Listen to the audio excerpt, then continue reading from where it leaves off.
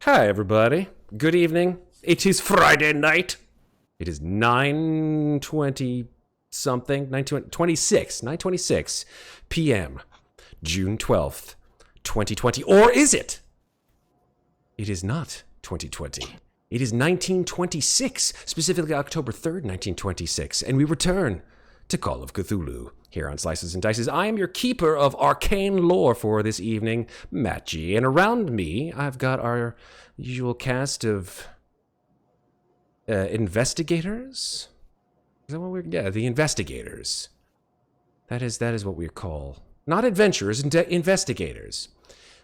Investigate or die. Investigate or shoot your way out. I guess that's what we'll kind of find out tonight. I guess, right?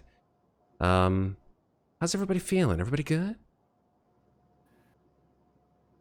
There is a distinct silence. I mean, I feel bad. It applies. Yes, TGIF, everyone. Yes. TGIF. TGIF. You are Scepter, you're muted, which is surprising because you should be not muted in Discord. But yeah, you wanna. There we go. Now we can hear you. That was weird. No, that was fine. Oh, right, because restroom, right. I feel very alive. Right after a restroom break, nonetheless. All right, very good. Let me do a recap, and let's get started here. Are y'all ready? Then let's begin. So, it is October 3rd, 1926. The place is Arkham, Massachusetts, specifically Miskatonic University. An old colleague of Professor Clade, one Dean Bryce Fallon, has asked you to help him solve the mysterious death of William Leiter, a professor in charge of a rare and valuable set of papers called the Arkham Witch Trial Papers. Now, these papers, granted to the university for assessment by the wealthy Cobb family as part of an old estate called the Hobb House Estate, have since disappeared. Now, Leiter died horrifically, his body found in his office the morning after by his graduate assistant, Amelia Court, which is now kept in the university morgue. The autopsy stated that his death was due to massive and sudden heart failure. But investigating the corpse, this was no heart attack. The body rotted or perhaps even burned out from the inside somehow, his eyes emitting some sort of viscous black fluid. Dr. John Wheatcroft of the medical school was directed by Fallon to deliver the report to the police to keep them off the case. Now, as for current suspects in the professor's unnatural demise or the theft of the papers, a rival colleague of Professor Leiter's, Professor Harland Roach, was mentioned as a rival in Leiter's academic studies on the papers themselves. Amelia Court, Leiter's assistant and graduate student, when interviewed by Eudora and Vera, spoke about Leiter and Roach's tumultuous relationship and mentioned that she thought that Leiter's behavior changed in the months leading up to his death. Keeping their relationship as platonic as possible, she had her own interpretation of the misunderstood elements of the region's history. You also encountered Anthony Flinders, a snooty, brash, somewhat overdressed undergraduate who insinuated himself in the group supposedly to help your investigation and, under some verbal duress, spoke about disturbing rumors regarding Leiter's death, Fallon, Roach, and the innate value and disappearance of the papers. Eudora, touching his hand, saw in a psychic vision Flinders attempting to break into a house with a red door somewhere in town. After checking into a nearby B&B, Freeman, witnessing some menacing red clouds hovering over the town, the next day the group began by investigating Professor Leiter's office, and there you found several clues about Leiter's death. Afterwards, the group attempted to find the house with the red door, potentially the dilapidated Hobb House Manor itself. Upon first glance, the Hobb House seemed to be all but abandoned. But an eldritch presence revealed itself when the group performed a seance, hearing a name uttered from the very bones of the house, Keziah Mason. Completing your investigation of the Hobhouse estate, you noticed a Ford Model T driving up to the house, and 2 individuals got out and approached the front of the manor, introducing themselves as Shaughnessy and Oakes. They explained that they were there to collect on a sizable debt owed by Professor Leader, and didn't believe that he was in fact dead. Noting that things were escalating rather quickly with these 2 threatening gangsters, Eudora ran to the car and started it, and Bill drew his pistol. And that's where we left off the last time. So, here Gangster's about to get shot. looks like there will be bullets will fly, it seems. I want to make one mention of one thing that I forgot to do the last session, which was that after the seance, I would like all of you to make a sanity roll, please, for me. Oh joy. Ooh. Wow. Okay. Green, right? Yes, always green until I say otherwise. Thank you. Had to check that one off before. Very good. I forgot to log Oh. Okay. Ooh. Oh, that's gonna hurt. Okay, that's a... Ouch, that's a... John. Ooh, Ross. So, although it might have gone through chat pretty quick for the people in chat to see it, that was a fumble on the sanity check there from Roscoe. Getting it out early, I guess. Mm-hmm. Okay, let me check and see. Hold on, I didn't do my sanity. Yes, please. Thank you. Oh, yeah, you both get... Sanity's done. Hey, that's 3 Hey. extremes. 3 extremes. Okay, very good. So, I barely made it by a.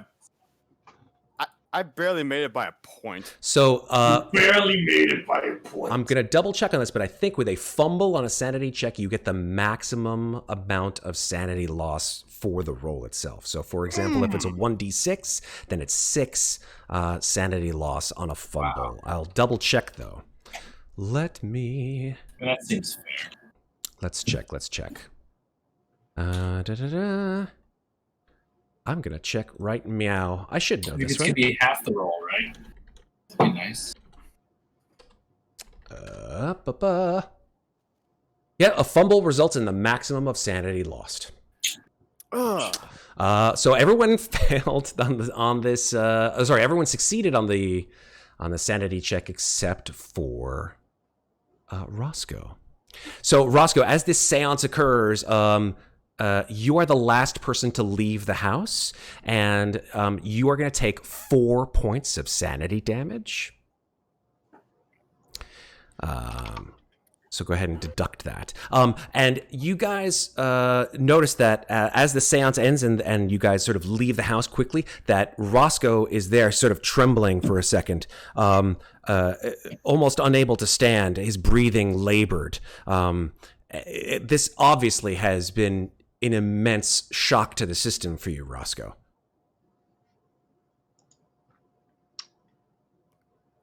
Hey, you okay there, Roscoe? Oh, what? Hey, it's okay.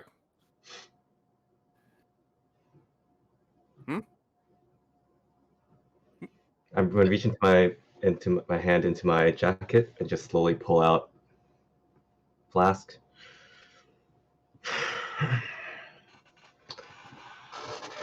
Huh?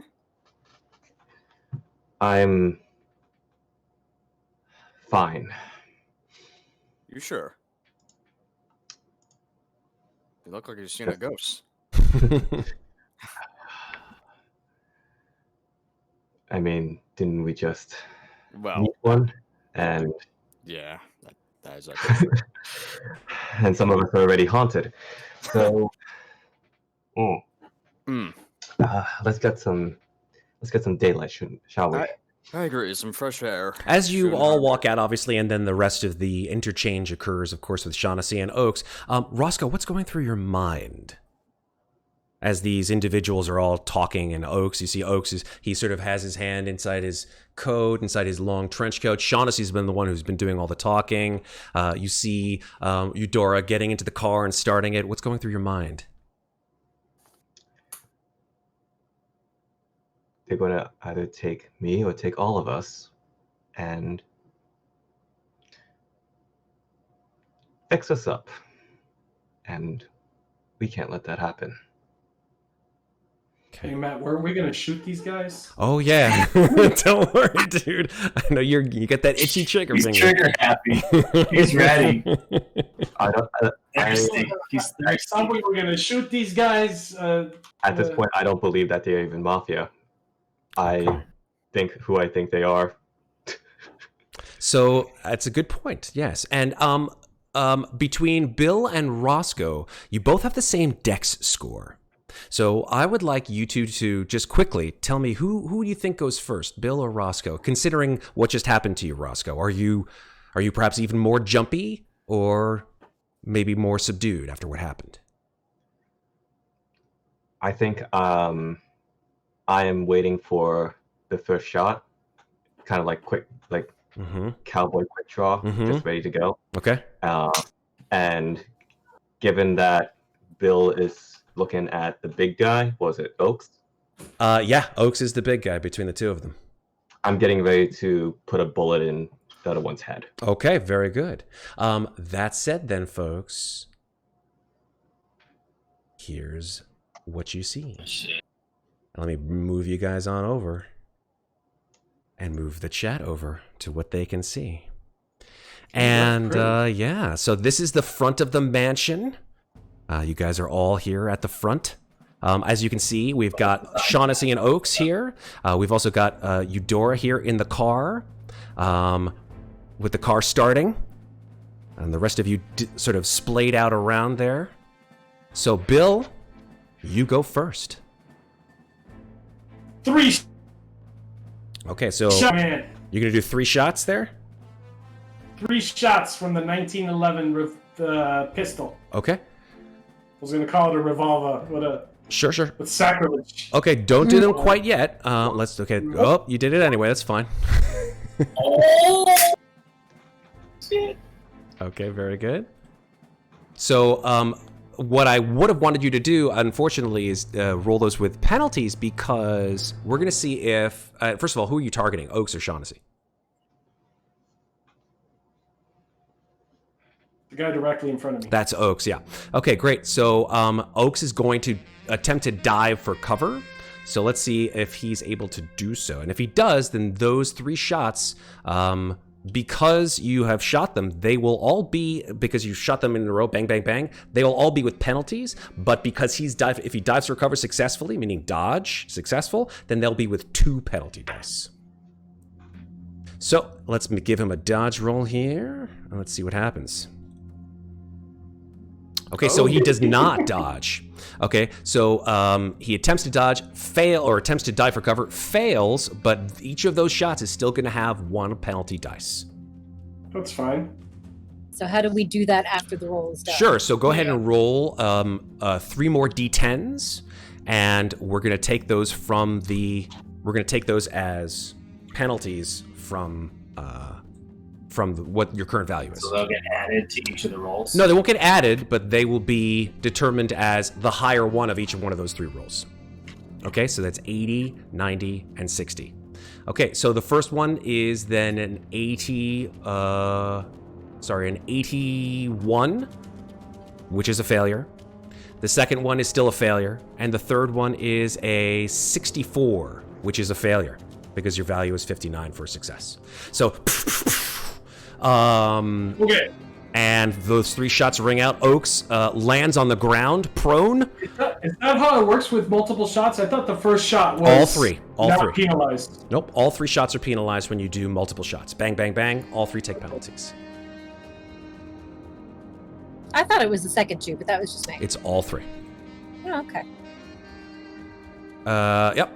Target dove for cover unsuccessfully, but you, yes, you rolled to fire. Okay, cool. Yep. All 3 is with penalty dice. All right. That is, Bill, do you have any movement that you want to use? I'm going to go and get some cover. 5, here. Cover. Okay. That's perfect. Right there. And now we're at Roscoe's turn.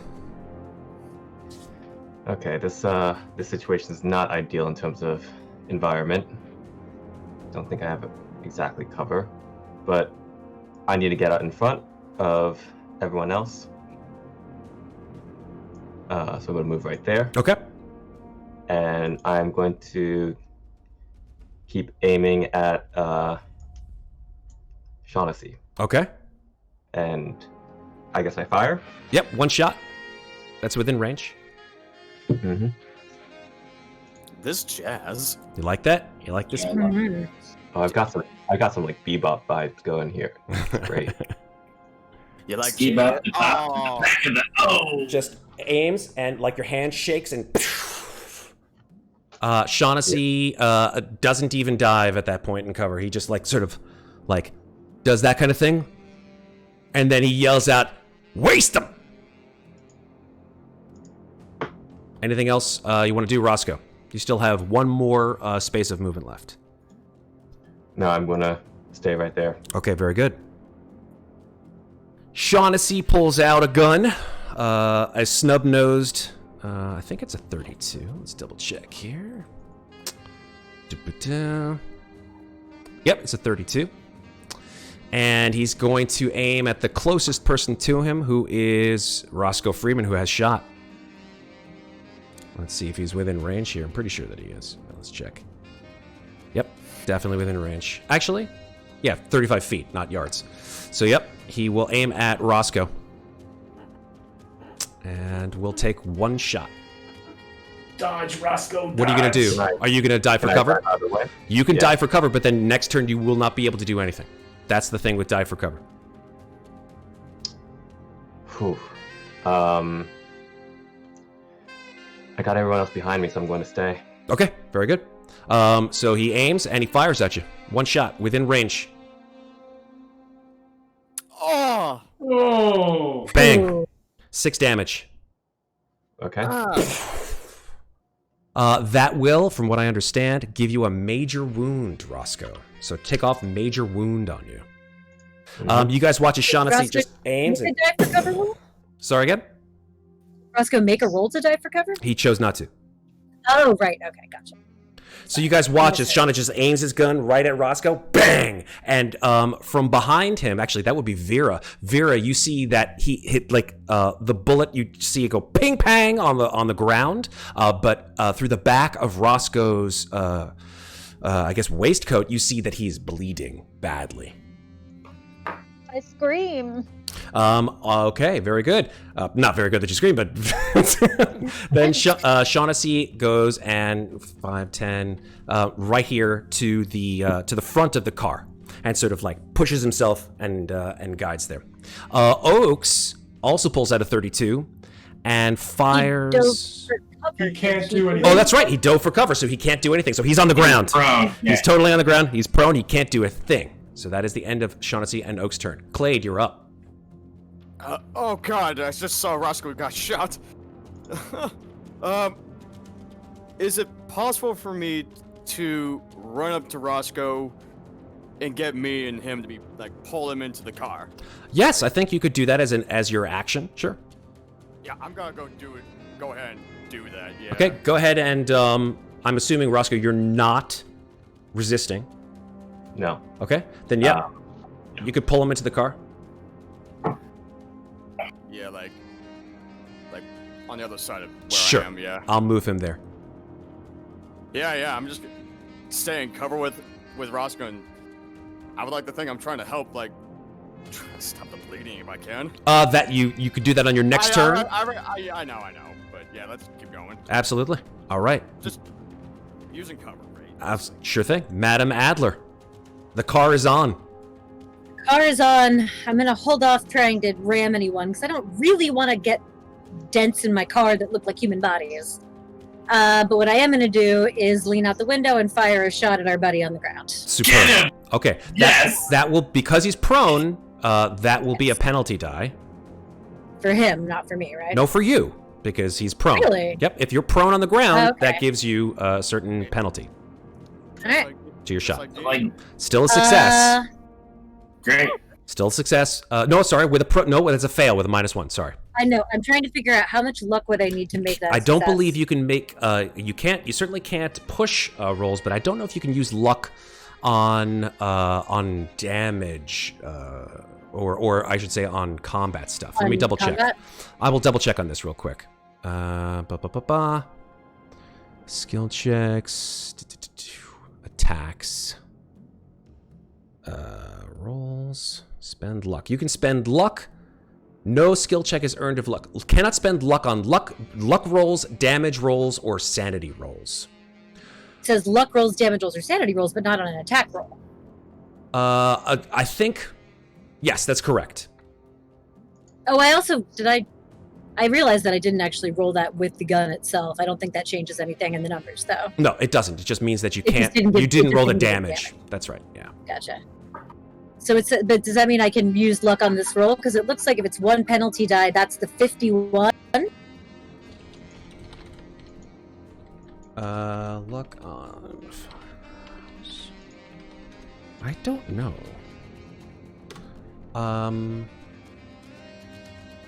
It seems like you can use luck to. Yeah, I think you could use luck. You can use luck on actual attacks, but not damage rolls. Yeah. That's fine. But you can't push a roll. You can't push a roll on combat attack. stuff. Yeah. Okay, so the question is, because I'm not sure which of these numbers is which, how much luck would I have to use to make that hit him? Okay, so because it was no, you're right, because that would be a penalty. So the penalty is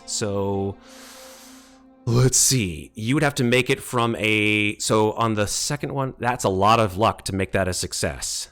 That's what I'm trying to figure out is is the number in the middle one penalty die? Like what do these numbers mean? That's sure.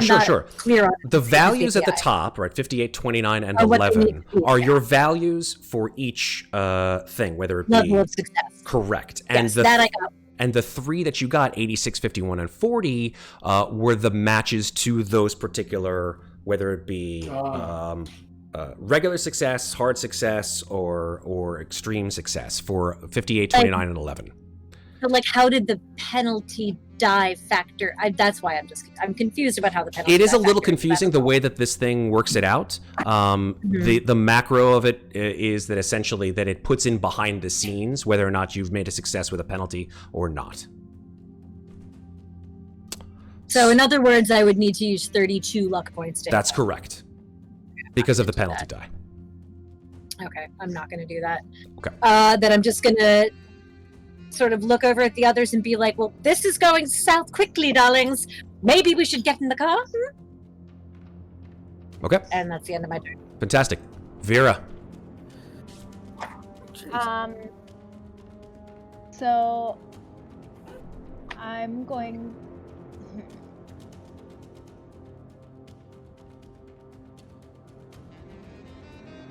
Can I shoot and move in the same turn? Absolutely. Okay, so I would like to go ahead and shoot the guy who's standing in front of the car. Okay, so you're talking about this guy who I'm pinging right here? Or this guy who's still on the ground? Oaks or Sean? Can I? I think you're in range with your gun for either one of them. 40 feet, 55 feet. Pretty sure that your gun has a range of 15 yards, so either one of them can be shot. This one is sort of behind a little bit of cover, Shaughnessy, right? So he'd be harder to hit. Both of them, essentially, you'd have penalties on with a single shot, because Shaughnessy has cover and Oaks is on the ground. I guess I'm going to try to shoot at Oaks. Okay. And then try to get in the car. Great. All right, so roll with your purple die. This will be with 1 penalty die. Okay. Unfortunately, that is fails all the way down. Okay. Oh, it's a good thing you didn't get a malfunction. But yeah, just and it banks off the road right in front of Oaks, and nothing. Yeah. I should be using some sound effects. I've got some gunshot sound effects. Yeah. How about, there you go. Mm. No good there, Vera. And you get in the car. Winthorp! I darn my 38 revolver, check it real quick, aim it over at the two of them, fire one shot, Okay. and I say over to Bill, leaving time, Bill! And I run to the other side of the so I'm going to Passenger fire side? one shot. Okay. You don't have enough movement to get to the passenger side if you're going I don't. Well, like if you're going to the passenger. I have 7. Oh, if I you're. have 7 move rate. That's 7 yards. Yeah, you should be fine. You should be fine then. Yep. Thank you. Very good. Thank you. So I'm gonna fire one shot off. At Oaks or Shaughnessy? The one that's sitting. The one that's Vera shot at the one on the ground, right? That's correct. Yeah. Yeah, I'm gonna shoot towards the guy behind the car to keep him back Okay. there. Still with 1 penalty die. Actually, let me just make sure it might be out of range for you. Yeah, it's just out of range because I think your gun All right, has a so range then of I 15 know yards. that, so I'll shoot at the guy on the ground. Again. Okay. Very good. All right. Purple. If we can, One if we penalty. can hit him. Still fail. Jesus. Bang! And just. Finest warning shots. They know we're serious. And I get in the passenger. Okay. Very good. And I kind of put my arm across the windshield to keep a gun on the guy in the car. Superb. Bill, top of the round. Okay, so I'm gonna step out. I'm gonna take a shot at this guy. Oaks. Yep. Oh, Okay, Single shot. and that's the purple one, right? If you're doing single shot, that's with a penalty. Yep. Unfortunately, that's a fail. Jesus. So Not a that's lot of work. 5. There's only 6 left to undo it to make it a Boom. success. Get the hell out of Dodge. Okay. That's Yeah, you can actually. Well, Bill jumps in the back seat after shooting. We all now have armor from the car. I'm not sure how that works, but I'm putting that in there. We all now have armor. I would say, except maybe for the people in the front. didn't Madame Eudora? Didn't she like ready her foot to like slam on the gas? The car Oh, is the the car car is is on. starting. The car is Yeah. started. She just hasn't driven away yet until her turn. Oh, okay. She'd have to use a drive auto to get the hell out of there. Shooting through a windscreen, Matt, gives people advantage, right? I mean, I'm going to go ahead and say if you were trying to shoot someone in the front 2 seats, it would probably be a penalty to their shot. A few Or penalties. maybe like a little bit of armor, but I mean it's glass from the 1920s. It didn't really give like a whole lot. yeah, of... but it's not gonna let a bullet through, man. You gotta hit the same spot twice. I mean, Let's. I Okay. mean, if you watch any mobster movie, the windshield doesn't completely implode when it gets shot. I just watched, which is by the way no plug for them, but damn, it's a good show. City of Angels, on I think it's Showtime, and the guy who was one of the gangsters just like turns around and goes bang bang 2 shots and kills the 2 people in the front 2 seats with 2 shots apiece. that's a movie. Oh, I know it's a movie. Roscoe, you're up. I mean, I don't think I can really. Well, you can stabilize yourself. I could do that. You can attempt to sort of like put pressure on the wound, but if you have a first aid skill, you could use it on yourself, I think. Let's see. I'm pretty sure. I have a 30 in first aid. I could try that. Okay. Nope. You put your hand on the wound, and you just see the gushing blood coming out of your side. Your head starts to spin. Yeah, I just mutter shit, and just like sort of lean back, Okay. just trying to like deal with that. Very good. Very good. All right, Shaughnessy. Shaughnessy will step in front right here. 1, 2, 3. Steps in here. And takes 3 shots at the front of the car. Oh, jeez. Just Is he bang, bang, aiming bang. at either of us Oh wait, specifically, Matt, or I is it have my both? gun ready. Does that mean I get to at least fire at him once before You've- he does that? Nope, because you spent your turn, right? You spent your turn firing, Okay, fine. but I appreciate it.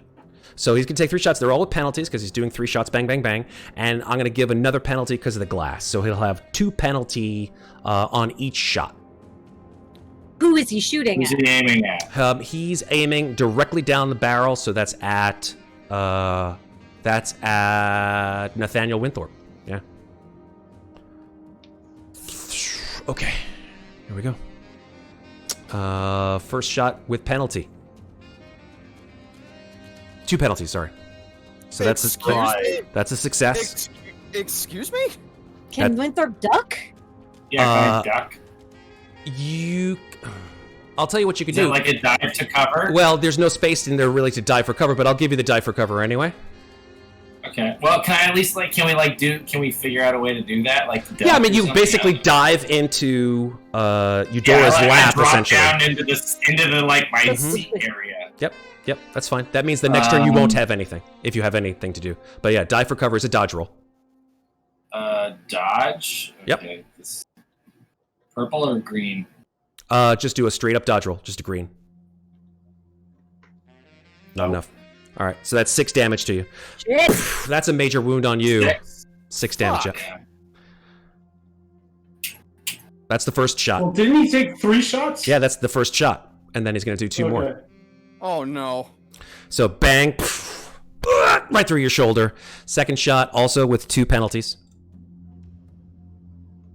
That's a fail. Okay. Okay. Goes through the window, right, like whizzing right past the 2 people in the back seat, heading out the back of the window. And then the third shot. That's a success. Oh. Yeah, I'm dead. Oh no. That's 0. No. Son of a Exactly 8. No. You had a lot of hit points. So you're not. Let's see. Actually, let me double check on this. Make sure with a major wound, and then if you drop to 0, I think you're dying. You're not unconscious, but you're dying. I'll double check on this. So, give it to me, Matt. How's it happen? Yeah, sure. So hits the shoulder. You try to dodge into Eudora's lap, and she's like, "No!" And the second shot whizzes right past your head, out the back seat, Vera. And then the third one hits you right in the sternum. And this gout of blood hits the front windscreen.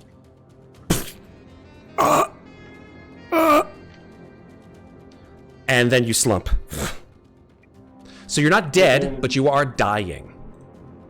Right, 1 shot that would take you in 11 hit points in 1 shot, instant death. But now I believe, I'm pretty sure, that means you're dying. Yeah, let's see. Damage diagram up here. I got a little cheat sheet. Has a major wound been taken? Yes, that was the first one. And then hit points fall to 0? Yes. You are dying, so at the end of the round... Just so you know the numbers, Matt. Yep. I'm at 4. I was at 14 health. Wow. You put the first one with 6, and then you hit me with 8 for the last. Just so we're clear, I want to you did you hit it perfect. So I didn't. I had nothing to do with it. It was just the numbers, buddy. I know you didn't. Fucking dice. So he's not dying, though. So right? he is dying, and here's what happens with someone who's dying. Wait. He had 14. You subtracted 12. That's No, I'm at 6 0. and 8. 6 and 8 is 14. 6 and 8. is 14. So here, let me just explain what happens for the rules, because this is the first time, I think, that we've actually had someone dying here on Slices and Dices in Call of Cthulhu. The way it works is someone must successfully administer first aid to stop dying, right? If he doesn't, then he has to pass a con roll, right? If someone doesn't, if he passes a con roll, then we go back to the beginning of the round. If someone administers successful first aid, right, then he is temporarily stabilized. He's not dying, but he's got to get to a hospital like fucking stat, right? That's where we're going right after this. I can imagine this. I had 2 bleeding men in my car. Right, at the end of the round, you must make a con roll. If you fail it, Yeah. then that's the end I'm result. ready. I got the mouse on it. Okay. So yeah, you're unconscious and dying. This is why I'm drinking. You notice my beer's almost gone? I'm sorry, Okay. dude. Hey, man. Look. That is Shaughnessy's It's turn. He's just still on the numbers. road. There's nothing I can do. I Totally. mean, I know. we'll see I gotcha. Oaks.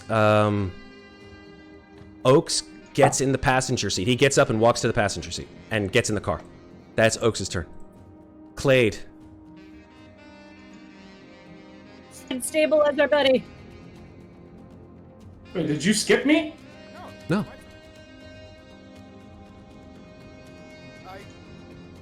I just witnessed fucking Hey. Winthorp get shot. I just witnessed fucking Roscoe get Oh, you got in the car and your turn. We're still Dude, in that round. I think I just got skipped. Nope, Willoughby goes first. So it's Willoughby. It was been Willoughby, Freeman, then the two gangsters, and then the rest of you. Pretty sure you didn't get skipped. Right. And then Oh, you skipped Bill after Yeah. after Winthorp got shot. You skipped Bill, went straight to Roscoe. Wait, what? I don't believe so. Yeah, because Bill was already in the car. Bill got in the think. car, then Roscoe, then Shaughnessy and Oaks. That's what happened.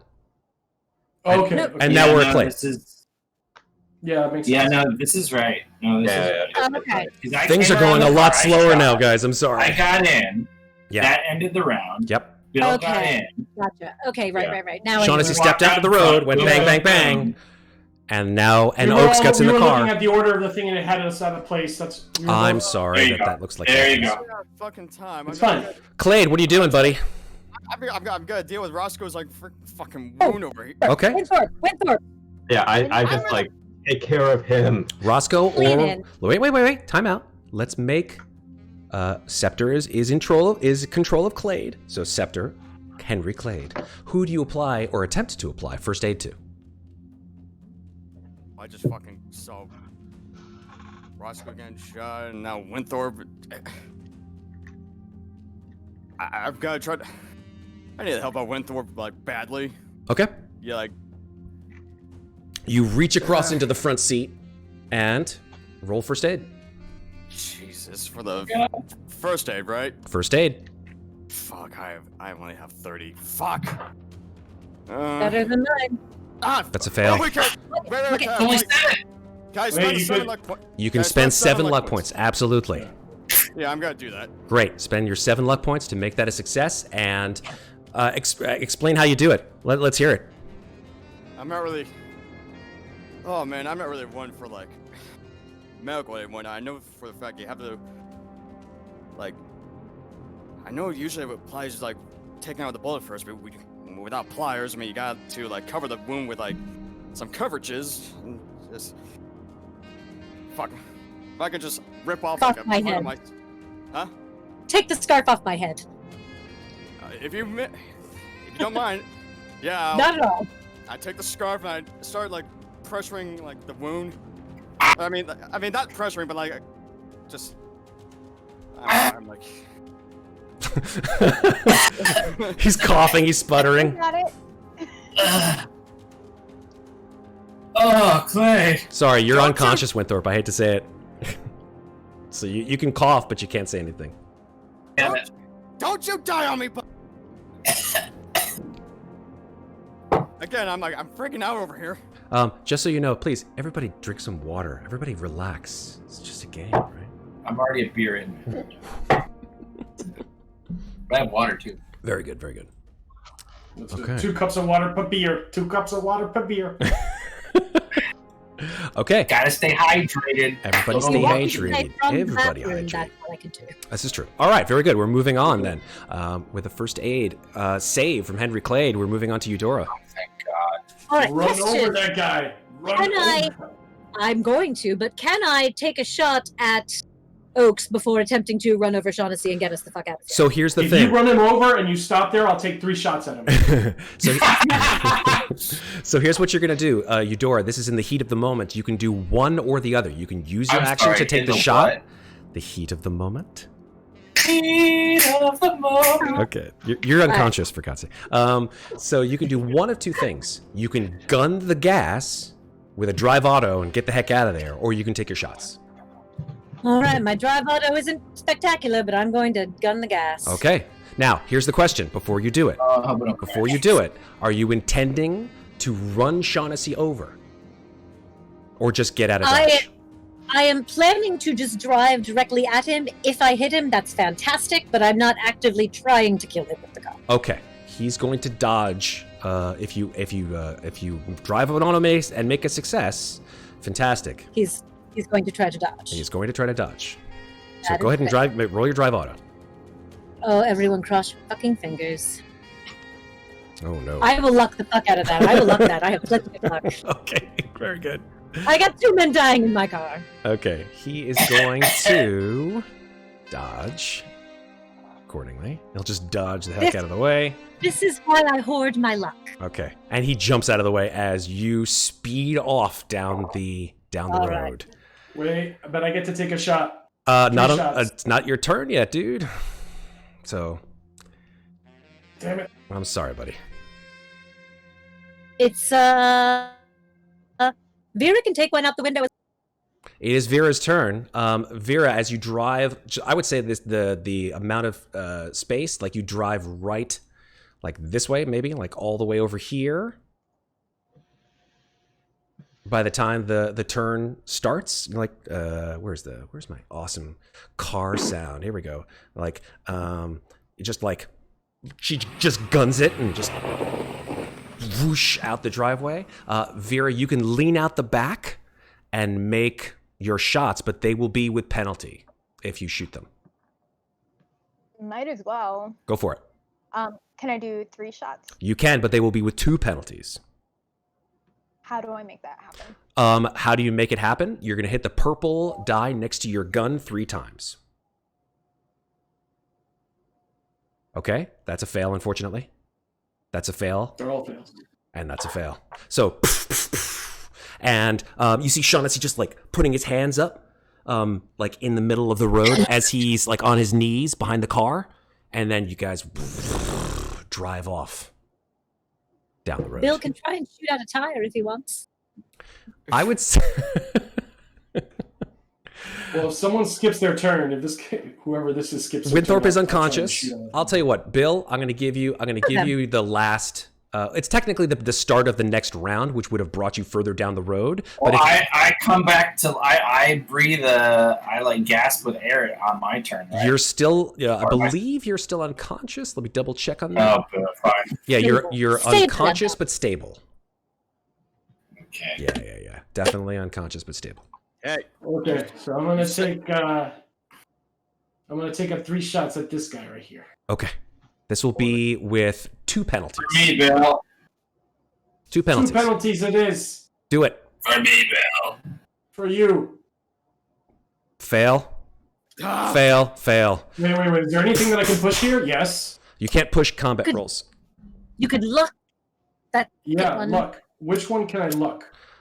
You I tell would luck me. the second one. The second one's only Yeah, 7 the points. second one is only 6 points, right? Because you got a 23, and a hard success would be 29. Okay, so then I luck 7 points. Okay, very good. So to subtract 7 from your luck. Well, the first one too. The only reason you didn't hit the first one is because of Points, something yeah. else. That was really the first 2 shots were actually. Actually, really wait a minute. Let me think about this, right? Because you rolled 2, which was an extreme, 31, which was a success still, and 70, which is a fail with 2 penalties. So it would be 70 to 59, right? You have to actually hit 59. Okay, right?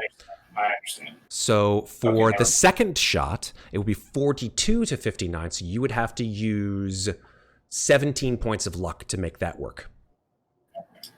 Do you want to use the 17 points to get off the shot with the 8 fuck damage? it. Great. Fuck it, 17 points of luck. Bam! You spend 17 points of luck and just aim that second shot and hit Shaughnessy in the I would say probably like in the meat of his right shoulder, and he takes a big old 8 damage. Which knocks him out. It doesn't knock him out, but gives him a major wound. That's a major wound. Indeed, it does. All right. And I am now driving as fast as I can with my busted I'm going to go ahead and windshield end to the combat. nearest That was good. Bill got his bloodlust out of his system, and unfortunately, to the detriment, shall we say, of 2 in your party. Combat is pretty fucking lethal here, buddy. All Yeah, right. we've been doing fine with combat so far. This is the first time this has gone south. This is rare. Like last time. Come on. Absolutely. Remember when I was pulling Clade up the stairs, just shooting over him? That was pretty awesome. I can't.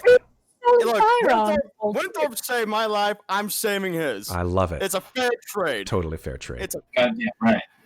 All right, so I'm hightailing it to the nearest hospital. okay, the nearest hospital is actually, if you remember, as you drive down the road south. We're there. It's not there, actually. There is a hospital in town, but it's connected to the nearby sanatorium. So you can drive down the road. I will go ahead and remove the gangster's car for now. You drive down the road here, and you do see signs to the, to the east, which would bring you to Arkham Sanatorium and Hospital. Well, then that is where we are going. Okay, you make a sharp right, drive along the road, and right around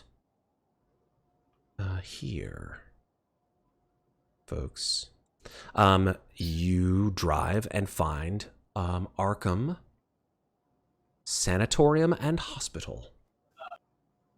I pull up to whatever looks to be the emergency entrance. I assume that I probably have Winthorp's blood all over me. All over you. All over you.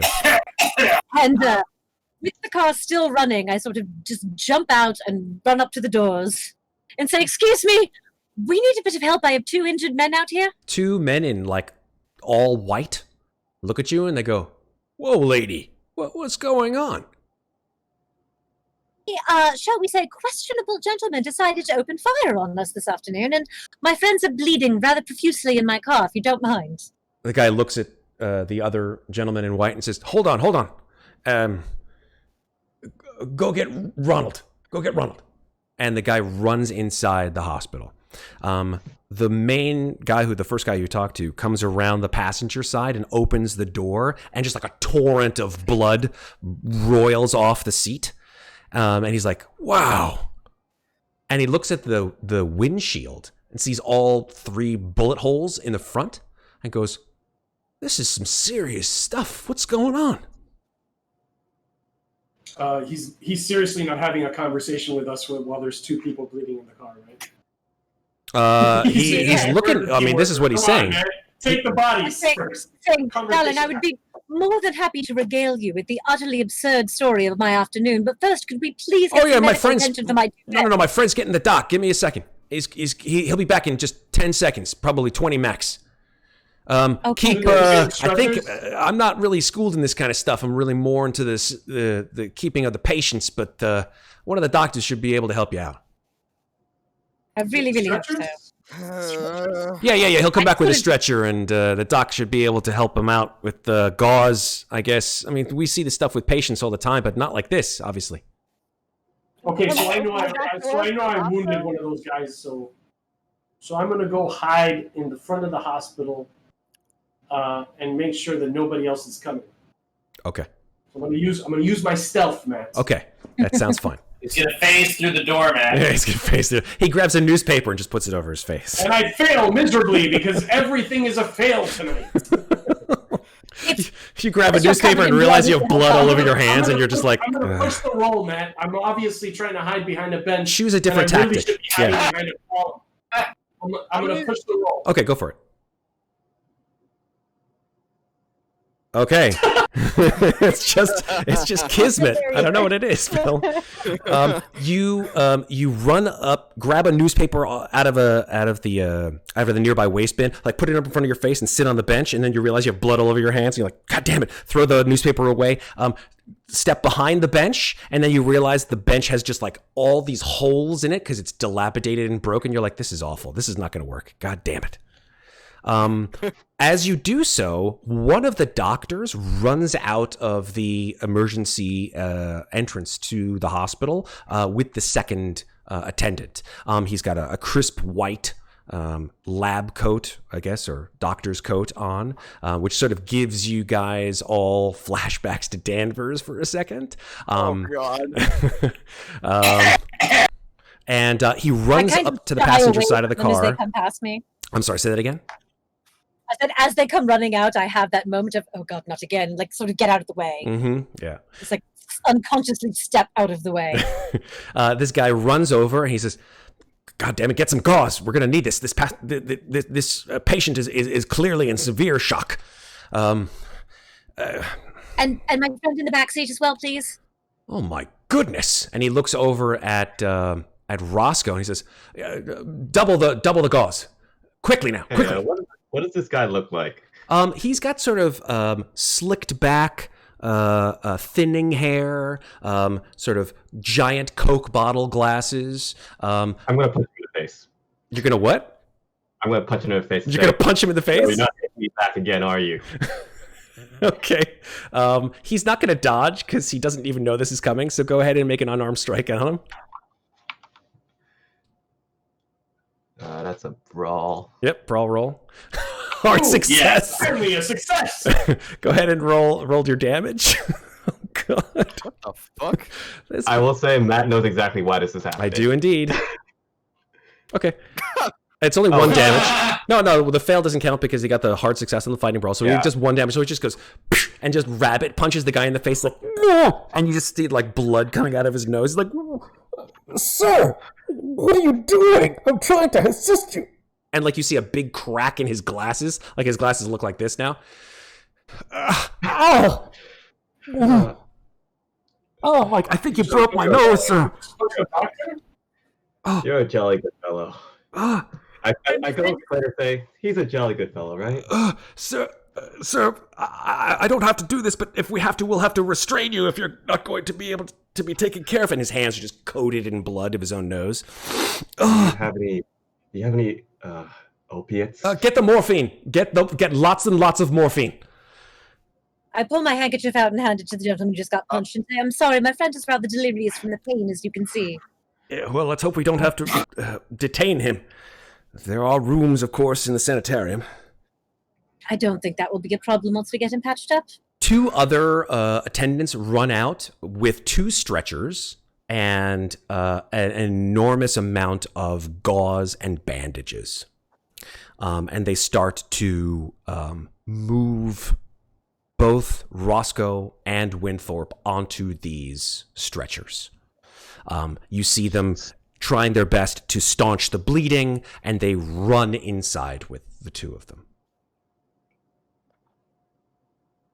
I really hope those 2 are going to be okay. The doctors are certainly more well equipped for this than we are. Yeah, true. Just why do we have to? Of all the people to run into today, it had to be those thugs. Yes, those people of all people. Why did? I'm sorry. When did we start attracting those kind of people around? Darling, I have absolutely no idea, though I'm willing to bet your friend Dean Fallon might have a thought about exactly who Leader might owe money to. In the meantime, I'm going to file a police report and get my windshield fixed. Seriously, good. And I'm like, I don't think filing a police report's a good idea.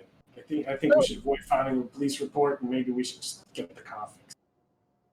Yeah, yes, but I'm going to show up to a mechanic with 3 bullet holes in my windshield and a car full of blood, and you don't think he's going to call the police?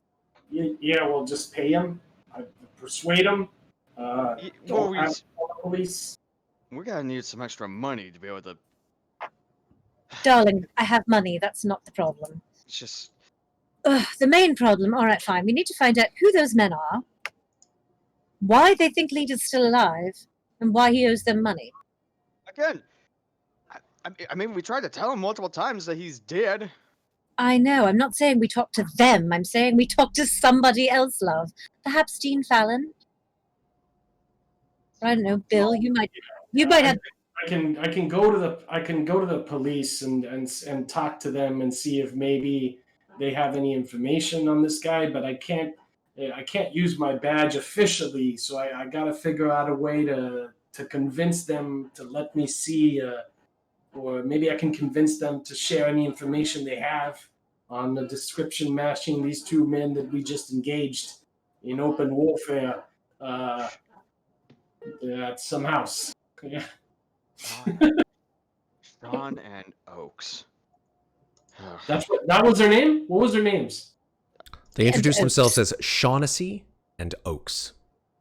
Well, I have their names, so I could if I can manage to convince the police, maybe I can pull some details on these men. I'm sure they're thugs and criminals. Well, as long as you provide the deets about well, you know, their suits, their color, like skin color, like. Yeah, I got the description. I can give him a description, and I got Shaughnessy and Oaks, so... I need. I Sorry. was going to say, that certainly sounds to be within your skill set, Bill. Oh, I need a heavy drink. Yeah. Just, Yeah, I can I see need to that change ringing? clothes. I'm looking. And Sorry, we Vera, should go what was that? shopping for I'm shirts just and clothing. hearing ringing, like there's this ringing sound. Oh, Do you darling. hear that? I go over and I sort of put my arm around Vera, and I'm like, love, that's just your ears ringing. I think you're in a bit of shock. Actually, that makes a I good need- point. Vera, since you're role-playing it so well, go ahead and make a sanity check for me. I need to wash my hands. Don't fail.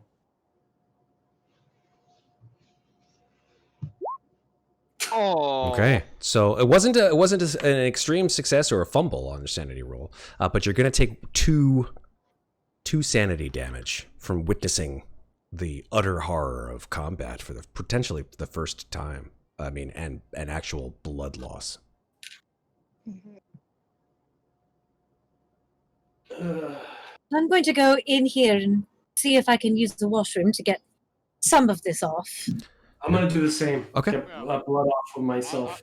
Yes, same here. I got like blood on my hands, Mhm. especially if I'm trying to save Winthorp. Yeah. Yeah. Yeah, you walk inside. When you go in to the emergency room, the nurses there sort of cover their mouths and they, can we help you? Are you hurt? Doctor. But no, darling, No. Restroom. Just point us at the restroom, please. it was our friends, the two gentlemen who just came in. We were with them. Oh my! I'm so There. very sorry. Yes, well, I'm a bit shaken up, if you don't mind. Is there somewhere that my friend Vera and I could wash up? Of course. Let me please. I'll bring you to the ladies' room. And one of the Thank you, nurses sort of comes behind you and slowly and gently guides you towards there's a little WC with the words ladies wash closet. As she's guiding us, I'm going to look over my shoulder and say, would someone mind terribly looking after my car? It's a bit of a mess.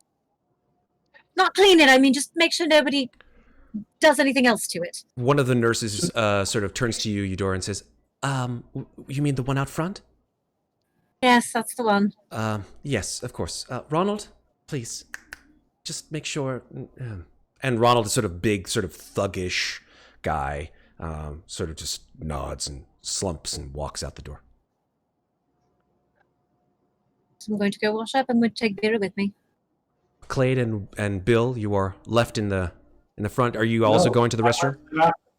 Yeah. Okay, very good. Yeah, you guys go off to the men's restroom, which is right next to the ladies, of course.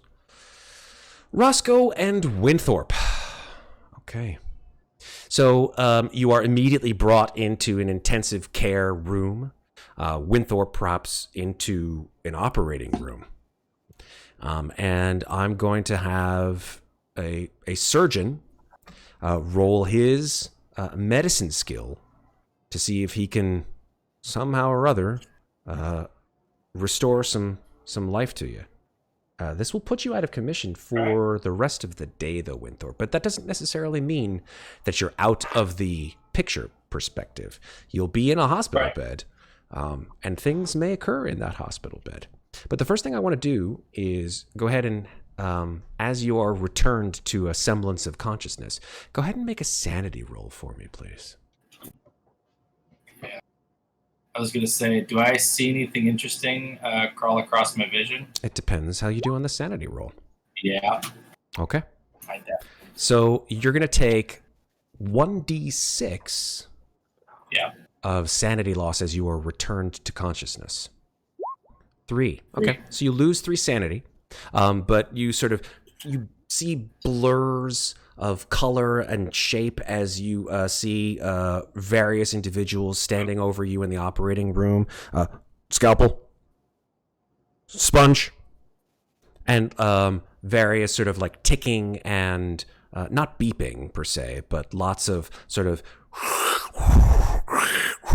machines, like these large suction machines, as they try to pump the blood out of you. All of your clothes have essentially been scissored up and ripped to shreds so that they can get to the wounds inside of you.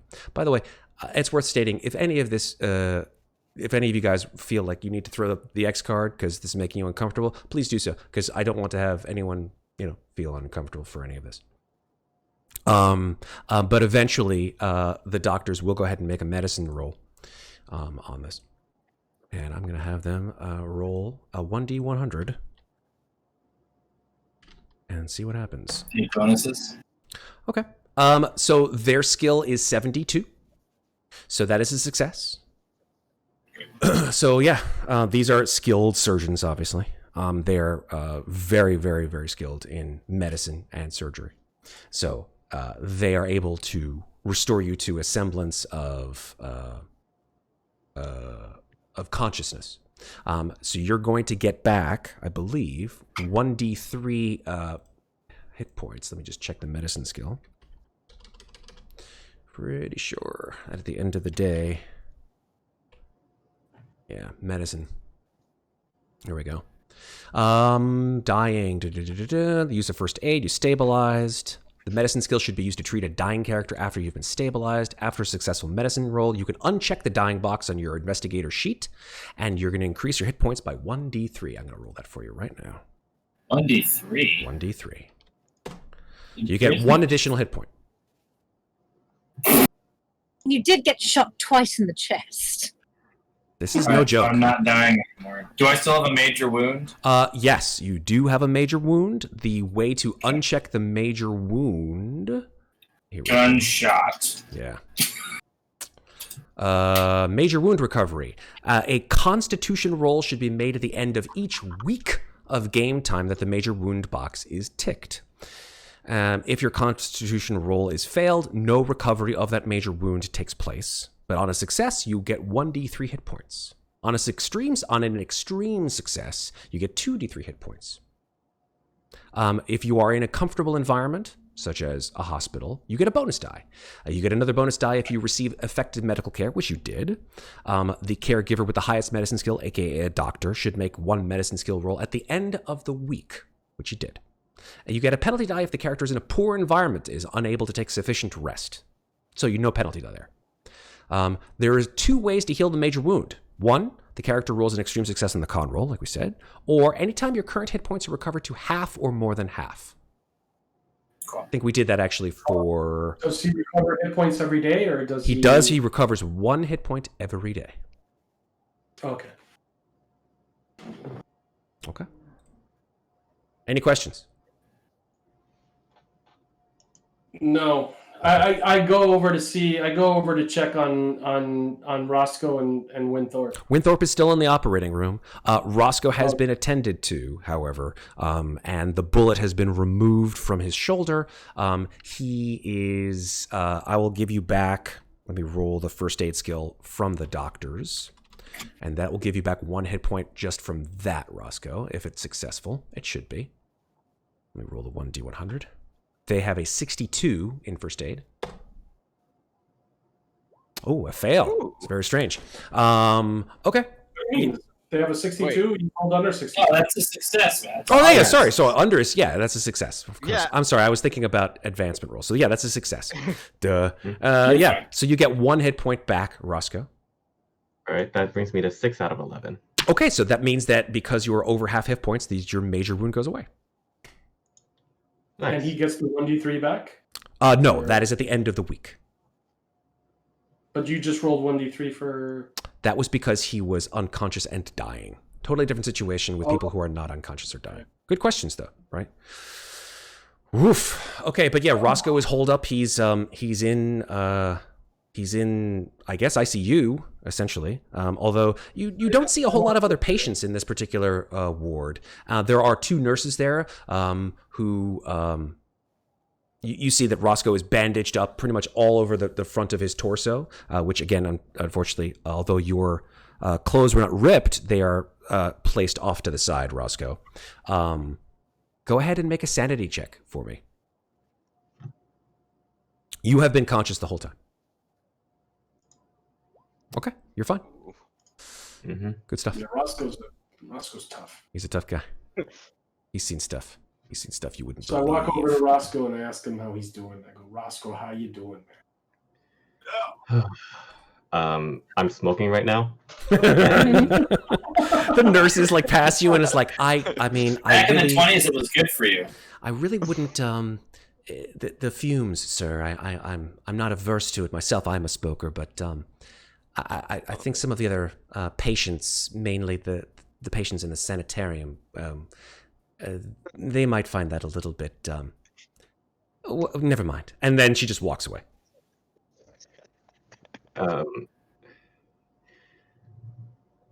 I'm doing better, thank you, Bill. I should probably apologize to that doctor later. I guess the heat of the moment got the best of me. Yeah, you gave him a good sock to the face there, Roscoe. That was a pretty good punch. Thank you. I got laid up for a long time after we went to Danvers, and I'm glad I got it. But I'm gonna go buy you a suit. You're gonna need a suit. So, yeah, I definitely will. Thank you. So let me go ahead and grab your suit items, and I'm gonna have them give me the exact size at the store and bring it back for you. I would offer the same to Winthorp, but I still think he's in the ICU. He's in the operating room. Probably also. You're in the ICU also has right now. a whole wardrobe with him. Let's be real. Do you have a wardrobe with you? An extra shirt, but I cancelled the jacket. I've had that for years. Don't make much selling antiques, to be honest. All right, we'll take this and we'll get you a new set of clothes. If Winthorp already's got clothes, then we won't get him clothes. But we need to get as much blood off of you as possible and get that car cleaned up. You know what I mean? Yeah. I thought that I was done getting shot at. Yeah, so did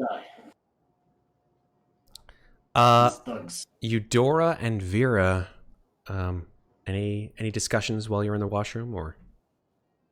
Take Vera into the washroom, and after I sort of rinse my own hands off, I'd bring her over to the sink and help her splash some cold water on her face.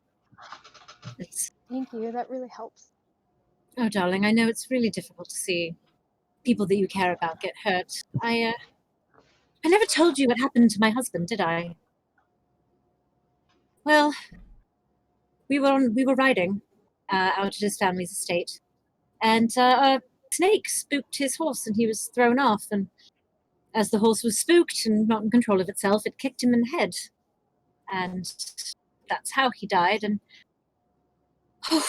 I would be lying if I said it wasn't the most awful thing I'd ever seen, but to be honest, once you've seen something that awful once, it isn't as bad the next time around. I mean, obviously I hope you never have to see anything like this again, but based on this afternoon, that doesn't seem unlikely. Sorry. And pull you in for a hug. Not too close, darling. I'm still covered in blood. I don't want to mess up your nice dress. It's all right. It's been a few years, so I've seen more than enough strangeness since then to sort of cleanse my mind. Now I have different nightmares when I have nightmares at all. I know what you mean. My ears never were ringing like that before Danvers. Oh, do they feel better now, love? Thank you. I look down at myself and I'm like, well, I look absolutely horrendous and I need to get out of this as soon as possible before I get committed here myself. Yes, let's go get cleaned up. Thank you, Eudora. I'm sorry that you've seen all of this.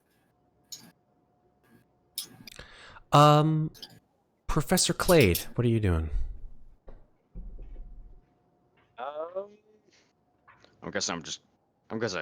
I'm just done washing the blood off, like my hands. or something like that. My clothes weren't like that. Well, I would like to imagine like I just pulled up my sleeves before applying the blood, so. I mean, you're still, sorry to say, you still have quite a lot of blood on your hands. Maybe not as much as some of the other folks in your little group, but it's not a pretty sight. Yeah, I'm in the men's mess room, like trying to wash profusely. And yeah, I'm just thinking back those times when, of all the crazy stuff in the past we've dealt with, I mean, Winthorp's always been around to help others. Mm-hmm. Like, especially like back at the lighthouse with those weird creatures. Mm-hmm. The asylum just recently. Well, actually not recently, but like a few months back. Like, just Winthorp's always been a helpful man. Yeah. Just when wish I could you actually wash your hands, the blood comes off of your hands, and for a second you're in the washroom with Bill. Bill leaves first to go and check out Roscoe, but you're left to wash the blood off of your hands. You got, I guess, splattered a little bit more than he did, seeing as he was in the back seat. And you look in the mirror, keep washing the blood off your hands. And you look in the mirror, and you wash the blood off your hands.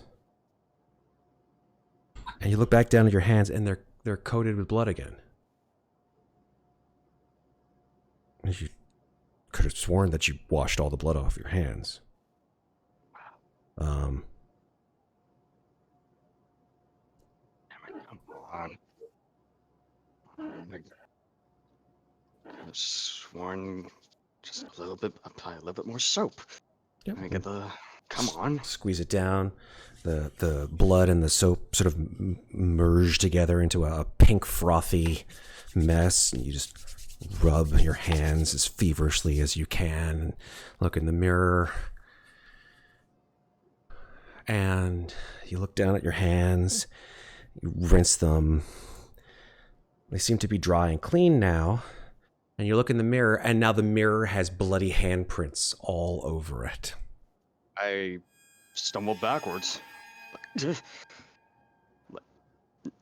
I would like to think I stumbled back and fumbled onto the ground a bit. Make a sanity check. Oof. Okay. So you're gonna lose 1d4 sanity. So I rolled 3, so you lose 3 sanity. As this sort of like strange ripple appears in the mirror, like it's made out of liquid. It goes. Hell. And then the mirror straightens again. What in the actual?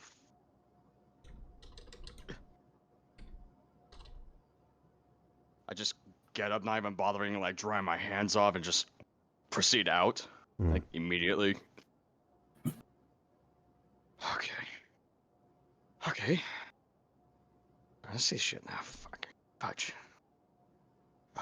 Bill? Bill is not nearby. He is in the ICU, which is in a couple of rooms down. I'm gonna go find Bill, yeah. Okay. You walk out the door. As you're walking out the door, Vera and Eudora have just exited the female, the ladies' washroom. Huh. Do we see him? You do? Henry? Oh, yeah. Darling, what is it? You look... Well... Hi. I'm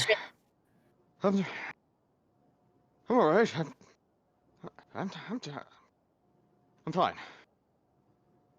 I'm fine. Sure? Yes. I think so. Yeah, I'm fine. Yeah. I'm good. I'm good now. Yeah. Just thought I saw something, but yeah, I'm good. How are you? About as good as can be expected. Good to it's good to know. You okay yourself, Vera?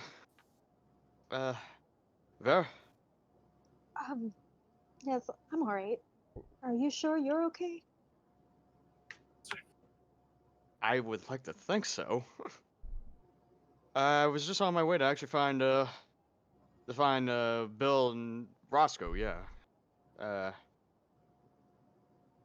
Unless we gotta go off somewhere, or you gotta. Check in with them first. I want to see how Roscoe's doing. Yeah, See that's. any news on Nathaniel? Yeah, let's go do that. Yeah. The four of you walk into the room where Bill is already with Roscoe. Well, obviously Winthorp is not there. One of the doctors standing by the bed next to Roscoe's, and as he walks over with a chart, with a nurse by his side, he says, "Nurse, I believe you'll have to, you know." Yo, it's all right. It's all right. I apologize for earlier. Oh, that's quite all right. I'm sure Dr. Roberts will be perfectly fine.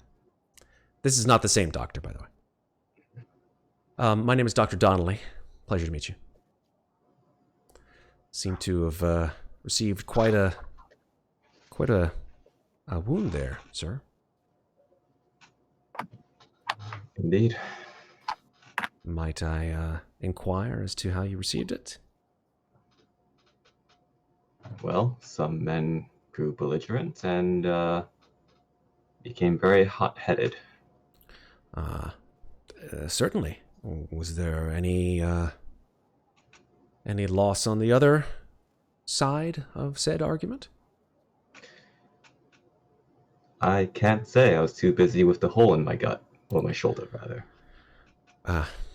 Right. I'm just determining if we're going to be seeing those individuals anytime soon.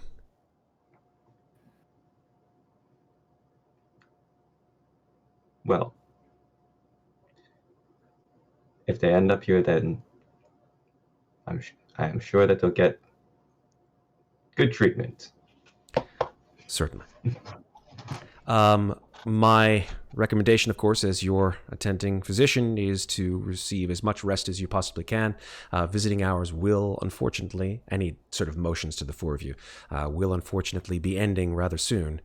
I would say, based on your friend's condition here, I would say no fewer than 2 days of stay here at Arkham Hospital. After which, if depending on his condition, he might be able to leave on his own recognizance, of course. Sounds great, Doc. Yeah. Listen, Roscoe, I'm gonna take off, head out, and go get you your suit. I'm gonna take his old suit, bundle it up, put it in my bag, and then I'm gonna go to the police station. I'll see you guys later. Okay? See you back at the inn. Very good. And how is our other friend? Yes. Well, he's awake, barely. He received a much more grievous wound, obviously. It came very close to piercing his aorta. We were able to retrieve the bullet and resolve the wound, of course. His condition, as far as we're aware, he may be able to, depending on how well he recovers, be able to leave here, the hospital, maybe after a week and a half. Good news, then? Yes, certainly. Mm-hmm. He will receive, of course, the utmost care here at Arkham Hospital. Would we be able to see him? At this point in time, he is in the recovery room. He should be transferred to the ICU unit here in the hospital by the end of the day. Thank you. I'll certainly be back to check on him. Good to hear. You certainly have some very good friends here, Mr. Freeman. I do indeed, and I'm lucky to have them. Indeed you are. Now, if you'll excuse me, I have other patients I must attend to. Of course. Thank you, Doctor. And he turns on his heel and walks out the door.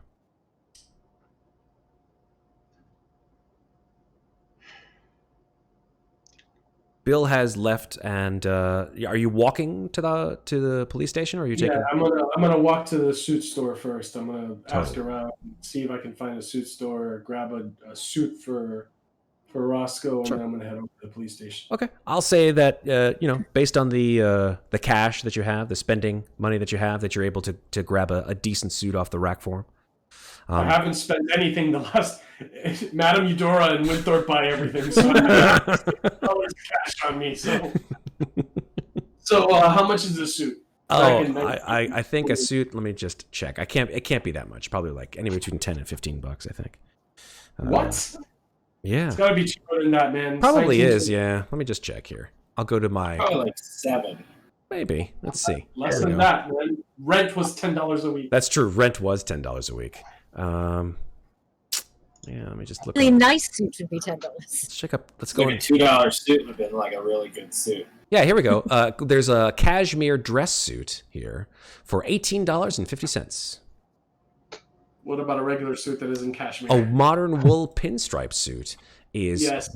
Oh, that's modern. Sorry, not modern. We don't want modern. Is that possible? I'm gonna go ahead and say it's like $15. Dude, a wool suit is a week's rent? Well, there's like that's modern. Worsted wool dress suit. Here we go. Yeah, it's literally, it says worsted wool dress suit is $17.95. Okay, $17.95. So I $1 less than a cashmere dress. And a shirt. And a shirt. And a shirt. Yeah. Okay. And a shirt that matches the size. All right. We've got a broadcloth dress shirt or a linen outdoor shirt. A dress shirt. Dress shirt, sure. Broadcloth dress shirt, $1.95. So how much is that total? I'm gonna go ahead and say you give him a 20, and he won't charge you tax. It's Massachusetts. And I throw the other suit away, walk back over to the hospital, hang it up by where he's staying, and then go to the police station. Fantastic. Okay. So after checking in on Roscoe, I definitely have to go take care of this car. I can't leave a bloodied, shot-up car sitting on the sidewalk of Arkham all day. Before Madame Eudora leaves, I do want to just ask her something. Go for it. Of course, love. Eudora, the doctor is all right. Yes? The people here are okay? I mean, Keeper, have I picked up anything strange in the atmosphere from the doctor? Go ahead and make a POW check for me.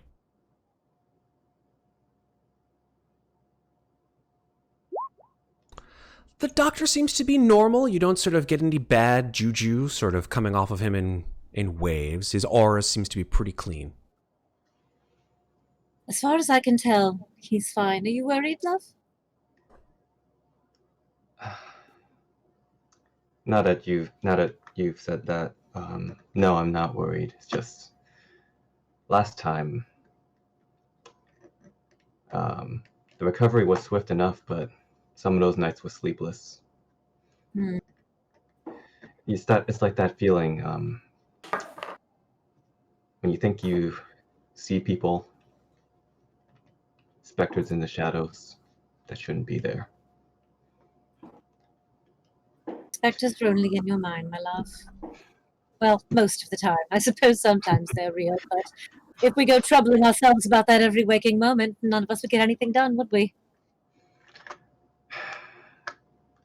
That is true. You're right. Well, pat him on the hand and say, you're going to be fine. Thank you. I'll come see you again later when I come back to check on Winthorp. Sounds good. I shouldn't keep you. It's really just the bloody car, otherwise I'd stay here all day. But it's a bit of a red flag sitting on the sidewalk like that. Certainly. And I just chuckle and take another drag, offer a cigarette for the road if she so chooses. Oh, of course I accept, love.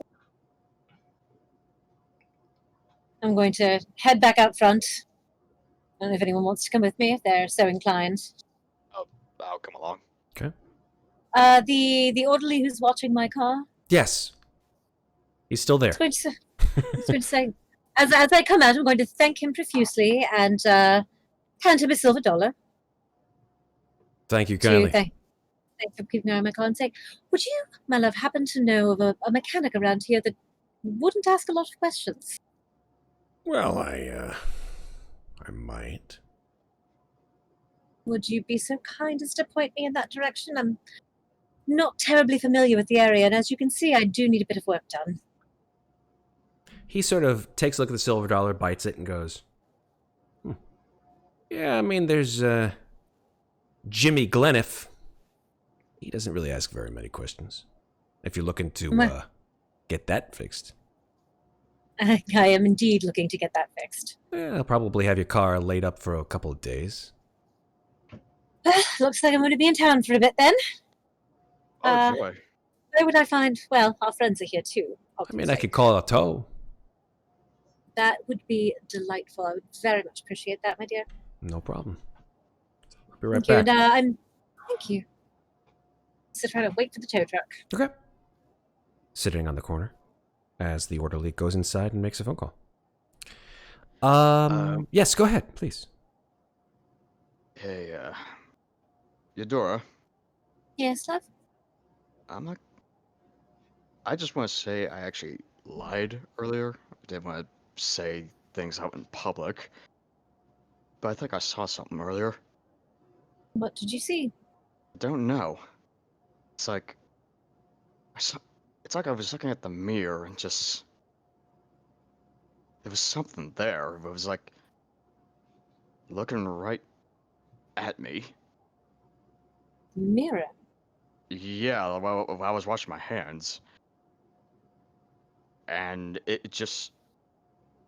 I don't know. Like I said, it was all swervy. There was like something over on the other side. I don't know. It's just... Did it seem like something that wanted to come through? I think so. At least I think that's what I saw, but...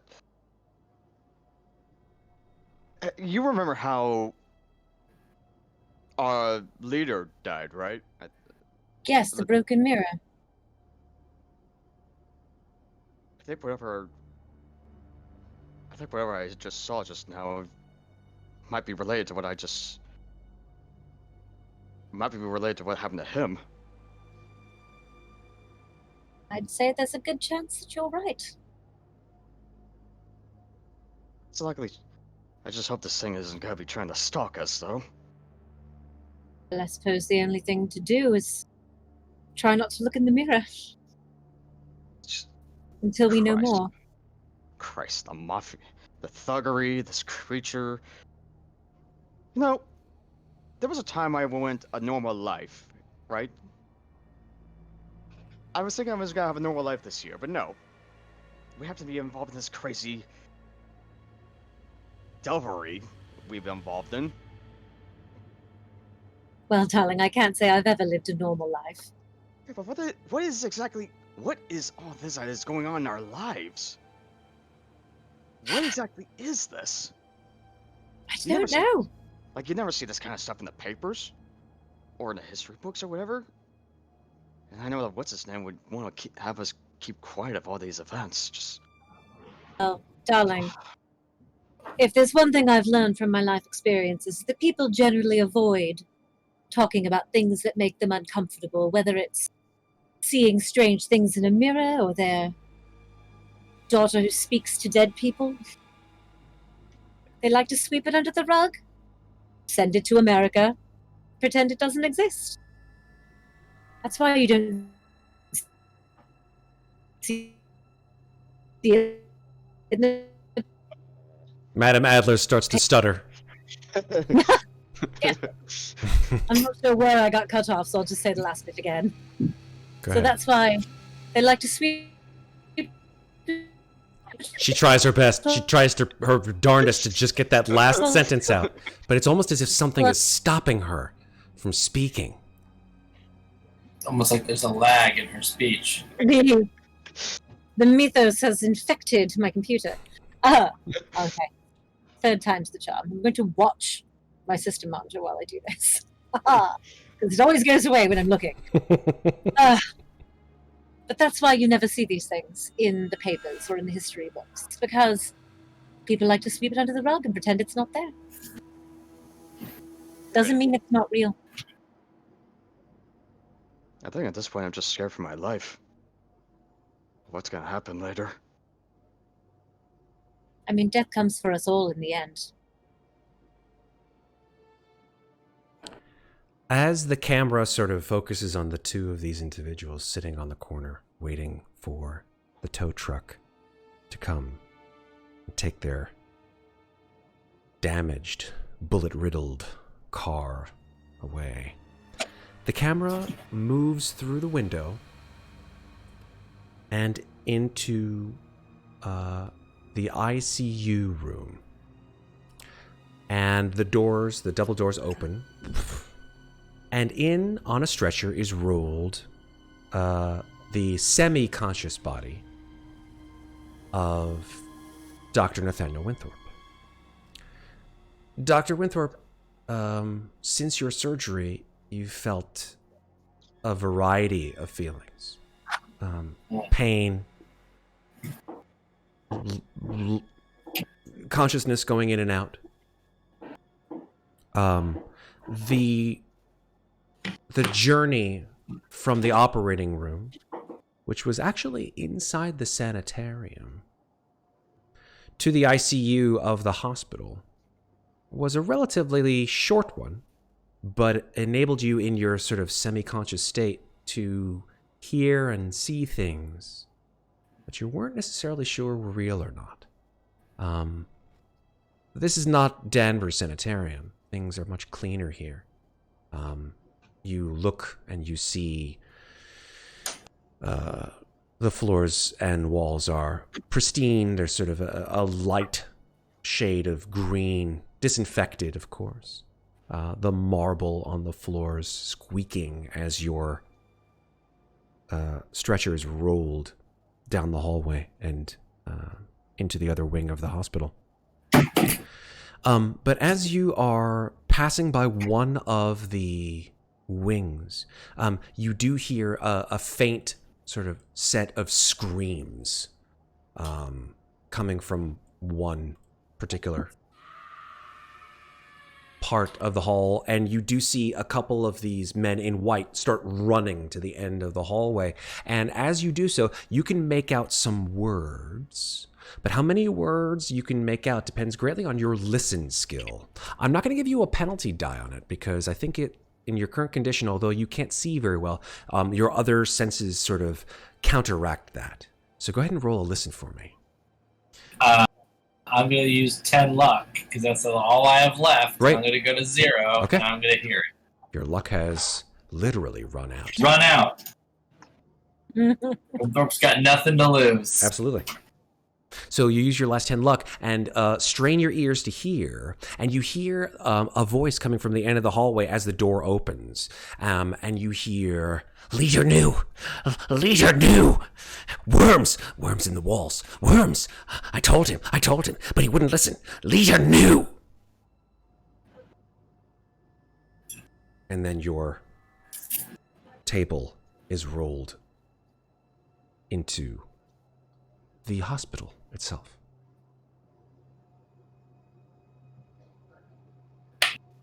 Okay.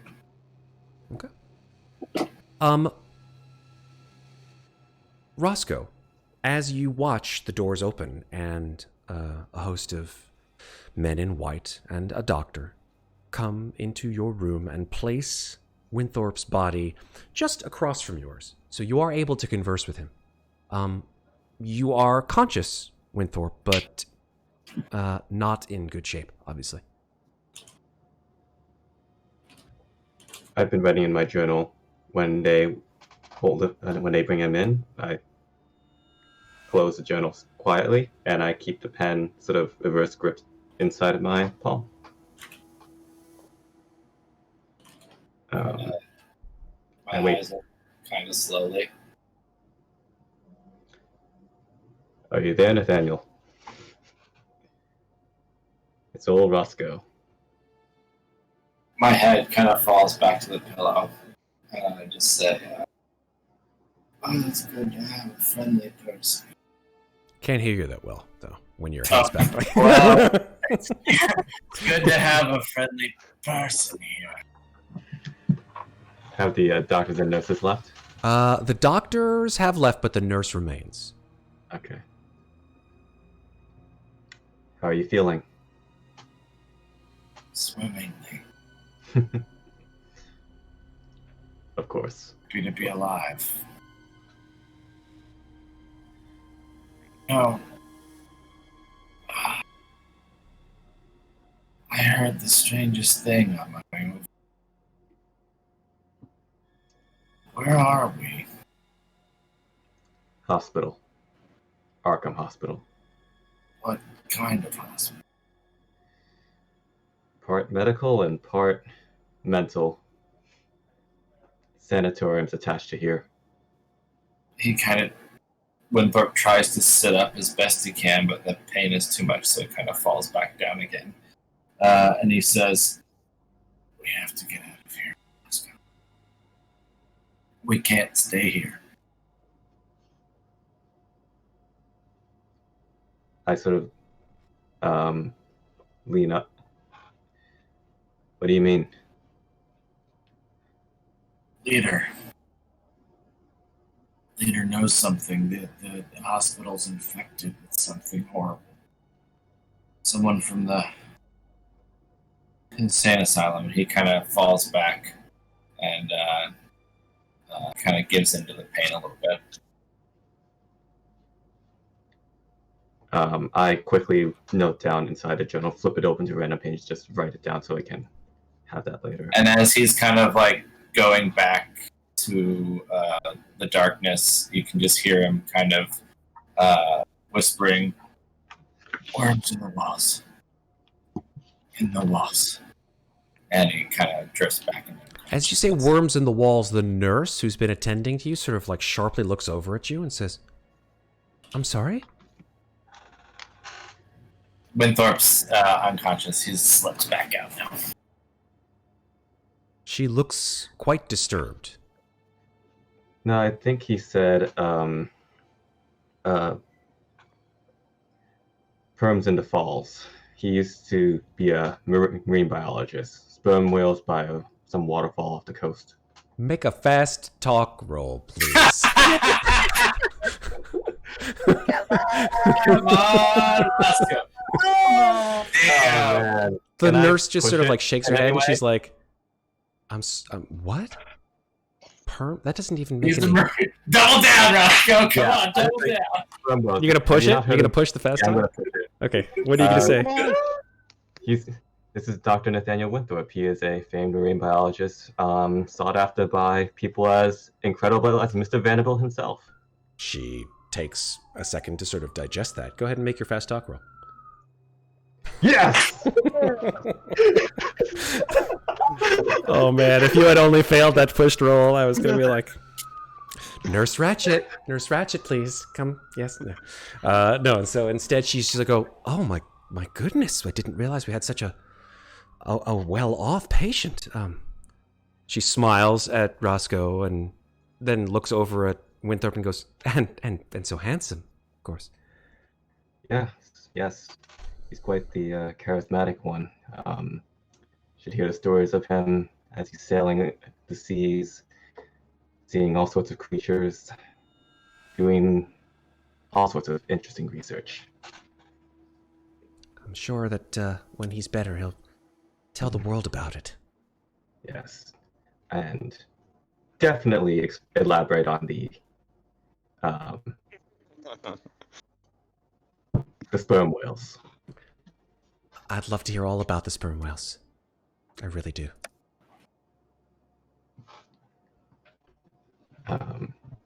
And I just slowly close my book again. There's like an awkward silence as the nurse just stares at you guys and just like, well, I'll be off then. Good night, nurse. Yes, have a pleasant evening. Please, get some rest. And she walks out of the room. Bill! I will go ahead and say that you arrive at the police station. As soon as I find out what the...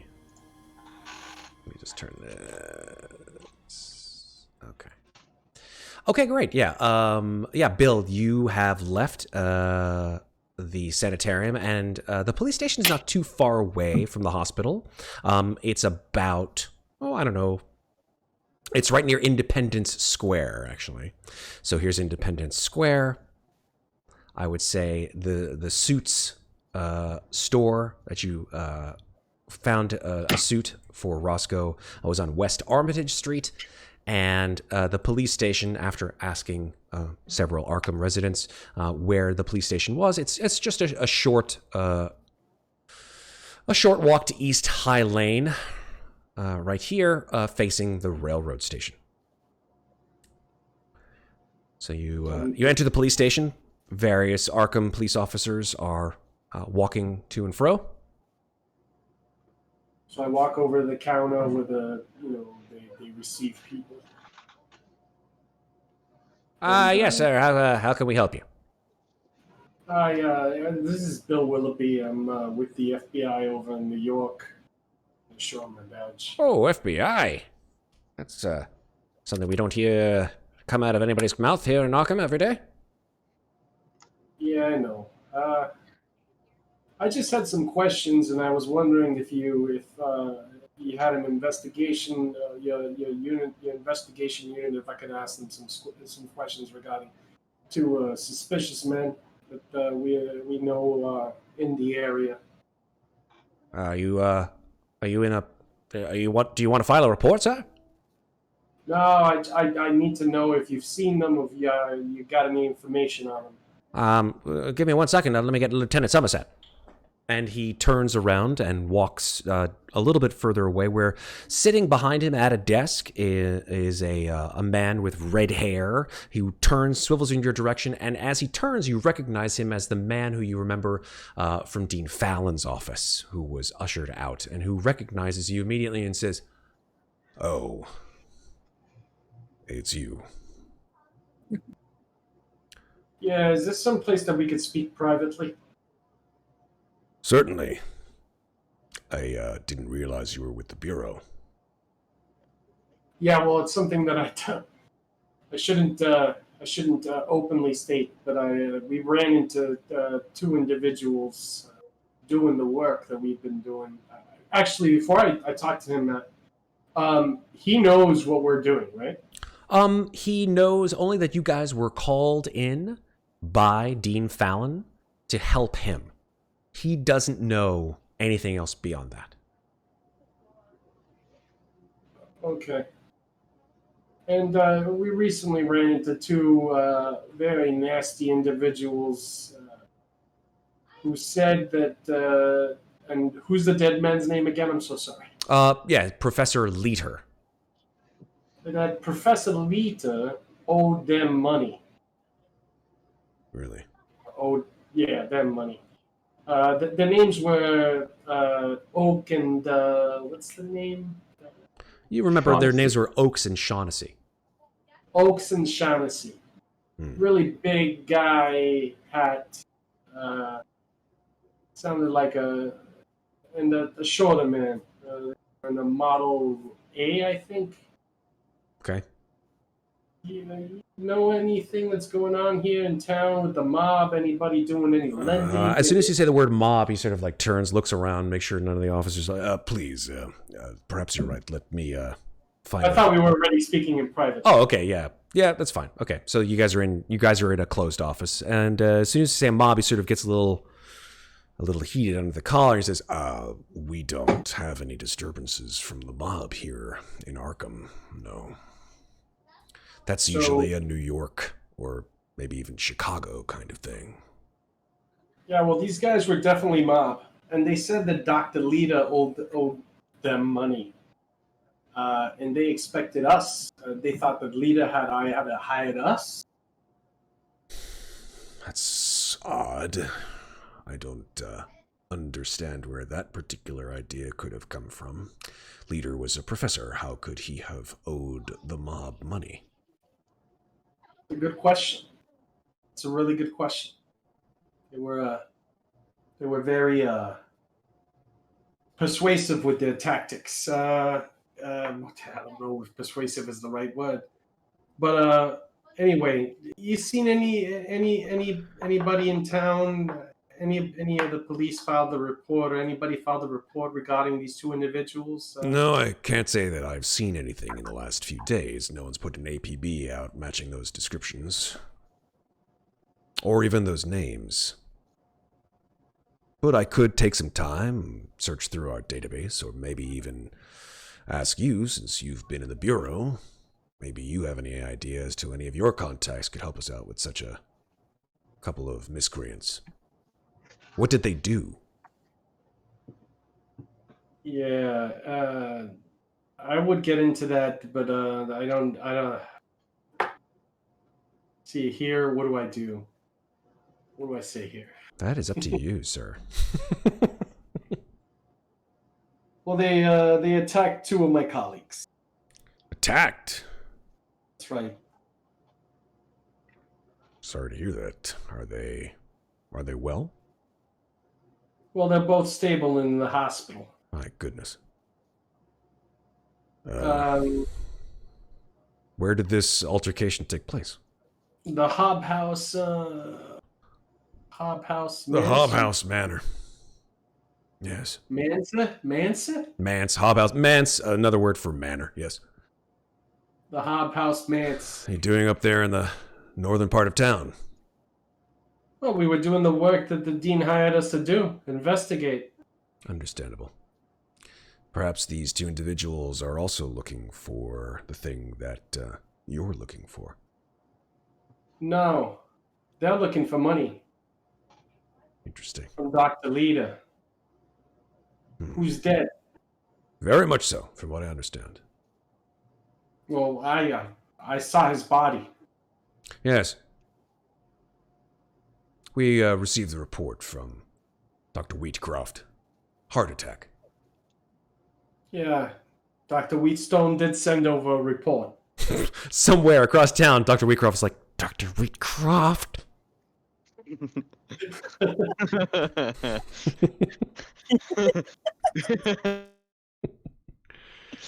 He did send over a report, but listen, these Winthorp chuckles in his hospital bed just a little bit. Just he kind of waits at us and goes back. These individuals are pretty dangerous, and I mean, they're hindering the investigation. We're trying to keep this under wraps, but we can't have. The violence could have been public. I'm trying real hard here, chat. I'm trying real hard. They're making it difficult for me. I'm doing my best. Just letting you know. Look hearing beeps. Yeah, I hear beeps too. I'm gonna ignore those beeps because y'all are doing what you're doing. That's fine. It's fine. So yes, please continue. So it'd be great if maybe you guys could help us track down who these guys are, because I am the only agent here. Fair enough. I could certainly put a couple of officers and see if any of the officers on duty during the day match the description of these individuals, and if they do, of course, they'll be more than happy to interrogate them if necessary, bring them into the station. But of course, we'd need something to hold on them. If they have weaponry, or perhaps something you can tell me about something. But I'll of course need to obtain a warrant if they did do some form of assault on your party. Oh, they did shoot two of my guys. Understandable. The Doc and Roscoe.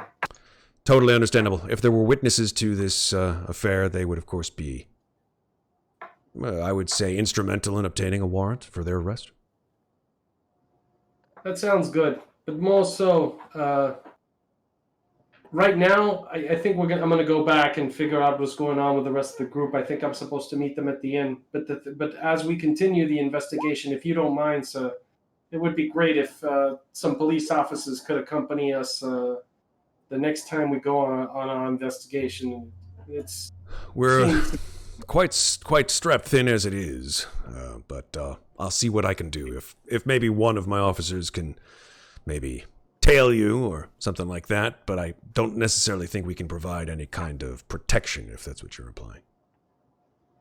Well, tail us, you know. We need to go back to the Hob House at some point, and it'd be nice if we didn't bump into the mob again, if you know what I mean, on this account of Dr. Leetcroft owing money. Certainly. Dr. Leetcroft, as I say his name? I think I might have to spell this one out for you. Of course, I've only met the man once, but I think I've got his name. The dead guy. The dead professor. No, that's Leeter. Leeter is the dead professor. Wheatcroft is... On account of Dr. Leeter. You are an FBI agent, correct? Yes. Just making sure. Here's the badge. On account of Doc Leeter owing, money to the mob. Right. You know, we just don't want to get shot. We're willing to do the investigation for the university, but... Yeah. Tell you what, we'll do our own little detective work and seeing who these individuals are. If you have any contacts on who these people are and maybe why they're here in Arkham looking for this individual's money that he supposedly owes them, that might be the better way of going about things. Well, Lieutenant, that's why I came to you. I was kind of hoping maybe you guys were already investigating them, as they are the mob. Unfortunately, I'm going to have to put a dent in those particular expectations. Horrible, Lieutenant. But I'll check up on you tomorrow and see if maybe you could help me out with an escort. That'd be great. Fair enough. Oh, that does remind me. Dean Fallon mentioned something about... Yes, it was early this morning. He rang the office and said that he had something for you. Wasn't sure as to what it meant, but I think it was some form of a telegram that came in late last night that he picked up this morning. Wasn't able to run it over to you before you had left your particular place where you're staying here in town. But I believe that he left it at the hotel at which you're staying. Oh, excellent. I'll check it out, Lieutenant. Excellent. And thanks for hearing me out, and hopefully we can get this matter resolved peacefully without any further violence, people getting shot in the sternum, if you know what I mean. If that's what occurred, my deepest sympathies. But yeah, we don't want to have any violence here in Arkham. That is something we pride ourselves on here. Those thugs, I tell you. Just... Oh, well, Lieutenant, you have a good night. I'm going to go head back to the hotel. It's been a long day. It's been a messy day. You take care of yourself, Agent. Take care, Lieutenant. I'll stop by tomorrow and we'll talk. Excellent. Bye. Go to the hotel. You walk out and you go to the hotel. Clade and Eudora and Vera. The tow truck arrives and shortly after your conversation, of course, brings your hooks the back end of the tow truck into the front end of your car, and you see this individual who has been reputed as the guy who can take care of your car. His name's Jimmy, and Jimmy sort of comes over to you. You have a brief conversation with him. He expects to repair the windshield of your car within a couple of days. And he'll be quiet about it. Thank you so much, darling. I do appreciate your discretion. Don't suppose you could do something about the stains on the upholstery as well? I'll clean them off as best I can, but that's all I can ask. Thank you. It's not often I get to clean blood off of leather. It's kind of... Not often I get the windshield shot of my car shot through, so I guess we're both having an interesting day. Hey, enough said. I don't want to get involved. I didn't either. Thank you so much, my love. Certainly. Really appreciate it. Yeah, absolutely. He comes around the front of the car, gets into his tow truck, brings up the front of your car, and... All right, are we within walking distance of the hotel, or do we need to get a cab? You could certainly get a cab. You're not within walking distance of the car. Of the hotel. It's $4. No, the hotel is on the south side of the river. It's actually on the opposite side of the river. Yes, Vera. Yes, I thought it was. I didn't go out into the parking lot with Eudora That's right. and Clade just yet. Okay. So I just stopped by the front desk and updated the information so that they have the phone number and address of the inn where we're staying. Excellent. And then I come out to see them. And Before you do, Vera, make a listen skill for me. Make a listen check. Okay. Very good. Wait, the hotel wasn't by the train station? I thought it was by the train station. Nope. No, it's by the university. That is correct. Okay, I'm walking over there. Okay. You walk across the bridge. It starts to get dark. The sun starts to begin to set. It has been a long day. We got to the hub house in the morning. So you didn't go to the hub house in the morning. You went to the office. You went to the leader's office in the morning. Oh, right. And then you went to the hub house in the afternoon. That's correct. Okay. we're going to be hungry. You will be. Well, I don't know. I mean, you've seen a lot of blood, so if that makes you hungry, hey, go for you. Eudora is always hungry. Yeah, this is true. Nothing stops Eudora Adler. Okay. So, Watched her head get crushed. She's pretty much immune to being grossed out at this point. no doubt. I mean, never mind. Okay. Eudora, Vera, and Henry, you spend, maybe a buck on a cab that brings you back to the inn. Bill, you walk back across the river, leaving Roscoe and Nathaniel in the care of the hospital. And that is a good place, I think, for right now, to take our break. Eudora is in the shower. Actually, before we take a break, let me do one quick internecine scene. Who arrives at the hotel first? Let me think. Bill left early. Went to the hospital. He went to the police station. Spoke at the hospital. Yeah, I would say walks across. Oh, I don't know. Let's leave it to chance, right? Bill, roll a D100, and Eudora, roll a D100. Whoever's lower gets there first.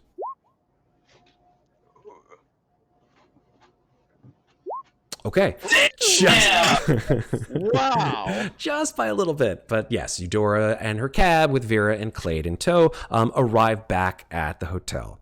As you do so and ring in through the door, you see the concierge behind the hotel, which is more of a bed and breakfast, really, sort of comes out and says, excuse me, are you part of the... Oh, yes, I remember you from yesterday. There was a telegram here left by the one of the college folks. Just wanted to know, they left it according to them. This was supposedly left, but not necessarily for you. They left a whole bunch of instructions, but basically the gist of it is that this telegram came in yesterday, and they weren't able to get it to you till today. Don't know if that made any sense. So you have a telegram for one of us, but you don't know who. It didn't really specify. It just said for the six. There were 6 of you. How many? There's 3 of you now. A few of our friends have been waylaid for the time being. I'll take it. Thank you. Oh, very good. He turns around, swivels back, and in his hand there is a telegram. And I'm gonna give that to you as a handout, if this works. There we go. Handout, man. What's that? No, I just turned. Hold on one second. I'm going to give it to you as a handout. Here we go. Handouts. Telegram. Boom. So I'm going to show this to you, and then I'm going to give it to you as a handout so you guys can have it. Ooh, Western Union. Western Union. Star wedding. So in case you guys might be nearsighted, as I am, it says, to Mr. Charles Leiter, Miskatonic University, 33 West College Street, dated October 2nd, 1926. Mr. Leiter, make arrangements to visit and discuss your recent admission of Mr. Hunter. Initial evaluation is complete. And it says at the bottom, Arkham Sanitarium, 225 East Derby Street. And as he passes this telegram to you, and you share it, I'm assuming, amongst your two compatriots. And the sort of look of shock or perhaps strange understanding starts to slowly dawn on you. The hairs on your arms all start to sort of stand up a little bit, almost as if things are slowly piecing together. And with that, I think we should take a break. How's everybody feeling about that? Good 5-minute break? See if you guys can figure out the mystery as it's occurring? Chat, I don't hear any no's. So I think we're going to go ahead and take a break. In 5, we'll come back. I mean, I'm unconscious. You are conscious. You're not in a unconscious. hospital bed. You're totally conscious. You're just laid up. But I think I was waylaid. you are totally waylaid. But I think it's a good place to take a break. We'll come back in 5 minutes when we do more Call of Cthulhu and more Wheatcroft. We shall see. More Wheatcroft. I'll never call that guy Wheatcroft. He's going to be Wheatstone. Fly Undercroft? Undercroft? Wheat? Under wheat? Wheat? Sean's? No. Sean's? You know what? I think that everybody should say Wheatcroft, like Cool Whip. Wheat? Like Cool Whip. Wheatcroft? I do like Weetabix. Good God almighty. I did like that. All right. So we're going to be back. Good God, you people. We'll be back in 5 minutes. Go ahead and take a break. Go to the bathroom. Get some water.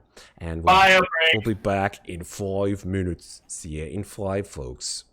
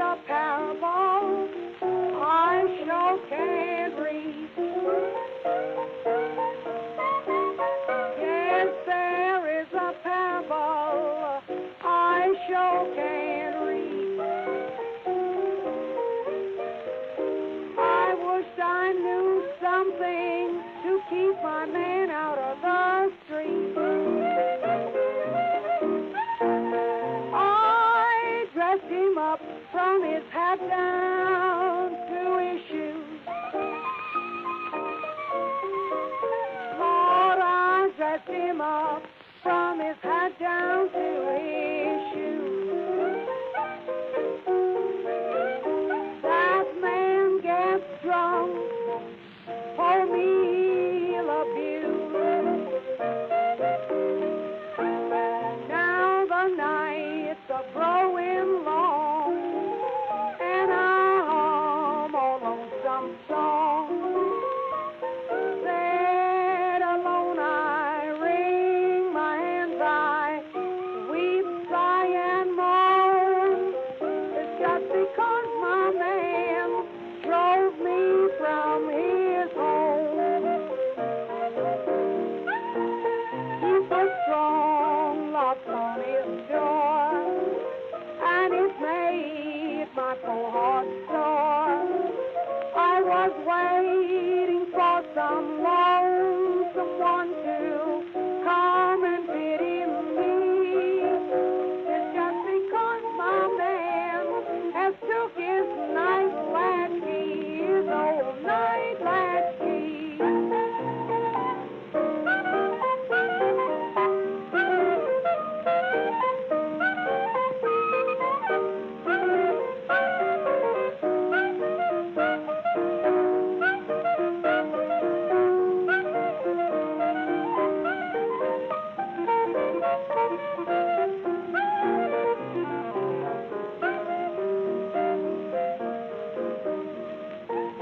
He put strong locks on his door.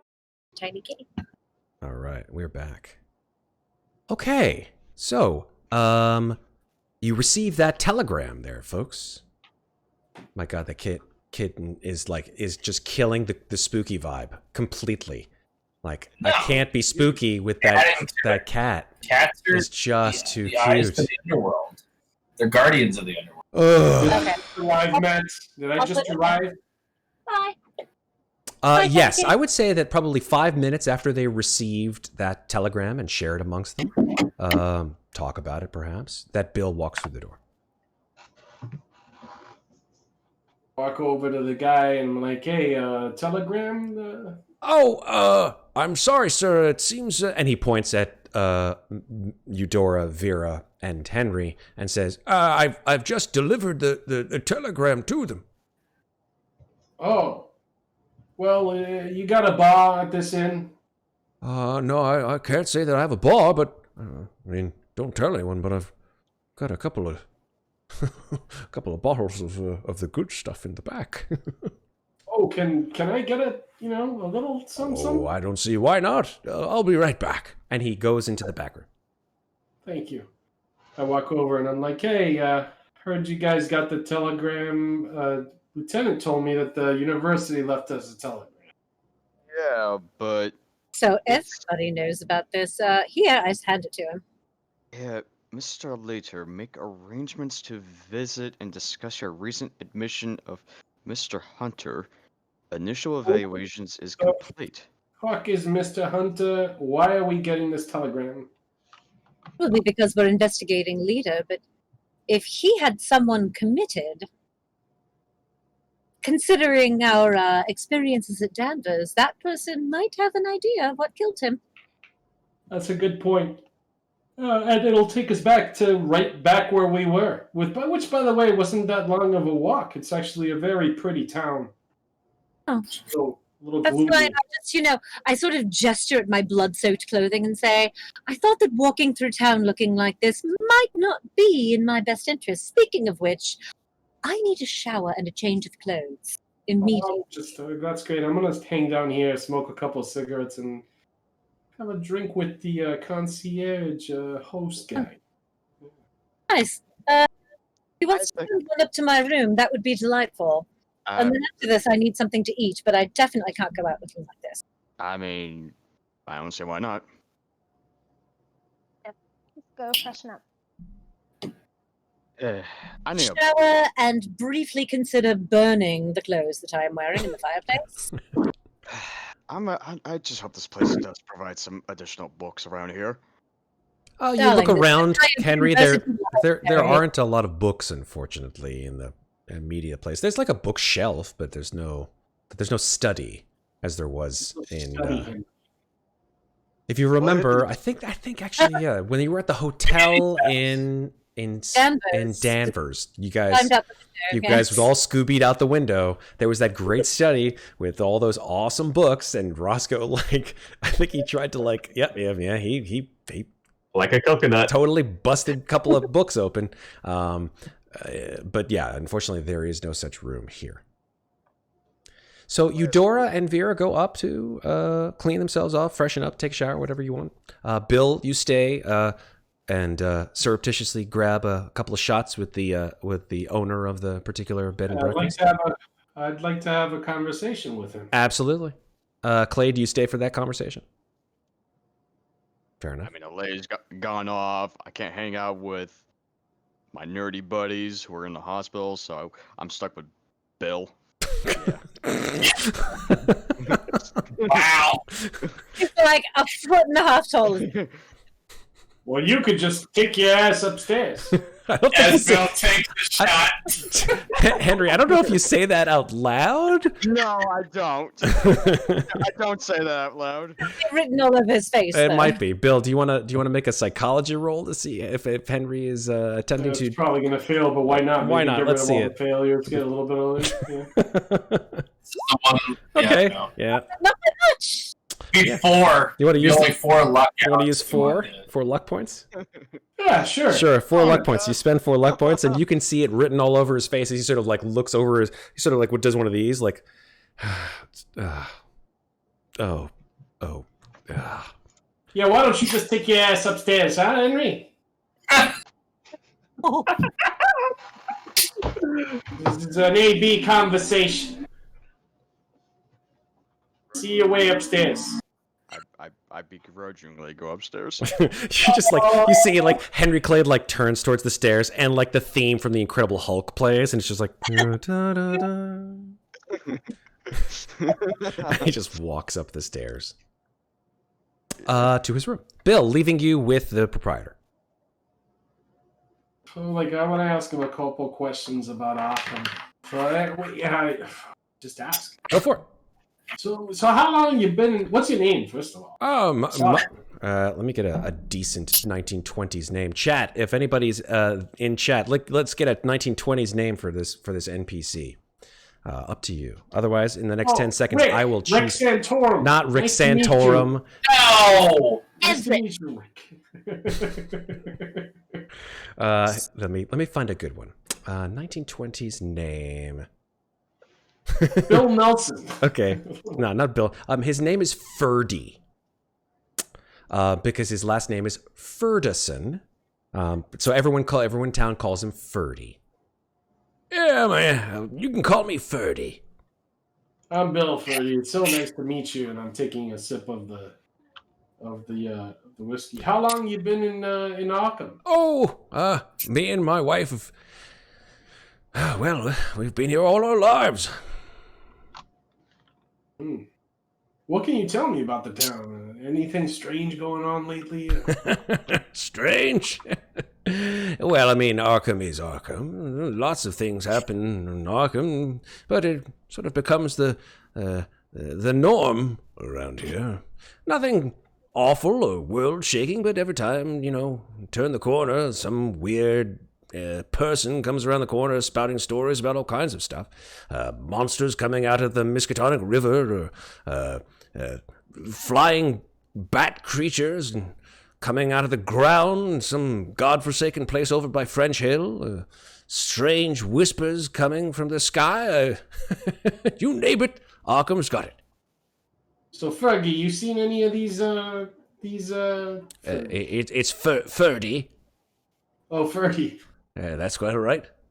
You seen any of these creatures yourself? Any of these No. apparitions? No, absolutely not. It's all a bunch of hokum. Yeah, I hear you. So it's been a tough day, Fergie. You all right there? I hope it didn't go to your brain. It's been a tough day. Lots of interesting individuals in town. You know anybody named Oaks and what was it? Oaks and Stratum? I'll give you this one, Alex. Oaks and Shaughnessy. Oaks and Shaughnessy. You know any of these guys? Have you heard their names before? I can't say those names ring a bell. Shaughnessy. That's an Irish name, I think. Right? Yeah, I think so. Shaughnessy. Did you happen to get their first names? Nope, just Oaks and Shaughnessy. No, Big belligerent man and a little one. No, can't say I know anybody of the last names or first names. So what baseball team you follow? Don't really follow sports. Never really have. No, not a sports guy? Nah, haven't been a sports fan since 1919. Why did it end in 1919? Oh, you know, the whole thing with the Black Sox and all that stuff going on. Black Sox? Yeah. Black? Yeah. Okay. There was a team called the Black Sox here in Oh, yes, they were modeled after the White Sox in Chicago, of course. Okay. Not after the Red Sox in Boston. Oh, no. I mean, the Red Sox are, from what I understand, quite a formidable team, but Black Sox here in Arkham did kind of a poor showing. It was a minor league baseball team. Ah, gotcha. Black Sox. It's an interesting name. Listen, for your trouble, I'm going to give you some money. Thank you for the shots. Oh, no. Keep your money, of course. It's my treat. Oh, thank you. I hand him his glass, and I go, you have a good night there, Ferdy. Oh, my. Looks like you better get upstairs and get to bed. Yeah. Night. Have a good night. Good, go upstairs. Okay. Up you go. Winthorp and Roscoe.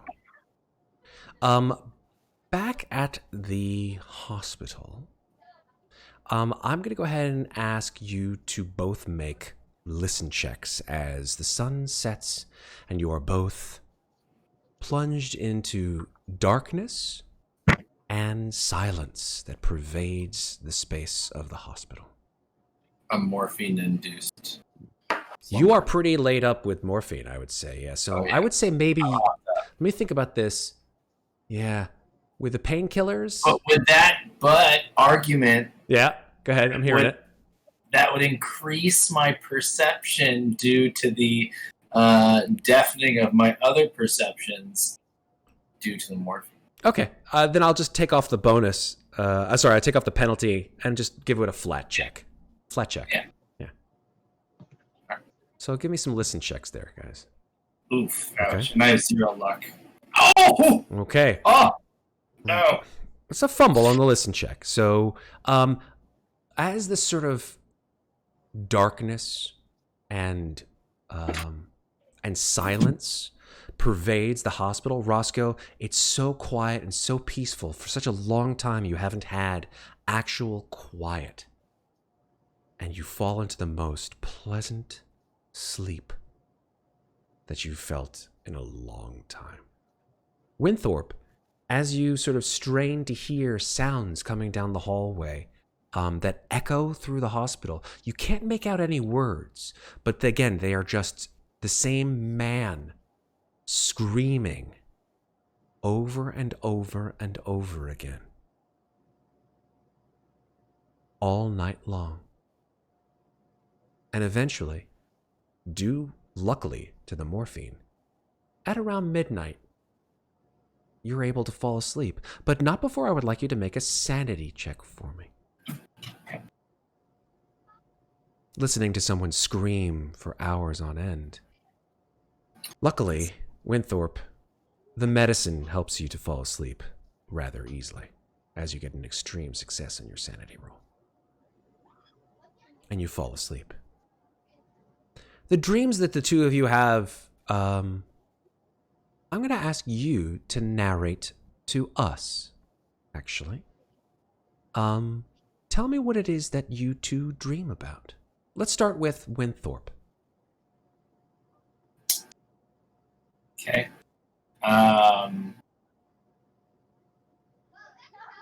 Winthorp hears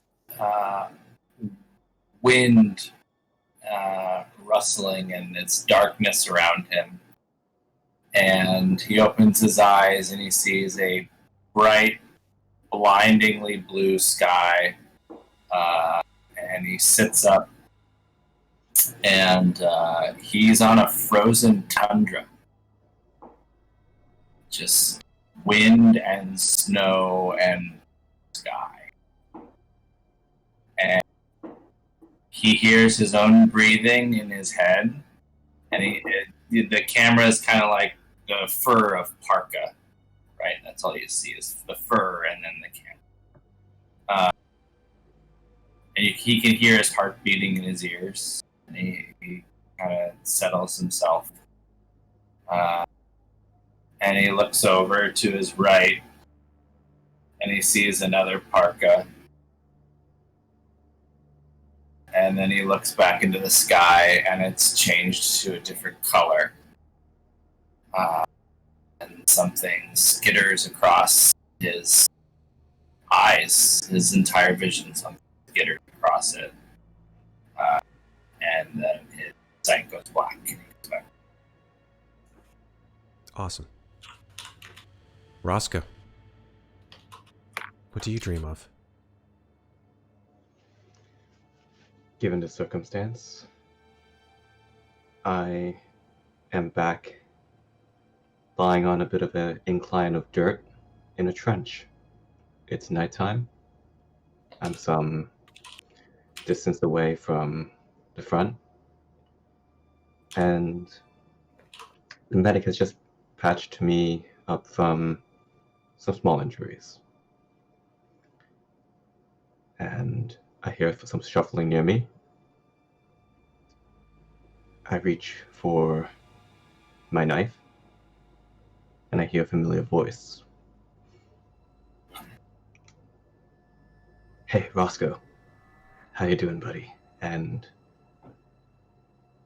they crawl up next to me and begin to sort of talk and whisper. His hand moves the hair a little bit out of my face as it's kind of fallen to the side. And together, we finally slowly drift to sleep as there's sounds of artillery in the distance. A small pocket of peace and safety in the middle of war. And it skips again as it pans out to Central Park. And it's Roscoe and this man. And they're looking out into the city, into the bright lights. Then they get back into a car and drive off. Fantastic. For the rest of you, after you've given yourself ablutions, washing the blood off of your clothes, or perhaps discarding them entirely and going back to your individual rooms, the day's efforts are still hard to shake, right? Even for the most hardy of you. Watching two of your fellow compatriots receive such grievous wounds and almost dying is difficult to bear. And for a while, it's difficult to get to sleep. Even seeing the things that you have seen, these awful creatures or illusions, perhaps, if you want to deem them as such, flights of fantasy. You convince yourself that these things were real, of course, that all of you shared this common experience.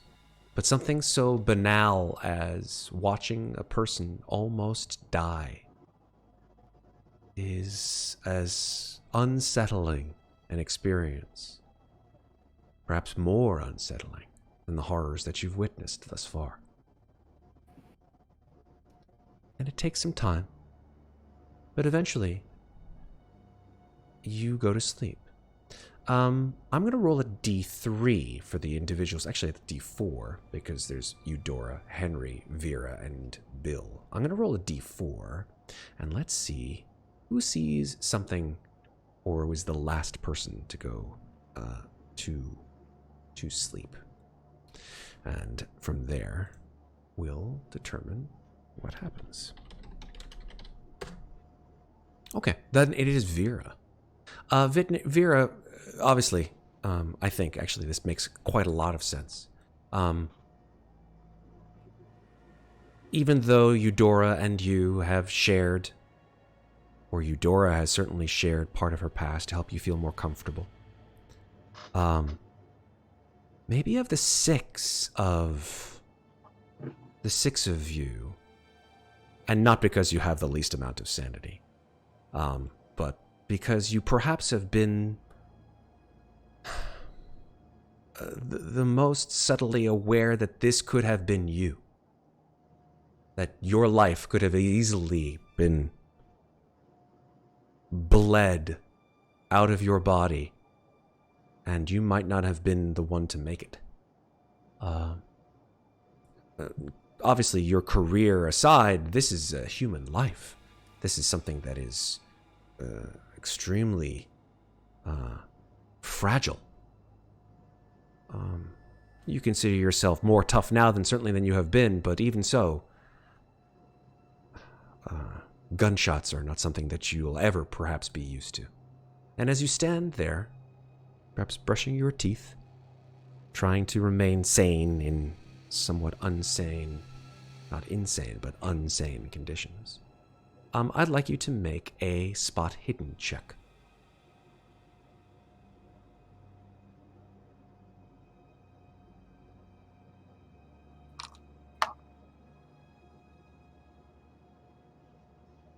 Okay.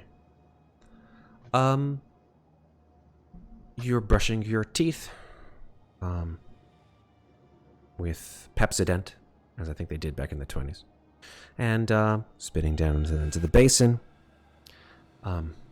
combing your hair, making sure that there's no kinks in it, stretching out before bed, maybe doing a couple of quick routines just to keep yourself limber. Checking yourself for any wrinkles that sometimes happens. Washing your face clean. Cleaning your hands, making sure that everything is clean. You look in the mirror, and for a second, just behind you, you see movement. It's very swift. And you turn. But there's nothing there. What do you do? Turn in a circle for a moment, and there doesn't seem to be anything there, so I kind of peek out the door of the bathroom into the rest of the room. The rest of the room is a bed. You see a telephone on the nightstand. The nightstand has drawers, a lamp as well. Shake my head a little bit and finish brushing my teeth, and think I must have just been a trick of the light. Of course. You put your toothbrush back in its holster, or whatever you want to call it, back in its leather case, and you settle into bed. And as you close your eyes,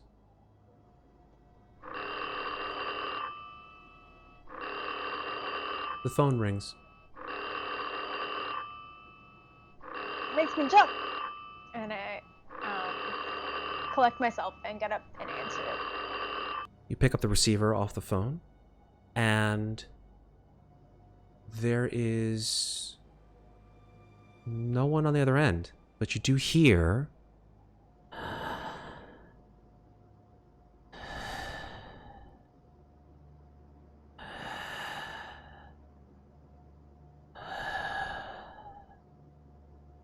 Hello?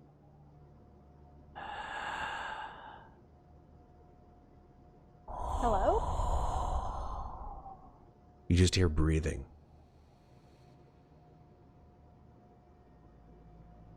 The receiver. Pretty shaken. But thinking that, this type of thing isn't out of the ordinary. There are creepy people who sometimes call, young women who are in their rooms. So I just try to shake myself off and then get back in bed. Oh no!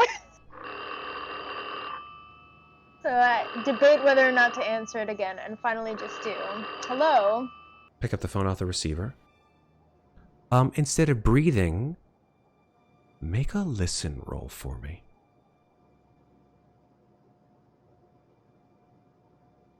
Extreme success. Superb. You hear, instead of breathing, through the breathing, you hear sort of words being whispered.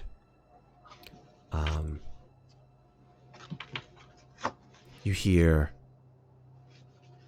worms in the walls. Worms in the walls. Get me out. Help me. Why?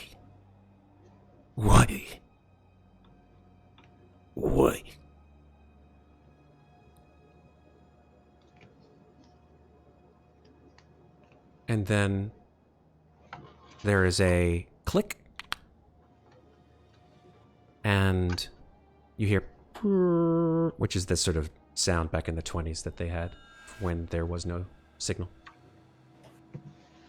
Just lower the receiver, and it's still making the noise faintly from my hand as I'm trying to understand what just happened. And I slowly hang up the receiver and pick it back up and call down to the front desk. Okay. Call down to the front desk. A couple of, maybe I would say 10, 15 seconds later, it is the quite close to the middle of the night. You hear, front desk. Hello, I've just received 2 phone calls directly to my room. Did you transfer them here? Do you know who's calling? I'm sorry, ma'am. I didn't transfer anybody. Possible for outside calls to contact this inn? No, man. We have a switchboard. I'm the one who mans it. Sorry, I'm a little sleepy. It caught me in the middle of a bit of a nap.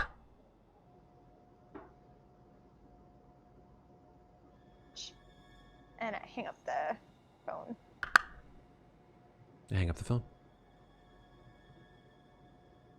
So I put on my dressing gown and I tiptoe out into the hallway down to Eudora's door and I give a little rap, rap, rap.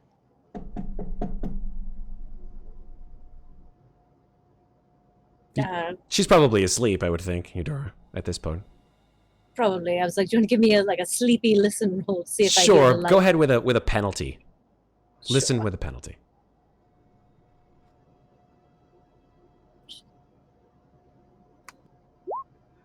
Okay. Unfortunately, Eudora is pretty much sound asleep. You could certainly try again if you'd like her. Maybe louder this time. One more time. Okay. A little louder. That one, I think, jars you awake, Eudora.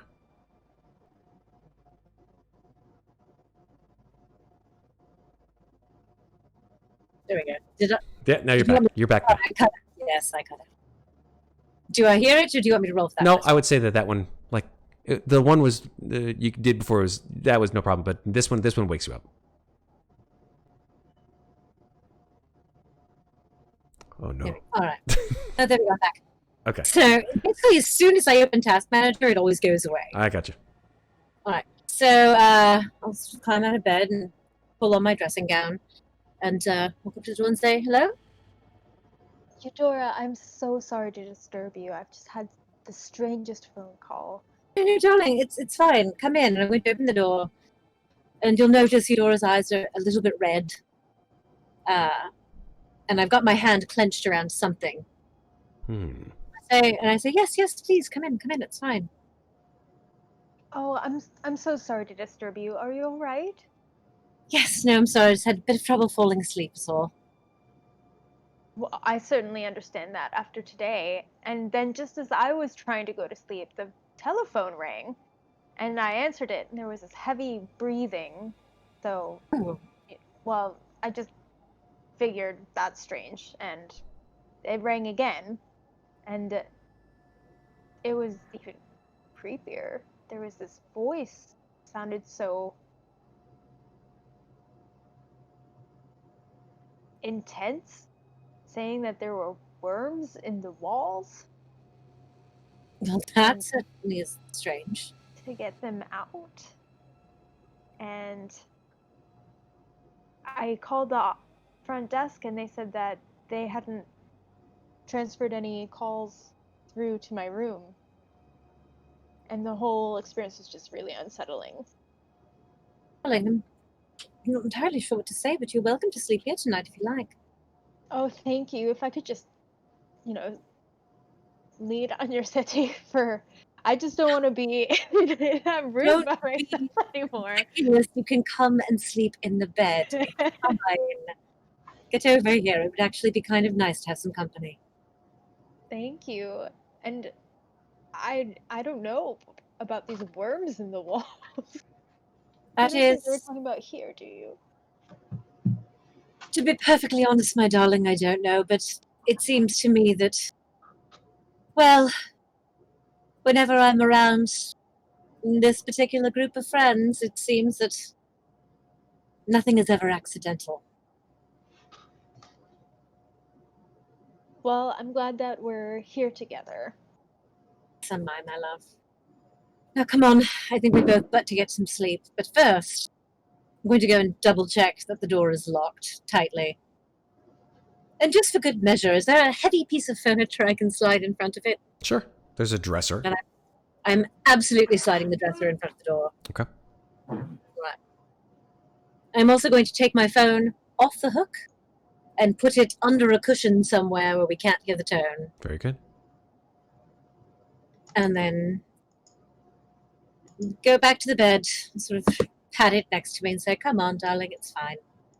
Thank you. I'm feeling a lot better being in here with you. At which point I unclench what I've been holding in my hand, and it is a silver pocket knife. And I sort of slide it underneath my pillow.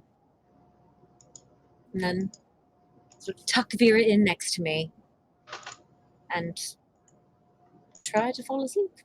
Very good. You do so.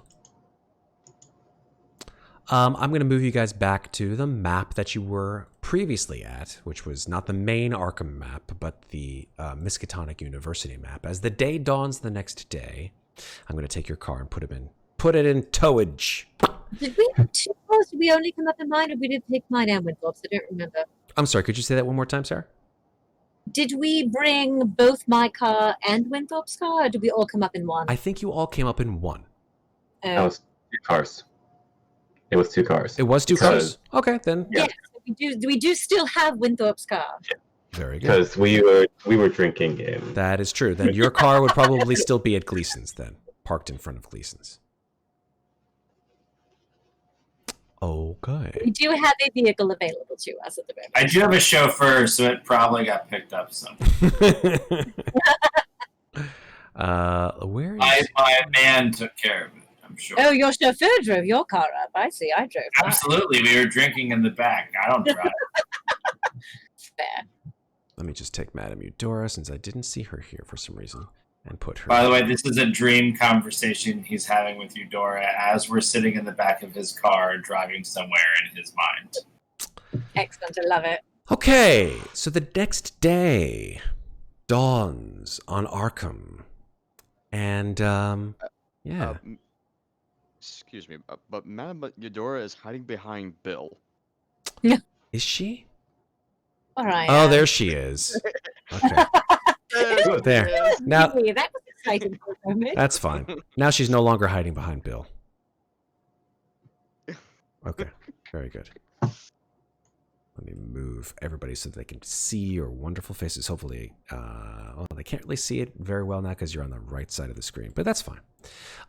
They are there, folks. So, what do you guys want to do? The next day dawns. Unfortunately, those of you who are late in the hospital, you can't really go anywhere, but you can, or at least Winthorp can't, certainly. But I think that maybe the next day... Nowhere. Come on, you set it up. I had to. It's true. Sorry. Roscoe can probably move around within the hospital today. With his IV things. Yeah, probably something like that. Like, he's able to maybe move within the confines of the hospital. Winthorp, unfortunately, you are remanded to your bed. But everyone else can go throughout town if so desired. All right. The very first thing we need is food, because we did not eat all yesterday. Oh God, yeah. Okay. I mean, there is a continental breakfast. I think that was served in the bed and breakfast before, so the same amount of food is given to you at the beginning of your day today. I would like to note that Eudora gets ready in the morning without looking in a mirror. Well, I would like. So she comes down perhaps looking not necessarily unkempt, but less put together than usual. Got it. I would definitely like some coffee and flapjacks. Okay, very good. Coffee and flapjacks. You definitely get the coffee. You definitely get the flapjacks. Oh yeah. What kind of syrup do we got? Oh, there are varieties of syrup, but this is not a Holiday Inn, so please be aware of that. Close to Vermont, man. American syrup. Yeah. Yeah. Not the maple kind. Yep.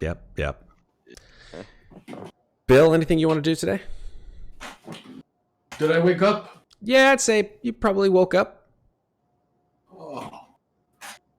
Well, I go downstairs and I go find the others, I guess. They're already eaten. Oh, well, So much food. I'm eating like I've never seen food before. I got like a big ol'. I got like 3 stacks of pancakes. Clemens would be proud. Stacks of pancakes. Cross campaign pollination here. Cross worlds.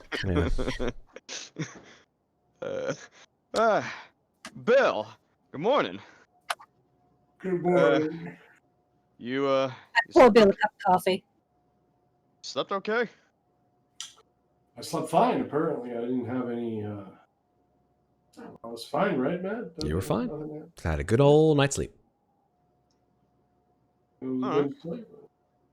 Well, A little hungry today. Maybe we'll run over and find out what's going on with Doc. Seen Doc.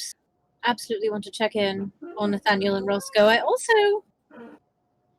mean, we can't just sit here and do nothing while we wait for them to get better. hey, I agree. It's just gotta be a lot of walking. What happened to the other vehicle? I'm sure we can get Nathaniel's car. It's not a problem. It was parked in front of Gleason's. I'll walk over. It's not a long walk, and it's actually a nice town. You I'd also yeah, like go to ahead. pay a visit to the university library at some point today, but I think we should go see Nathaniel and Roscoe first. A library? Yes, love, a library. Would you like to come with me?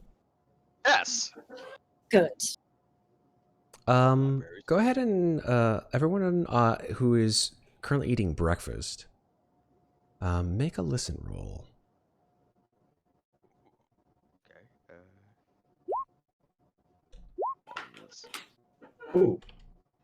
Goodness. Our ears are. It's something. It's not hard to hear. There are at least 2 police sirens coming from a variety of directions. You hear one coming from the north of the hotel, and another one coming from the east of the hotel. They all seem to go and pass by the hotel to the west. Like they make the corner and they turn to the west. What the hell was that all about? Well, I did have a conversation with the lieutenant yesterday. Turns out that the lieutenant of the investigation unit happens to be the gentleman that we met at the dean's office. And I explained to him some things, and he may be able to help us out today with an escort on our investigation. Just in case we bump into these two fools again. But unfortunately, I didn't manage to extract any information regarding Oaks and Stratmont there. Or Seancey, or Shaughnessy.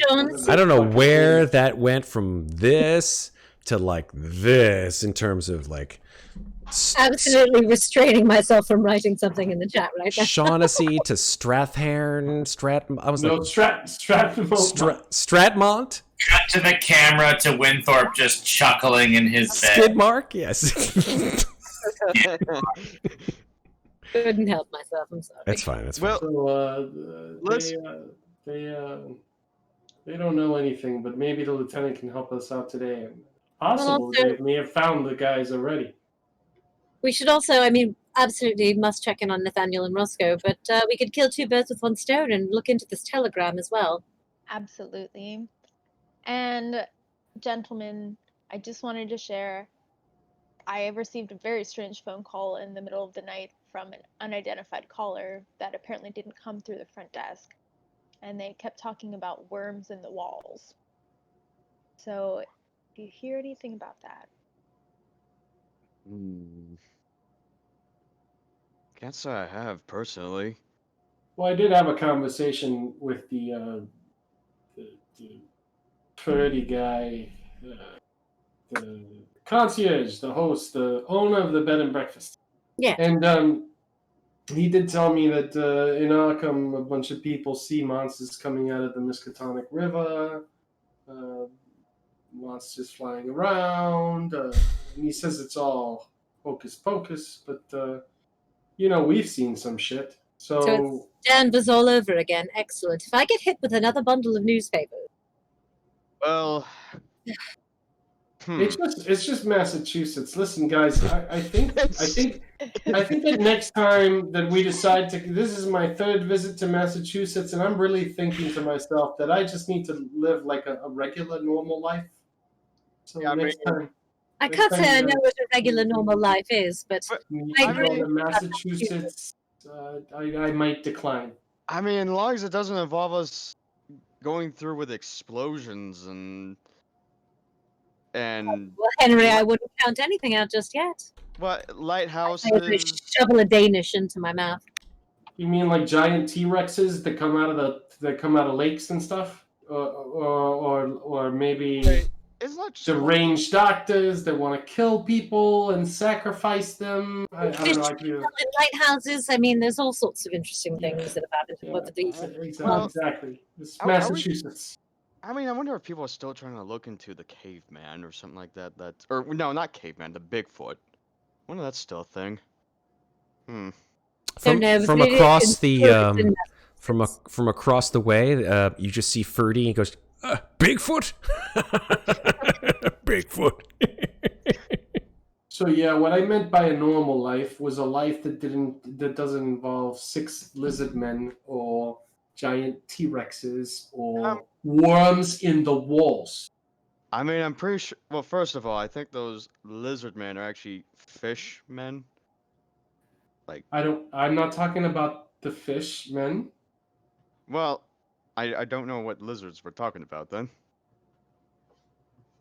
Either way, I've been speaking to dead people since I was 13 years old. I will never have a normal life.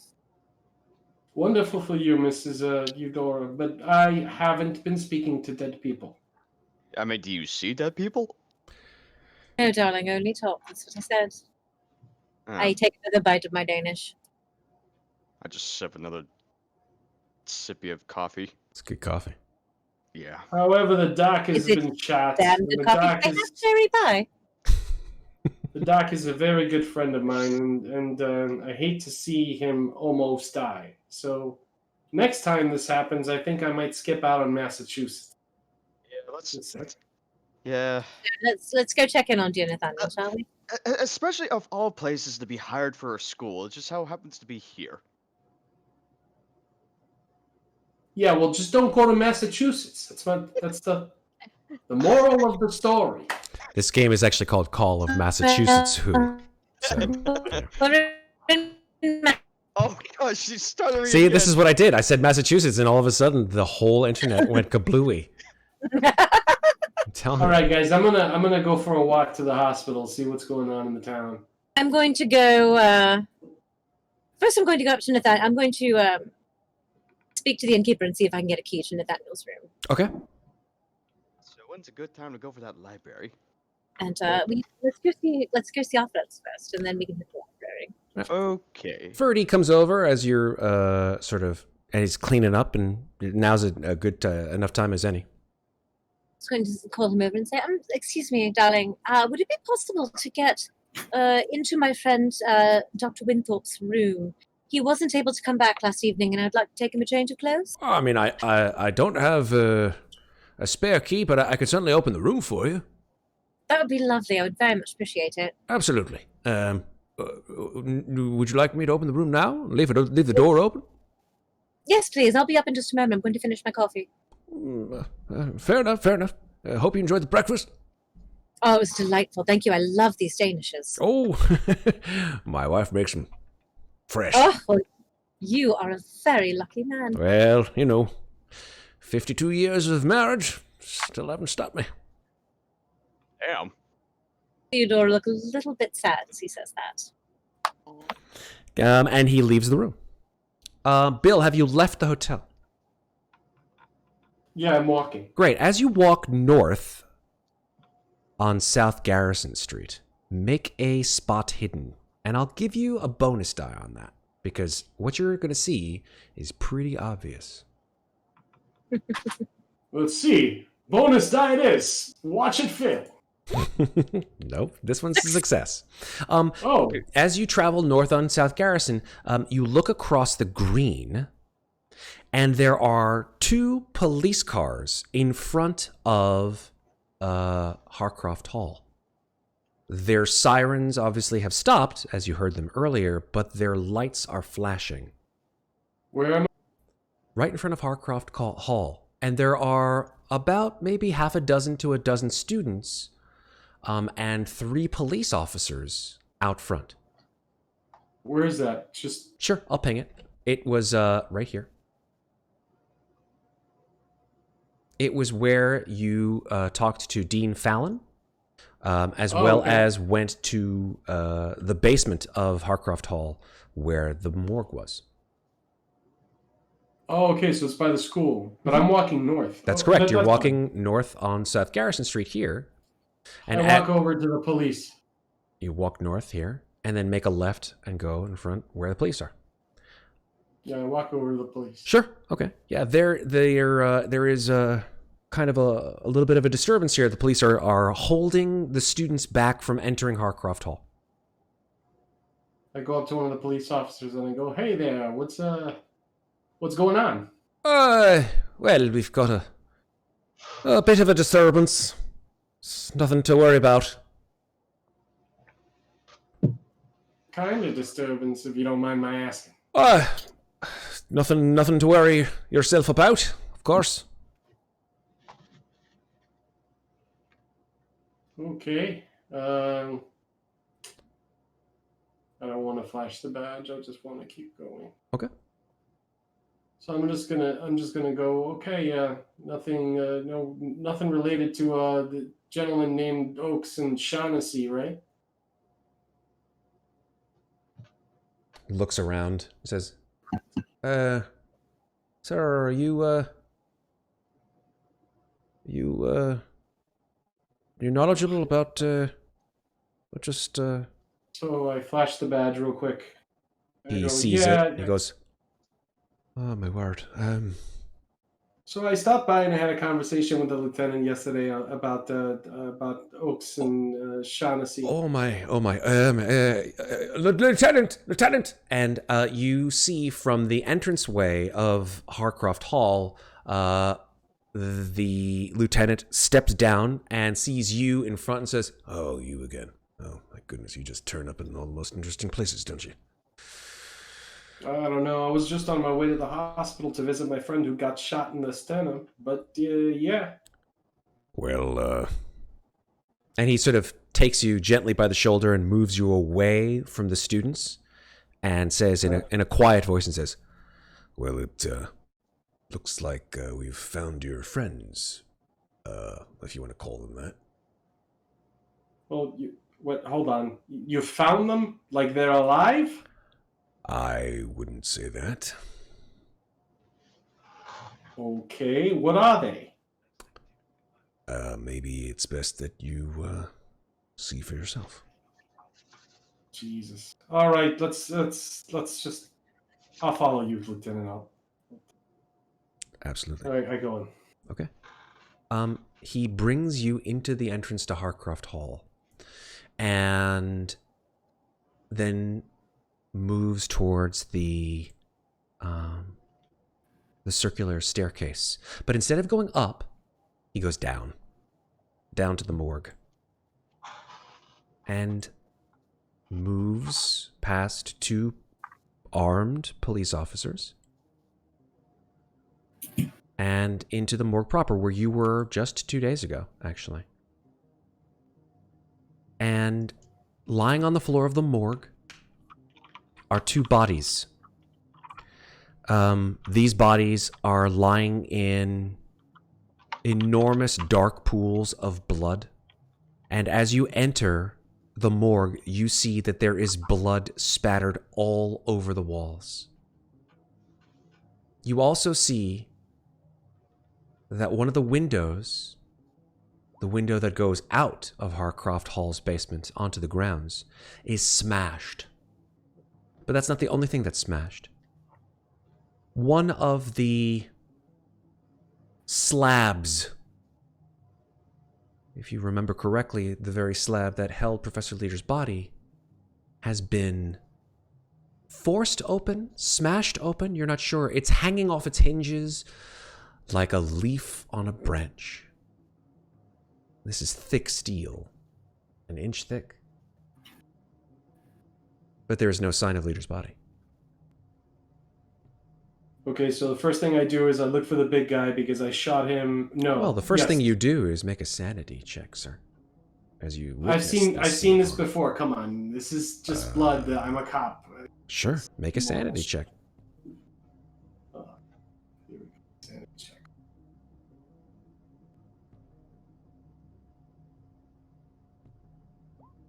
You're right. You are a cop, and you have seen worse than this.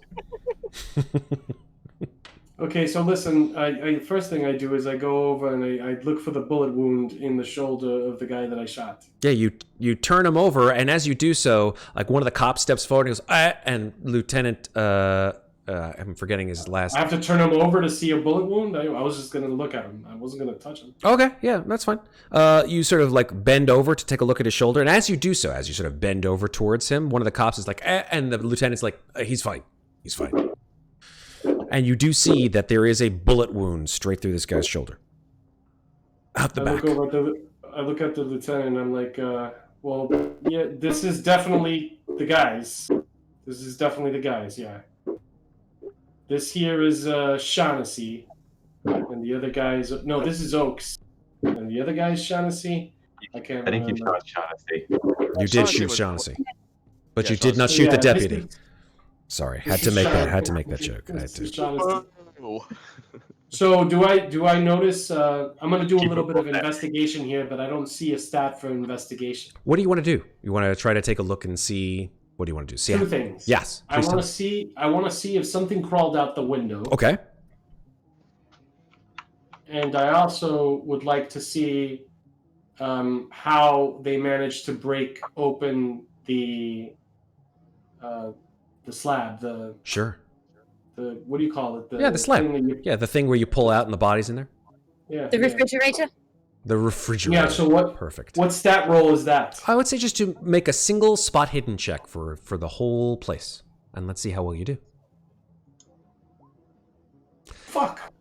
That's I'm an gonna 83. I'm gonna push it. You're going to push it, or you can also use luck, right? Because the value No, I'm to... just gonna for push it. I gotta save my luck. I only have 12 So points. narrate to me quickly, if you can, how do you push this roll? How, like, you've looked around, you don't see any Well, I sign. walked over to the slab and I looked at the outside of it. You know what I mean? But now I'm gonna grab like a handkerchief that I have in my suit, and as not to contaminate the evidence, Sure. I'm gonna push the slab back in and then Okay. pull it back out and look at the mechanisms a little bit more closely. Okay.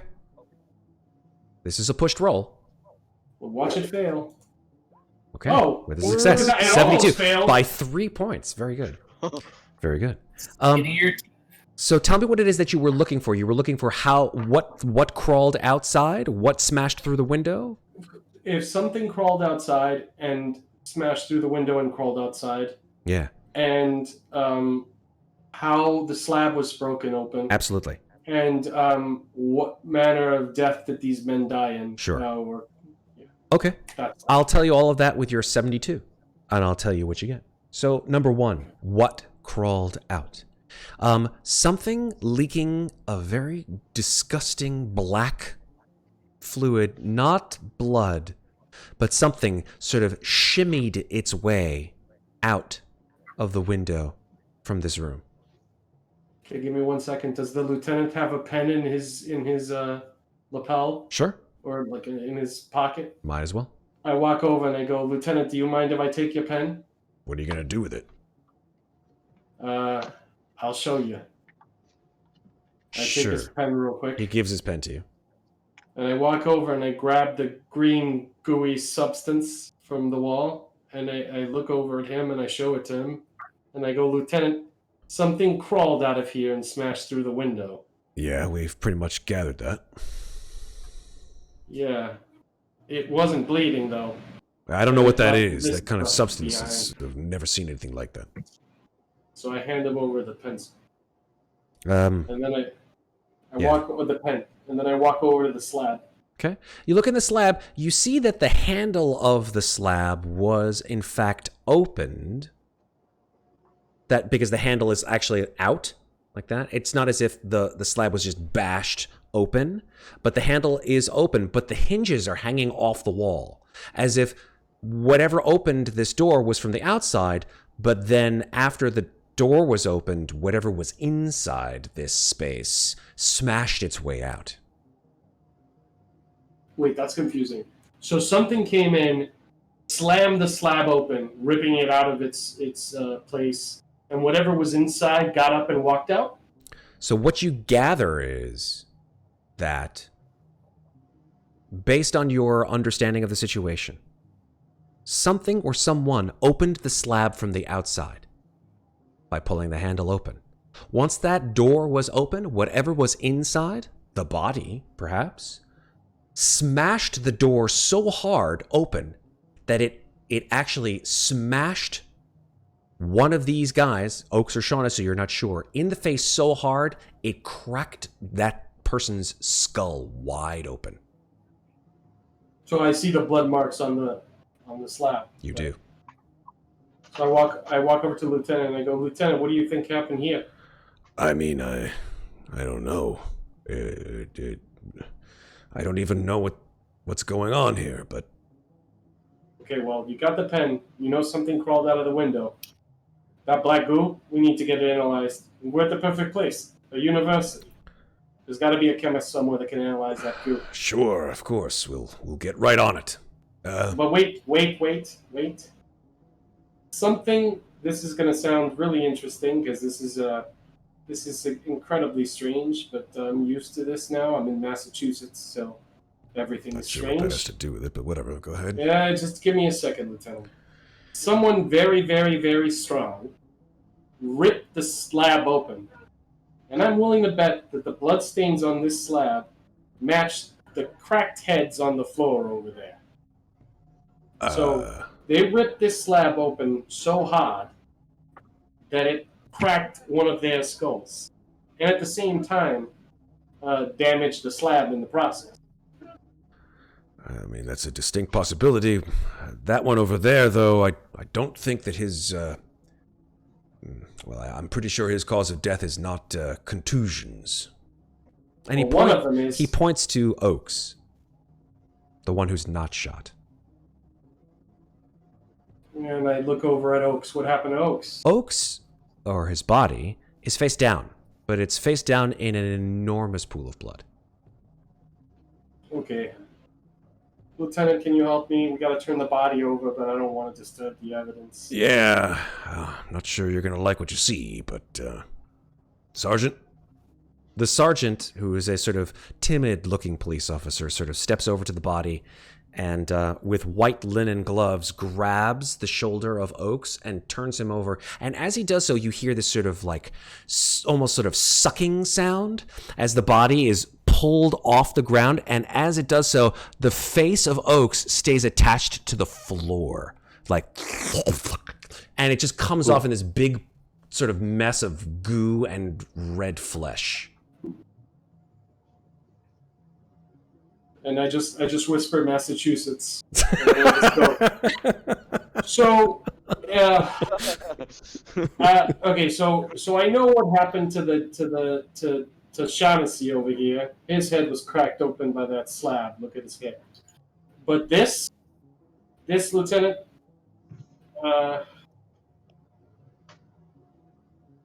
it looks like somebody stepped on him so hard that they smashed his face into the floor. But at the same time, there's no damage to the floor. I'm not sure what happened here. Maybe you can enlighten me.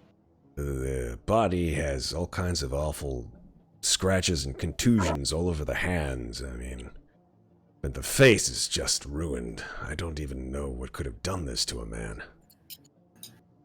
So we're in agreement. So basically,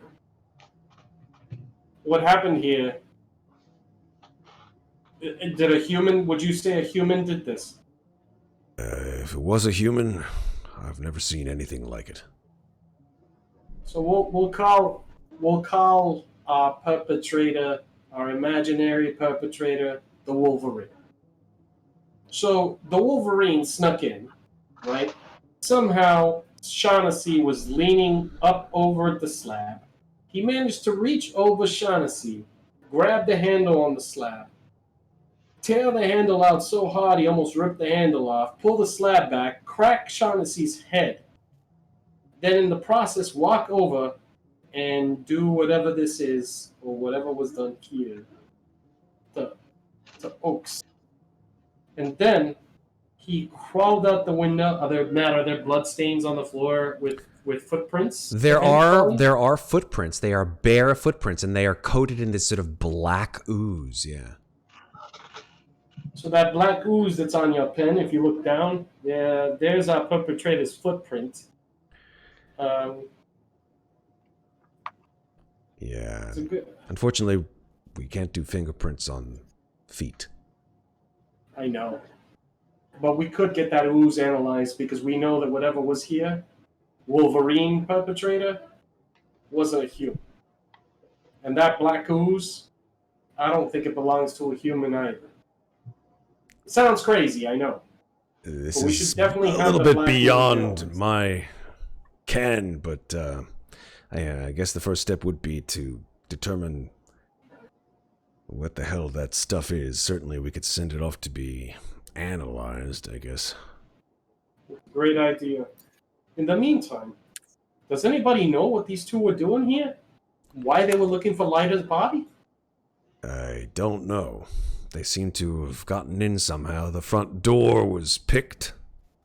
They seem to have gotten in here in the middle of the night. And you did get their IDs, right? You had IDs on them? Yes, we've fingerprinted the bodies since that time. Ah, that's right. Thank you. Thank you. I was about to ask Matt. So here's the thing. We told them to come here because they didn't believe that Dr. Lita was dead. You told these individuals to come? Remember remember the conversation that we had yesterday regarding these two individuals? Yes, you said that they shot your car full of holes and injured two of your... Didn't say anything about a car. Sorry, but I'll retract that. You shot a couple of your friends up, and they're in the hospital. Yeah. Yeah, well, in the conversation, they kept claiming that we were working for Dr. Lita and they wanted money. Correct. And we basically told them that Dr. Lita was dead. And they kept insisting. And we basically told them, well, you could go to the university morgue and check yourself. Well, so it seems like they've done that. They came here to look. And when they came here to look, our perpetrator, the Wolverine, was in here waiting for them.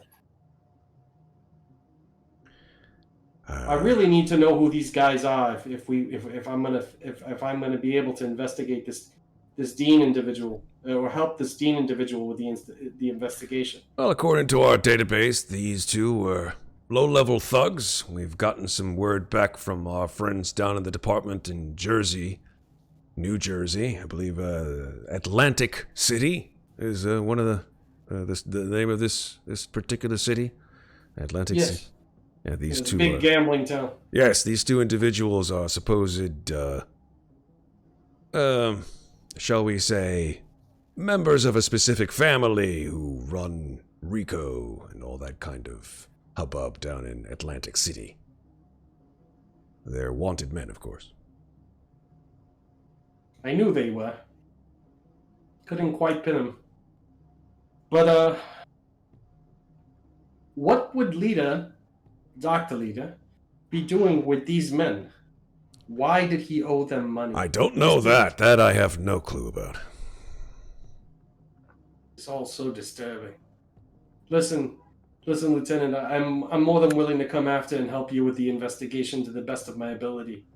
But I really do have to go see my friend who's been shot in the hospital. Please, by all means, thank you for your assistance here. And, of course, the Bureau's assistance in general. No problem. And I'll stop by and see if I can be of any assistance in the next few hours, sir. Yes, very good. Well, I'll see you, and you have a good morning, and I'm very sorry that you men had to experience this very interesting set of deaths. You look around, and the three police officers are literally just, like, holding themselves together. They're just like... Cheer up, boys. At least it wasn't you. They look at I'll you. See you guys later. And they just, like, mirthless. They're just like...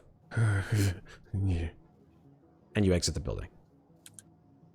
All right. While that occurs... Thank you, Bill. While that occurs, Henry, Eudora, and Vera, you said that you guys were heading to the hospital, correct? Yes, first I'm going to go up to Winthorp's room and get another suit.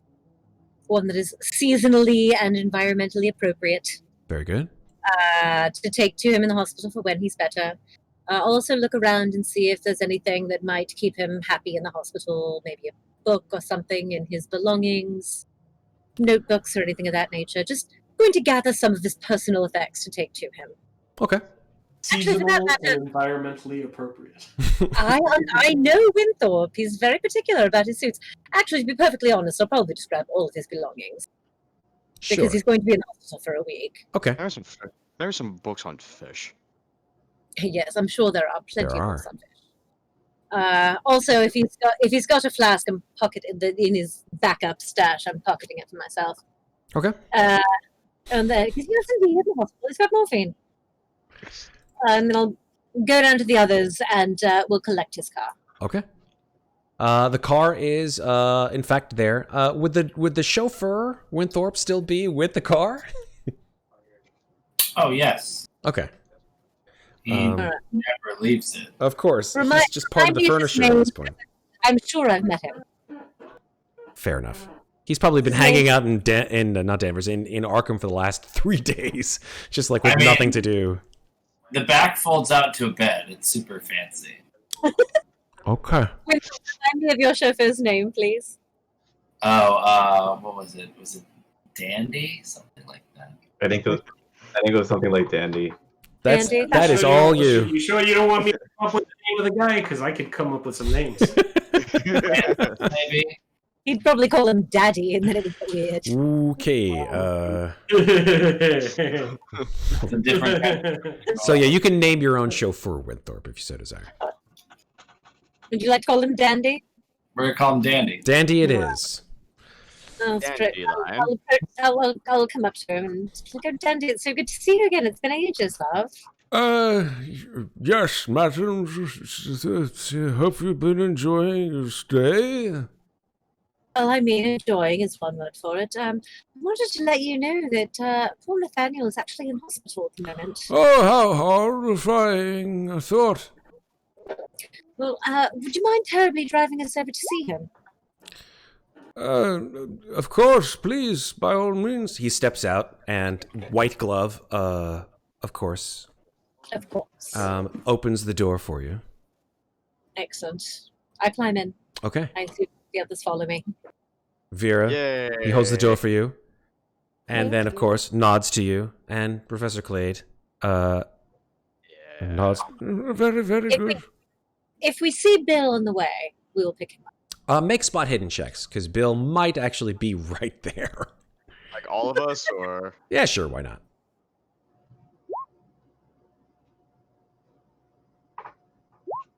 okay. Okay. Yeah, Clade, you see Bill, he's talking to So why? he's talking to someone across the street. Dandy, pull over here for a moment, will you, darling? Of course, ma'am. Thank you. Sort of lean out the window and I say, Bill, we're off to see Nathaniel and Roscoe. Would you like a ride?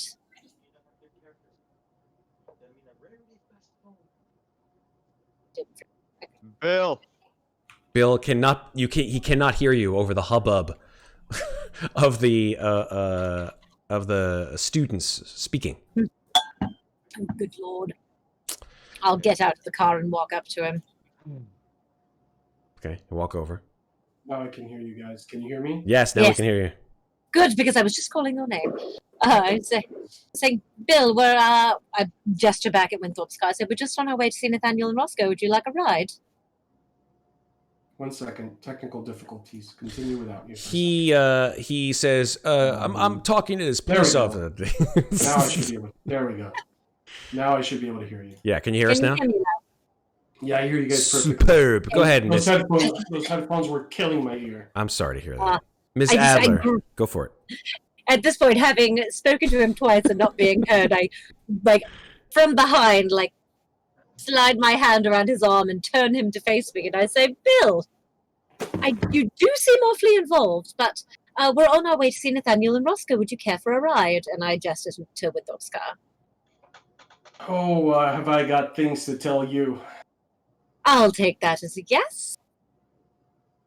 And I Yeah, just but why can't we just go for a walk? I mean, let's go. Let's get in the car. I won't win. Get in the car. Bill, you walk over to the car that Miss Adler is gesturing to, and there is a tall, stately man with sort of swept back white hair and wearing, for some reason, a tuxedo with white gloves. Hello, Dandy. How you doing? I'm fine, Mr. Willoughby. That's great. All right. And So, I go, Dandy, you always were the best names. I wish I had your gift. Yes, I remember all the names of every person I've ever met, and I pronounce them exactly the way they're supposed to be pronounced. And that is one of the things that makes you so good at your job. I climb into the car, give him a little wink. Congrats. Bill, I just Clade, shake my head. Adler, and Ms. O'Day all climb into the car, and the four of you drive, I assume, back to the sanitarium. So I'm going to flip you guys back to, or I should say the hospital. So I'll move you on all. the right, yeah, I would like to have a conversation with these individuals. Absolutely. Are you going to, during that time frame, explain what you saw? Yes. Exactly, or hiding certain things, or just full disclosure? No, it's full disclosure. It's Okay. the entire investigation team. There you go. But I'm going to start my procession. So there you go. You guys get all the info. Team, it looks like Oaks and Stratmont won't be Shaughnessy. won't be bothering us anymore. from the front, like from the front, Danny goes, Shaughnessy is there. Shaughnessy. Camera cuts to Winthorp chuckling in his hospital bed. So it looks like they won't be bothering us anymore. I mean, for that I'm glad, though. Oof, what a rough way to go. Well, they both were murdered. I mean, honestly, after what they did to Nathaniel, I have no sympathy for them at all. No, you don't understand. They were killed in the morgue. No, I get it. You just told me everything that happened. Or is this... I'm sorry. Yeah. Something smashed up. So the slab, somebody ripped it open. Shaughnessy took a hit to the head, okay? That cracked open his skull, right? And then they walked over and they somehow managed to smash Oak's... the front of him so bad that when they lifted his body off the floor, his face was stuck to the floor, right? And then this individual that killed them, right? He managed to crawl out of the window, first he smashed the window, and then he crawled out. And behind him, he left some black goo. The lieutenant's going to get it analyzed, but I'm telling you right now, it's Massachusetts. And both of us, the lieutenant and myself, have both conferred to each other that this wasn't a human being. No human being could have ripped that slab out, unlocked, into another human being's head and killed him. Was there a broken mirror? Or at least a smashed glass mirror thing? Well, there was smashed glass. I didn't see a mirror. Wow. Question. You said that when you you and Nathaniel examined Dr. Leader's body, it was black on the inside? Yes? Yes. And it was Dr. Nathaniel that actually conferred to us that it looked like he had been burned from the inside. Well, so this black goo that you saw, was that similar to what you saw inside Dr. Leader?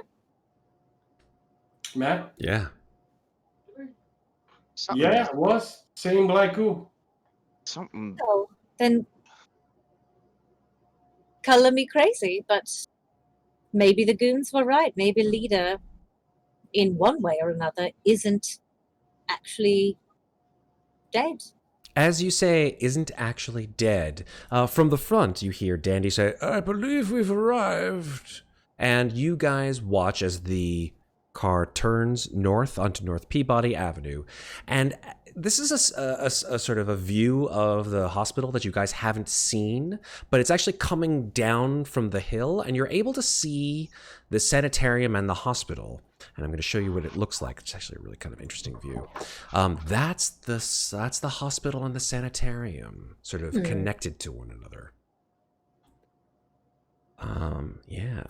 So half of it is pointy and half of it is flat. Yeah, the pointy stuff, clearly sanitarium. Flat, hospital. So is the rear where we pulled up to the hospital before, or did we pull up to the pointy entrance? You pointed, you went to the rear. That was the... okay, all right. Yeah. So Dandy sort of pulls into the driveway and stops in front of the hospital at the main entrance, which seems to be the main entrance to both the hospital and the sanitarium, as opposed to the emergency entrance, which is where you guys came in from the back. Can we go to the emergency entrance, please? I don't think they'll allow us into the emergency without... Well... I just walked into a sanitarium not but 6 months ago, and I really, really would just like to avoid the sanitarium part of it. If that's going to be entirely possible, but we could delay it. The telegram. All right, let's go into the sanitarium part of the building. But listen, obviously, I don't know if Dr. Lita smashed his way out of that slab, because it was torn open from the outside, meaning something else went in there and ripped the slab open. Do me a favor, just because I don't want to confuse anyone. Bill, make an idea roll, which is just a straight int roll. An idea roll? Mm-hmm. Just a straight int roll. Yeah, with a success. So you sort of put the pieces together. You get the idea that Oaks and Shaughnessy... I can't hear you. Can you hear me? Hello? Hello? Can you guys all hear me? Yeah, I can hear you. Okay, cool. Alex, can you hear me now? Yeah. Cool. You get the idea... Excuse me. You get the idea, piecing all the pieces together after discussing with your folks, that Oaks and Shaughnessy broke into the building last night, went down to the morgue, opened, supposedly, the slab to where Leader's body was from the outside.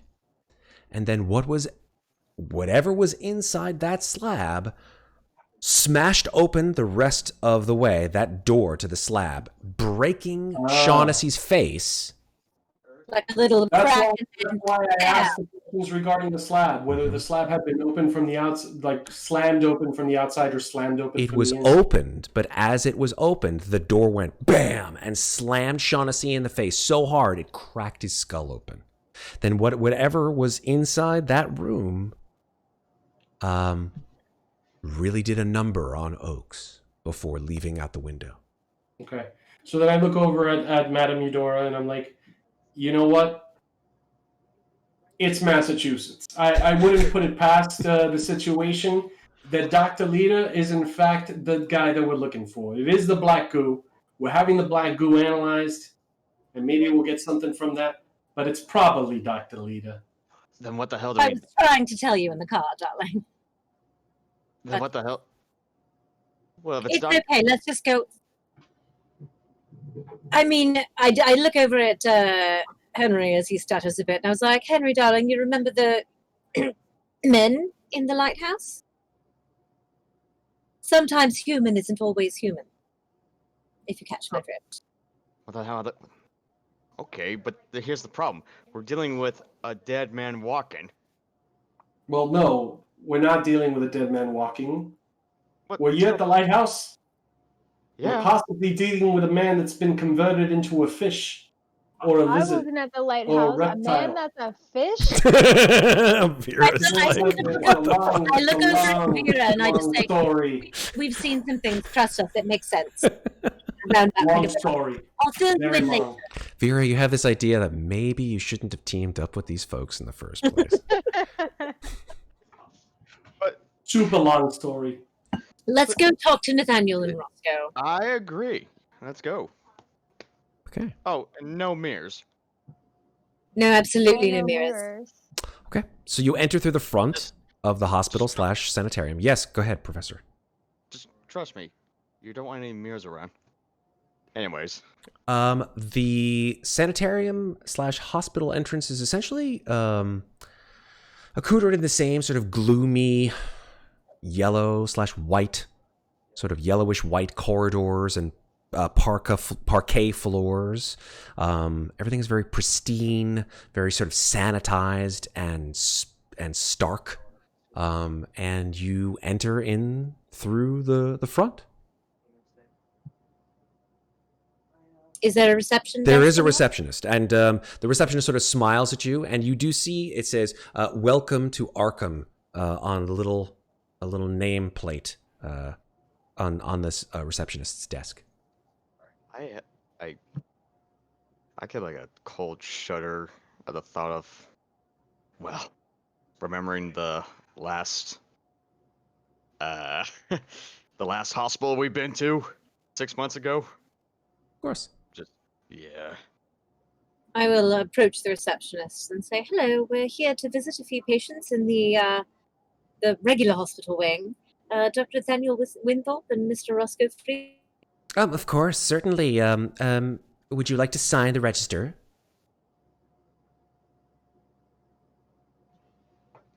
Sorry, I lagged out for a moment there. What did she say? She said, please, would you mind signing the register?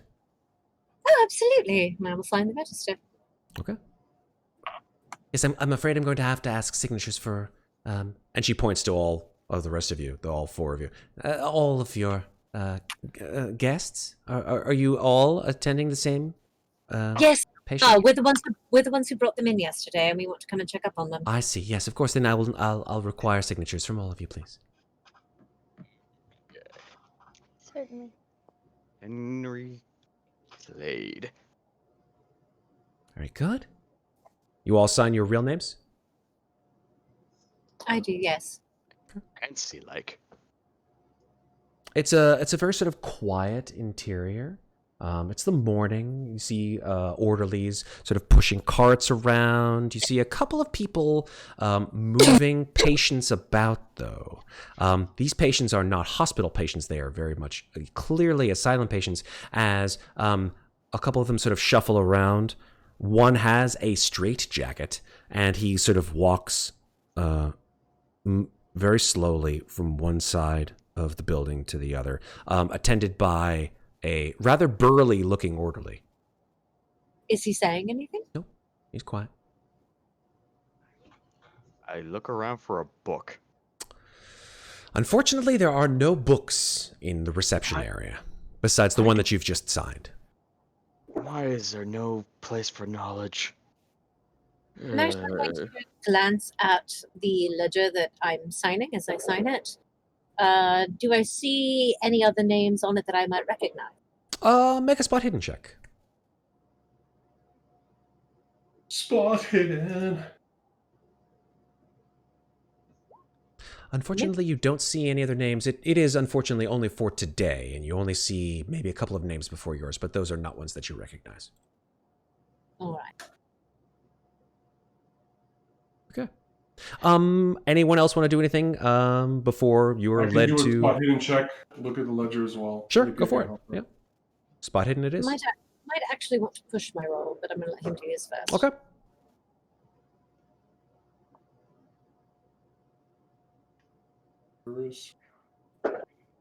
Okay. Yeah, with a 68, you see a couple of names.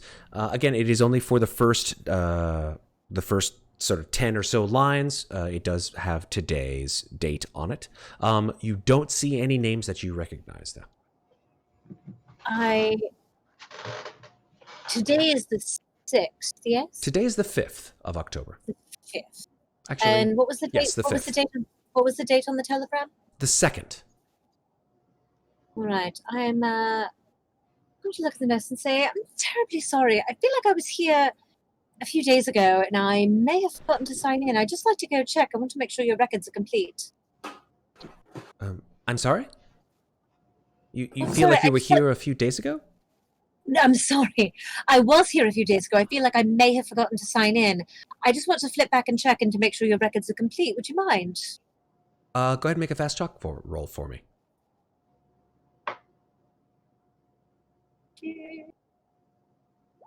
She says, "Oh, well, it's not really protocol, but I can check for you if you wouldn't mind. Certainly, if you give me your name, I'll take a look." Oh, my name is Eudora Adler. Okay. And it was either the 1st or the 2nd. I'm a little bit blurry. It's been such a week. Certainly. And she turns the book around and flips back the 4th, the 3rd, the 2nd. As she's looking, I want to look and see if I see Charles Leader's name in the book. Okay. If you do that, I would like you to remind yourself that Charles Leader has been dead since the 26th of September. Oh, I'm sorry. I thought based on the telegram and it said his recent commitment, and it was dated October 2nd. That is correct, but it... yeah. Oh, well, then I am backtracking to the 26th, the 25th. Oh, okay. So you want to go back to the 26th? He died on the 26th? I believe that's the case. Let me double check. Well, the telegram had him committed. The telegram was from the 2nd. Maybe it took that long. For the evaluation. There's also a phone number on the telegram. Actually, the That's telegram correct. did say recent. Correct. It did say recent. And yes, and it said recent, and it was dated on the 2nd. I can't imagine it takes from February to October to evaluate someone. February. Sorry, what date did you say he died? September. September? Oh, all right. Yes, then September 25th or 26th. Let me double check on that, and I'll tell you exactly the Sorry, time. I had a date in here that I thought was wrong. No worries, no worries. Yes, September 24th, sorry, not 26th, is when Leader's body was found. Well, then I'm going to say it was either the 23rd or the Yes, certainly. And she flips back. And then I am going to try to look and see if I see his name Okay. on any of the pages. I won't make you make a spot hidden check. You don't see actually very many people signing in on the 23rd or the 24th, but you do not see his name there. Nor any of the names I recognize. That is correct. I would like to ask the attendant if she recognizes a phone number, because I had a phone call, and the operator said that it was from RBH 12200. So we just wanted to make sure if it was something to do with our friends, and was that call from the hospital. Oh yes, that is the main operator's number here at the hospital. Oh, wonderful. So Yes. it looks like they tried to contact us on June 2nd. Do you... June 2nd. Why, that was quite a while ago. October 2nd. October 2nd. Well, that's much more likely, yes. So do you have any record for any outreach that they happened to make? Because the hotel didn't record a message for us. They just said that there was a phone call. No, I'm afraid I don't have any records of that. Okay, thank you. Certainly. If there's nothing else, I'll be more than happy to bring you to your friends. Be nice. Yes, please. That would be lovely. Certainly. Ward and a sort of skinny-looking guy in white suit comes over. Says, "Yeah. Yes, they would like to go and see two patients. Is that correct?" Yep. Yes. Yes. Yes. Two patients. Their names, please. Oh, Roscoe Freeman and Dr. Nathaniel Winthorp. Oh yes, Roscoe Freeman and Doctor Nathaniel Winthorp. Would you mind bringing them? And of course, don't dawdle, right? Not like last time. Oh, yeah, sure, whatever. And he turns and says, Follow me. and he brings you to the ICU, where Dr. Winthorp, who is awake, and As we walk, she says the whole thing about don't dawdle.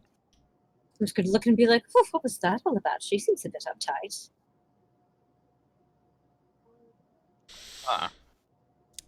yeah, sure seems like it. And yeah, you guys walking down the hall. I'm saying that to the orderly. Oh, to the orderly. Oh, yeah, to the orderly. I'm trying to ingratiate myself and see what that was all about. That's great. Yeah, the orderly is like, Yeah, it's not the most pleasant of peoples, but I'm all right. Well, I'm used to it by now. They're ragging on you for popping out for a smoke or something. Yeah, not really liking this place. It's my second week on the job. Oh, why don't you like it? Much nicer than some of the other hospitals. I've Hey, been to. listen, we all go to work, but it's an easy paycheck. I just don't really like the place. Gives me the creeps. Why does it give you the creeps? Hey, you got these maniacs screaming all night long, and it's not my cup of tea, if you know what I mean. No, that's fair. I mean, screaming maniacs aren't really anyone's cup of tea, I'd imagine.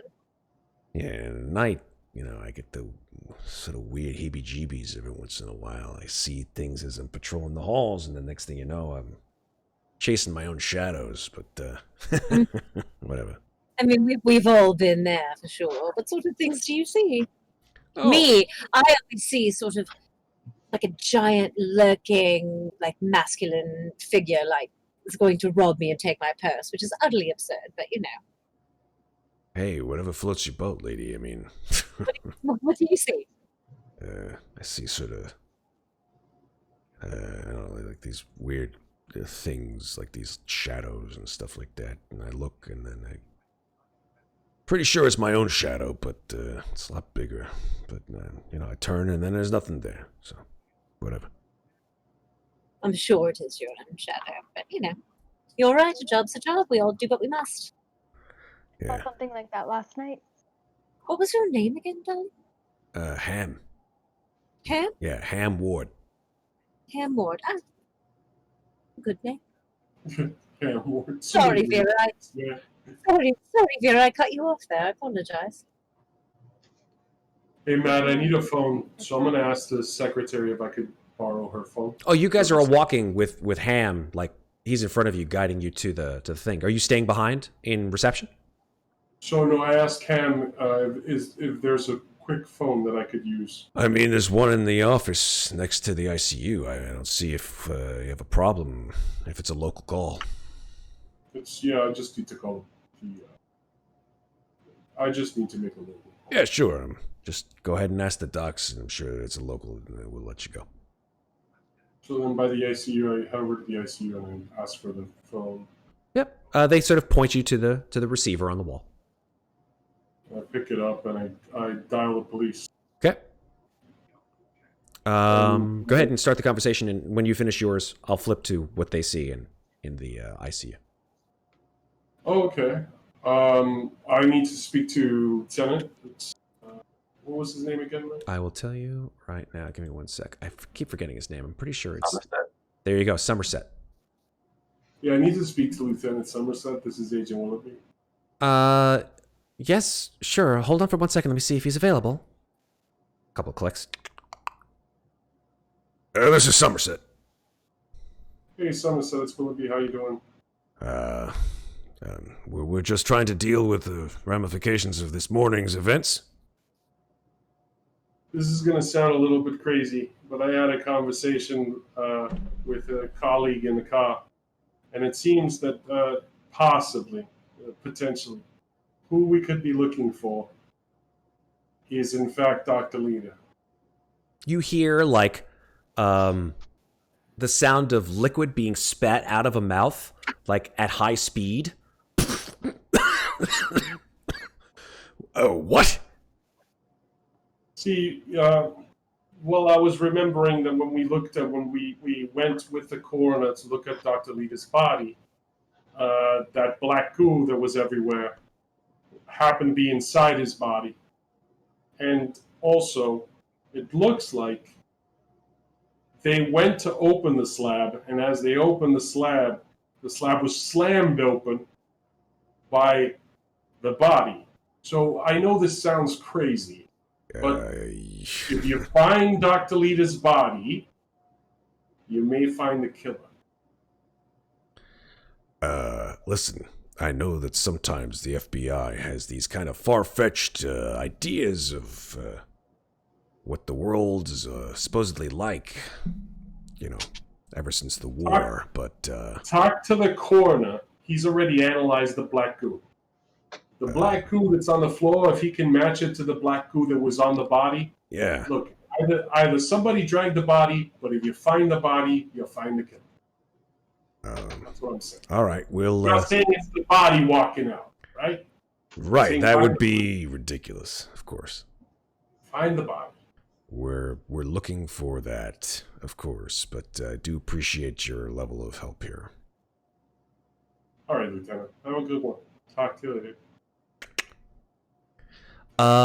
Winthorp and Freeman, you watch Vera, Eudora, and Henry enter your room. I go to the room. Mm-hmm. And Bill follows. Darlings, it's so good to see you. I go over and immediately sit down next to Winthorp. Good morning. Hey, God. Frickin' Winthorp, you doing alright over there? I laugh and kind of hold my side and say, "Yes, Henry, doing fine. How are all of you?" I sort of hold his hand and say, "Better now that I see that you're all right. You know you're one of the closest things I have to a friend. You can't go dying on me now."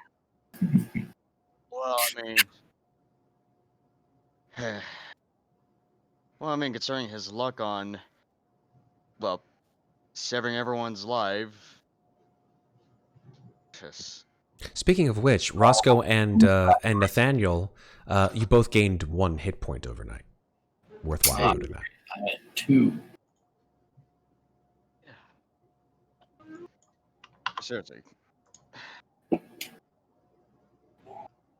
Oh, it's being dead, doesn't it? There. I would imagine it does. Hey there, Doc. How's the healing coming? Slow and steady, Bill. Take it. Well, I surely hope this place hasn't been too rough in terms of. Well, I look around outside. No loud noises or anything like that, right? It's quite peaceful. Good to have someone with a steady eye across from me, and I kind of give a nod and wink over to Roscoe. I don't want to say the story again, but I relay the story to Roscoe and Doc. You guys listen as Bill recants the story not only of what happened after they left the hospital, but also this morning. I also look around. Are there any mirrors in this room? There are no mirrors in this room, no. Good. I have my pack of cigarettes. I have to tap the bottom a bit and toss it over to Bill and just to offer him one. And the one that he takes out is actually a rolled up piece of paper. It says, "Something's up, sanatorium. Nathaniel heard someone say, worms in the wall."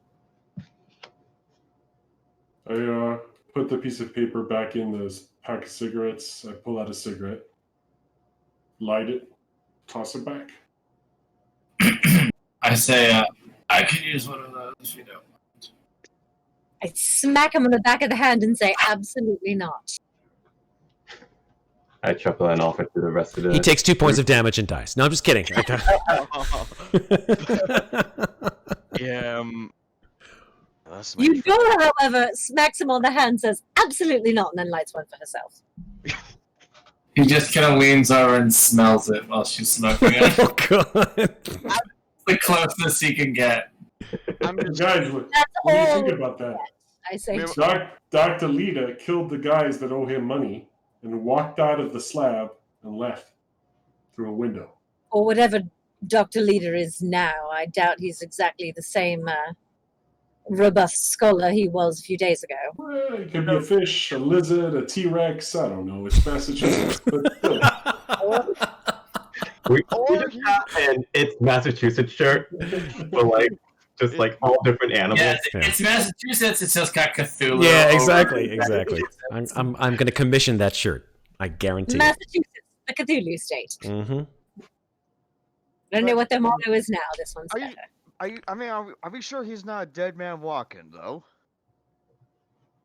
Whatever he is, he was a dead man, so technically he's a dead man walking. So we're not That entirely satisfies your sure what curiosity. he is, or even he is, if even he is still a he. But like, It. so I put it.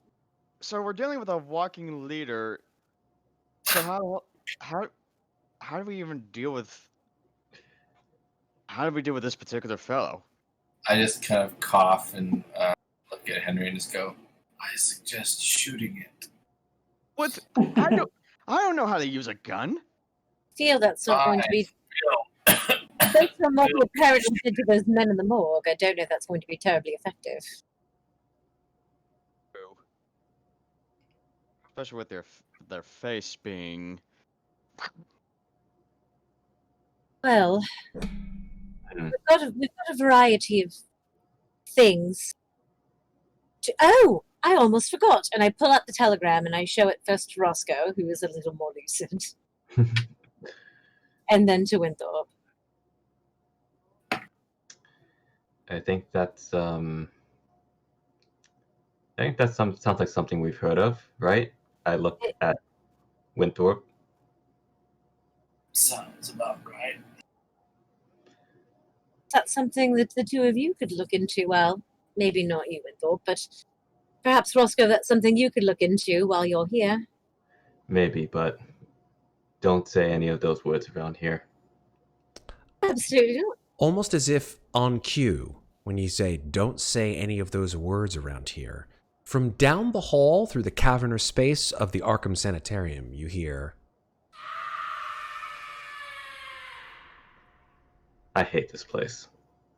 Don't blame you. I also Wait, what are we supposed to hear? You didn't hear A the scream? scream. Winthorp looks over at Vera and says, Vera, how are you holding up, my dear? I got a phone call in the middle of the night and there are worms in the walls, and I don't know what that means. Don't say I that. give her a I quickly put my finger to my lips and say, shh, don't mention that last bit here. Not the best of ideas. That scream you heard earlier might be of a relation. and I'm willing to wager two things right now. That this Mr. from the telegram is probably related to that phrase, and whatever happened to our unfriendly giant was similar to what happened to Leader, except he didn't have a mirror and probably melted and fused with the ground.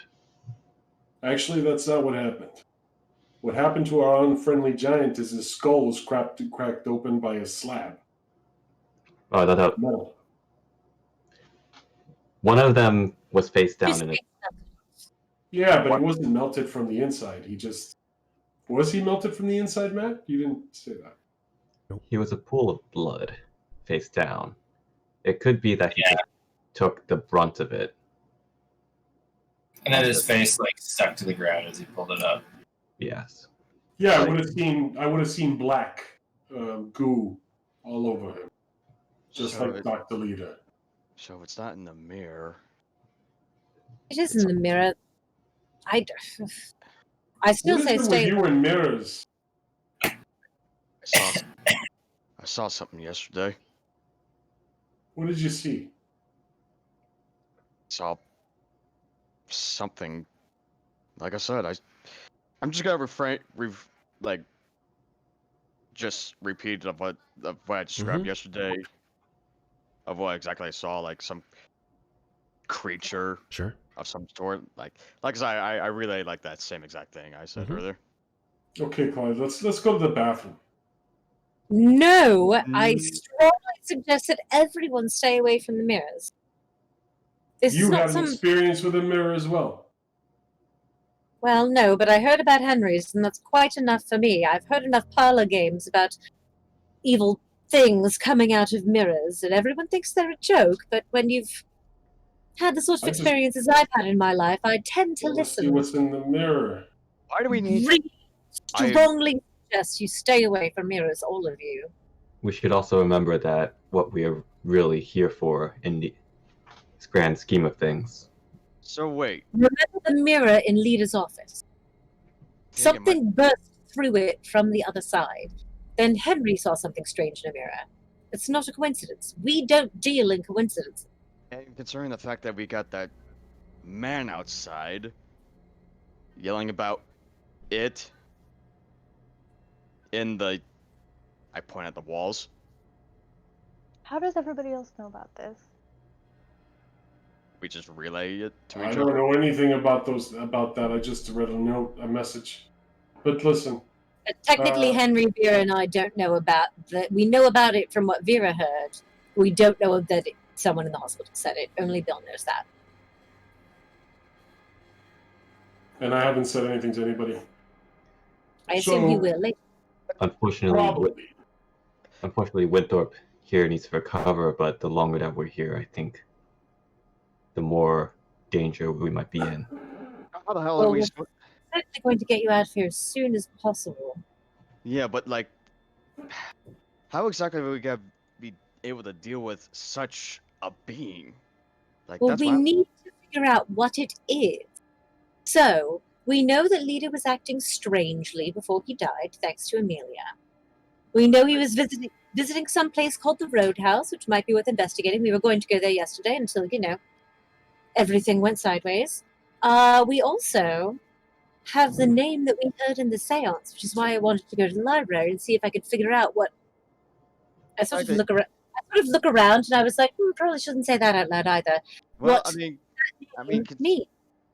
Concerning for the fact that he also died while someone decided to take the witch trial papers, in the process. So Yes, finding those would also be very helpful. There are many steps here to figure out what we're dealing with. We can't So- deal with it until we know what it is. still, the fact that what if this thing is listening in on us right now? Dear Henry, that's why we're not saying too much. It is Massachusetts. I hate this place. Everyone make Kind of listen. Everyone make listen rolls. Listen, roll, listen, roll, listen, roll. I'm a fail. Listen, roll, fail. Cool. Really? Yeah, I Henry? don't usually. Really? Yeah, Henry. Really? Henry so far is the only person, and I think Winthorp is a BRB. So let's just use Henry's listen roll with a success of 35. Who was it that just said I hate this place? That was Oh, me. that was Henry. Yeah. That was literally me. Dr. Winthorp, where'd you get that chair? He's not there. It's a great chair. It's a great chair. It is a really nice chair. I like that It chair. is a nice chair. Winthorp, as you say, I hate this place. You hear from outside the door to the ICU, you hear chains rattling, and a voice outside that says, I hate it too.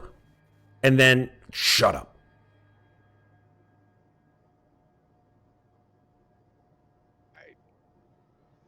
Go. I actually start moving away from the door. Okay. Just Just, creeped out. just write it down. Henry? Write it down. Don't Ah. Me and speak. Henry move away from the door. I'm actually going to go look out. Okay. You look out the door, you see a man in a straitjacket, walking with chains shackled around his feet. And he is being ushered forward by a rather large orderly. Not the same one that led us here. No, different orderly. Anything notable about said orderly? Or He's said man? reedy. The orderly or the man? Both. The man is reedy and very thin. He's muttering something to himself. You can't really see it because you failed your listen roll, unfortunately. He looks like he's maybe in his late 20s. He's sort of looking around all over the place. He's got a freckled face, a shock of reddish blonde hair. The orderly is nondescript. He's just a big, meaty guy with a shaved head. How far away from me are they? 10 feet. All right, I am going to just start walking in the direction. And as I get close, I'm going to say, "Excuse me," and then trip and sort of fall and bump into the chained up man. Okay. And as I bump into him, I want to psychic scry on him. Okay. Awesome. Do you need a flesh-to-flesh contact on that? I think you do. Yes, I'm going to sort of like, as I fall, just sort of reach out. I'm going to, that's the only thing. As I reach out, I'm just going to sort of like maybe grab onto like a shoulder and touch his neck as I try to like stop myself from falling. Okay, that's okay. Yeah, he's pretty much covered, like well. Well, then I will reach out and try to touch his face as Okay. I'm falling. Okay. Reach out and touch face. Yeah, reach out and touch face. Good job. Good job, Love dude. That was good. That was good. All right, fair. That was good. Yeah, you touch his face and you psychic scry. Go ahead and I think we say you spend magic points and you make a sanity roll, right? 1d4. Yes, we both lose whatever I roll. Go ahead. 1. Only one. Okay. I don't think that actually influences what I see. It just influences how much sanity we both lose. No, it doesn't. That's correct. But you do lose one sanity point. And here's a little thing about Call of Cthulhu. When you have underlying insanity, only a single sanity point loss makes you go crazy apeshit into bouts and bouts of madness, which this individual, upon receiving your psychic scry, and But I will get something out of it. you'll get first. something out of it. but not before you sort of see this individual sort of recoil back in horror and start screaming at the top of his lungs. Worms! Worms in the walls! Worms! They're all over here! And you sort of flip into his mind, where you see a very different individual. You see this man on the floor of assumedly a house, where he is surrounded by pages and pages and pages of drawings. And some are drawings that are some are drawings, some are pages with writing in it. It's hard to make out if they're in a language you can actually understand. Sometimes it looks like Latin, and then you look at it again and it looks like English, and then you look at it again, and it looks like it's in not even a normal alphabet, like it's in some kind of Sumerian or Egyptian language, yeah, for a second. Like it just consistently shifts, and the man is looking around at all these pages, surrounded by them, with his hands covered with black liquid. And at first you're like, oh god, the ooze, and you look at it and it looks like ink for a second, and then the ink sort of trails down his hands all the way down his arms, and he just like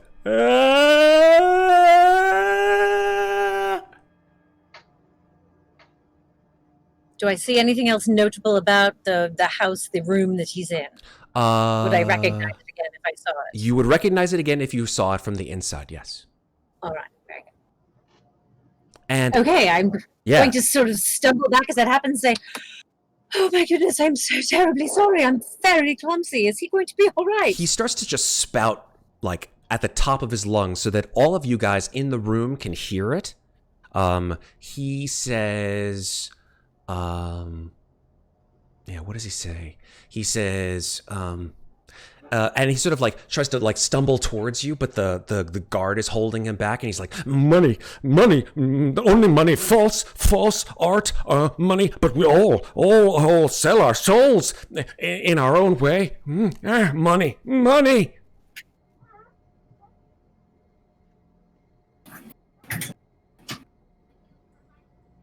What do you guys all want to do?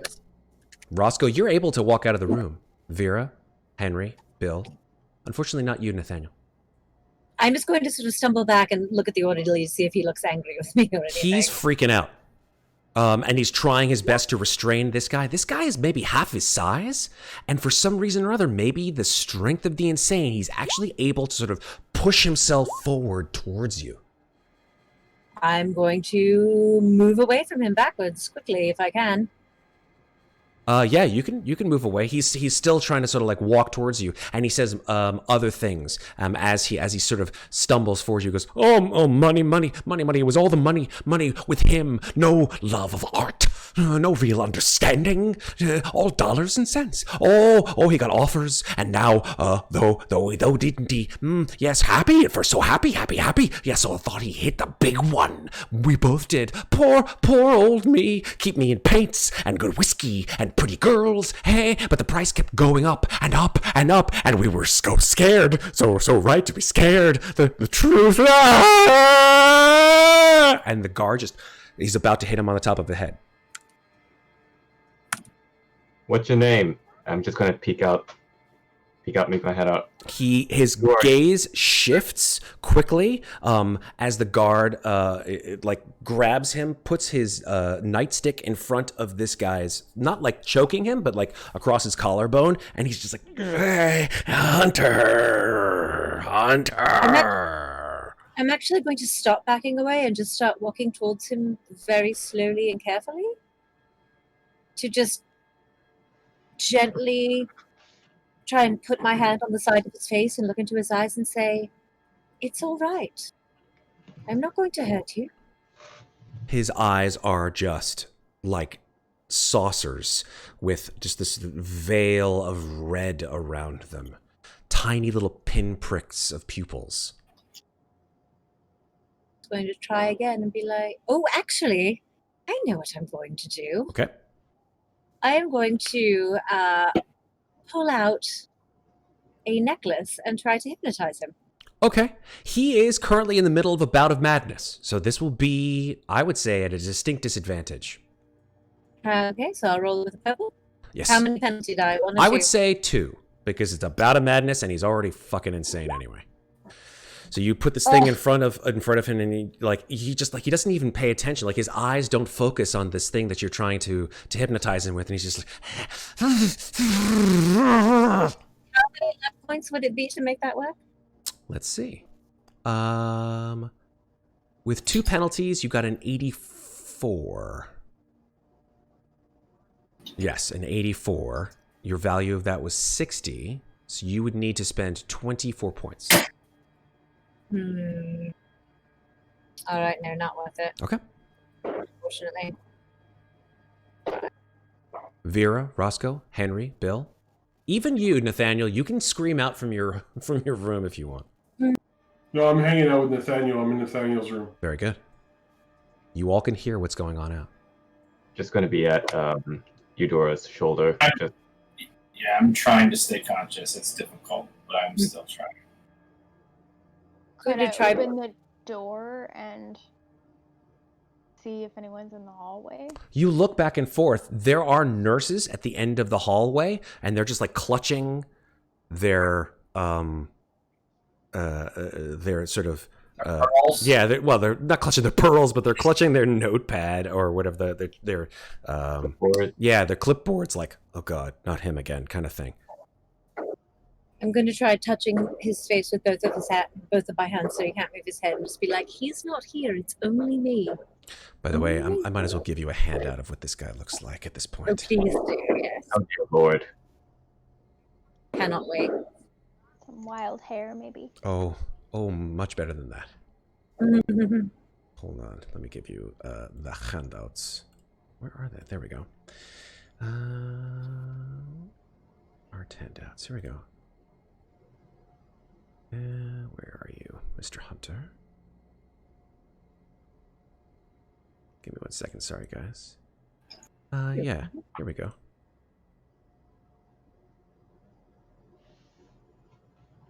No, he is a Ah! crazy looking bastard. Love it. You're lucky he doesn't bite your hands, fingers. Well, I've got them on either side of his face. They're out of the way of his mouth. But I'm just going to keep repeating. He is not here. It's only me. Okay. It's only me. He's not here. He continues to rant, unfortunately. He says, dead man, he saw them, and they saw him, and off we go. Oh, out are the lights, out all, and over each quivering form, the curtain, a funeral pall comes down with the rush of a storm, and the angels, all pallid and wan, uprising, unveiling, affirm the play that is the tragedy, man and its hero, the conqueror worm. I start reciting it with him as he says it. And he recognizes that you know this, and he starts to smile and laugh. He goes,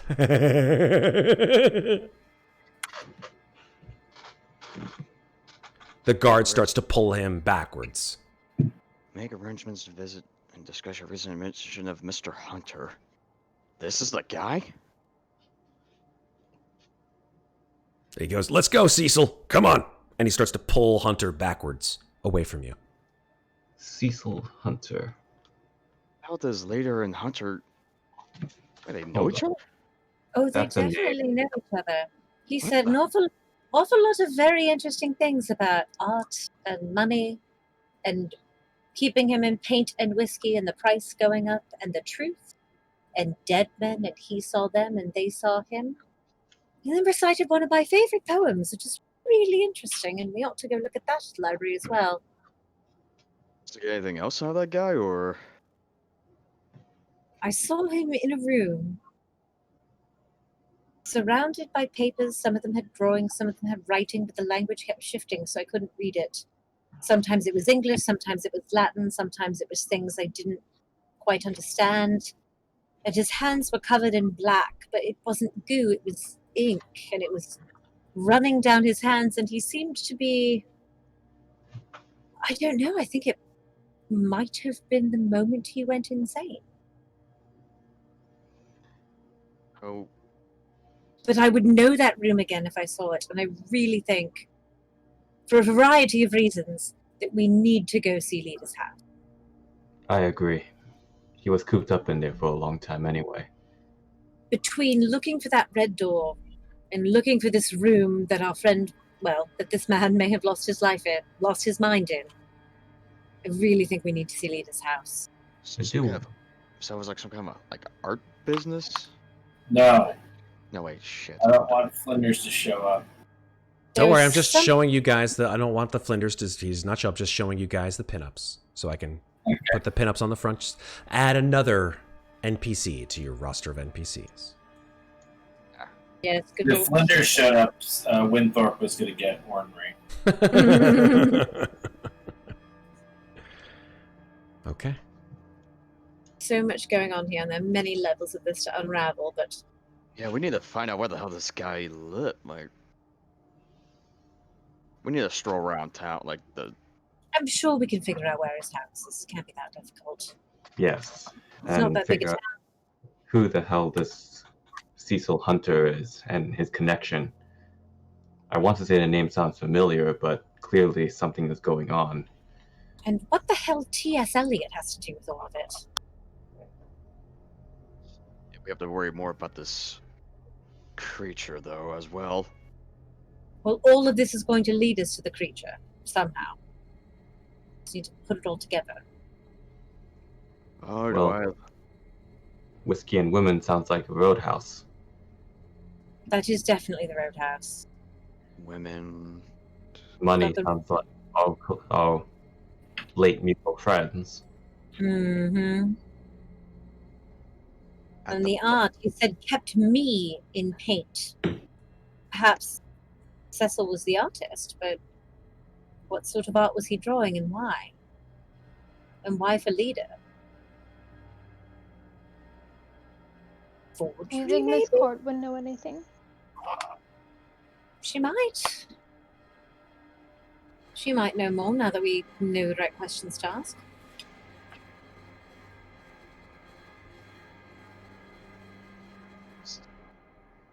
Something that you need a paint for and skill in painting.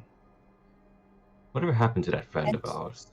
And only caring about money, not caring about the art, to me almost sounds like a forgery ring, but I don't know what on earth that could have to do with... I mean, that would explain the mobsters, but that wouldn't explain anything else. So, what's the next plan of action? Are we still going to that library, or...?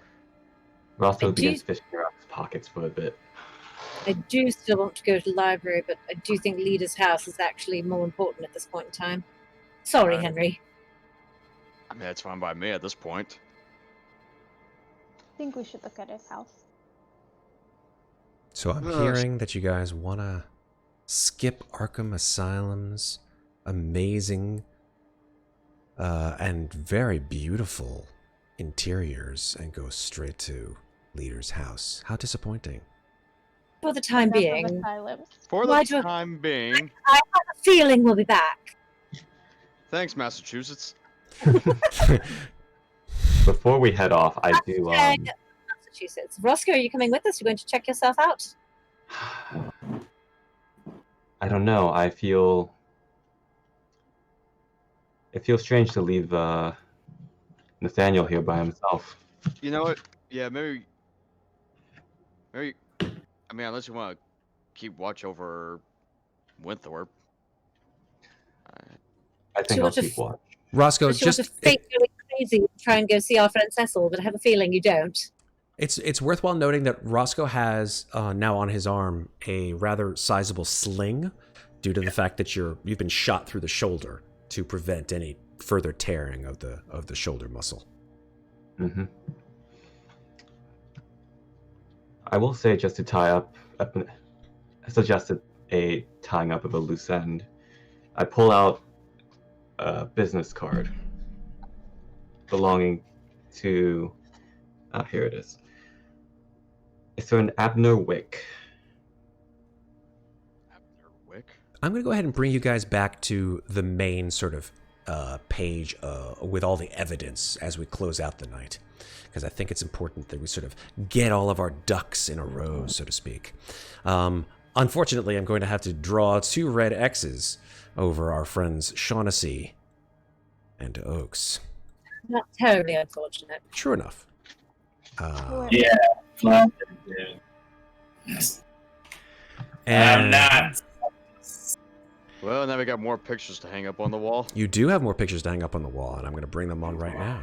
So, of course, we have our friends Dr. Dean Fallon, or Dean Fallon, I should say, the Hobhouse Mansion, Dr. Wheatcroft, the University Morgue, and, yes, the University Morgue, of course, and the missing body of Professor Leader, I should say. Then, of course, we have Amelia Court and Flinders. Then, in terms of evidence, you guys now have the card that was referenced before.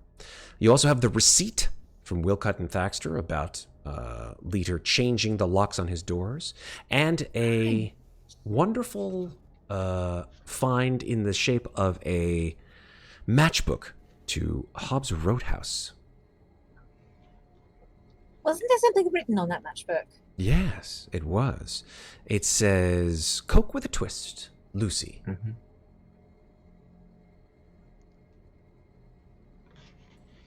Of course, now you have Cecil Hunter, who we can add to the roster of growing NPCs. So, I hold up the business card. This particular gentleman is well known in amongst the people I do business with, and he's a little bit of a legend and deals in strange and odd objects. If this Cecil Hunter was some sort of artist and later was in some trouble, in some money trouble, what if he had his hands on the papers and tried to forge a copy to sell? I actually think you're onto something. Using the money to pay off the mob, keeping the papers for himself. We find blueprints of some sort of shop. That is correct. You did. That shop was, I do remember it actually. I will put it as well in the pinups under your evidence here on the right. Unconsidered trifles. Unconsidered trifles. That is correct. Oh yeah, that actually would make a lot of sense. Actually, holy God. Got a lot of storage in the basement and an office on the 2nd floor.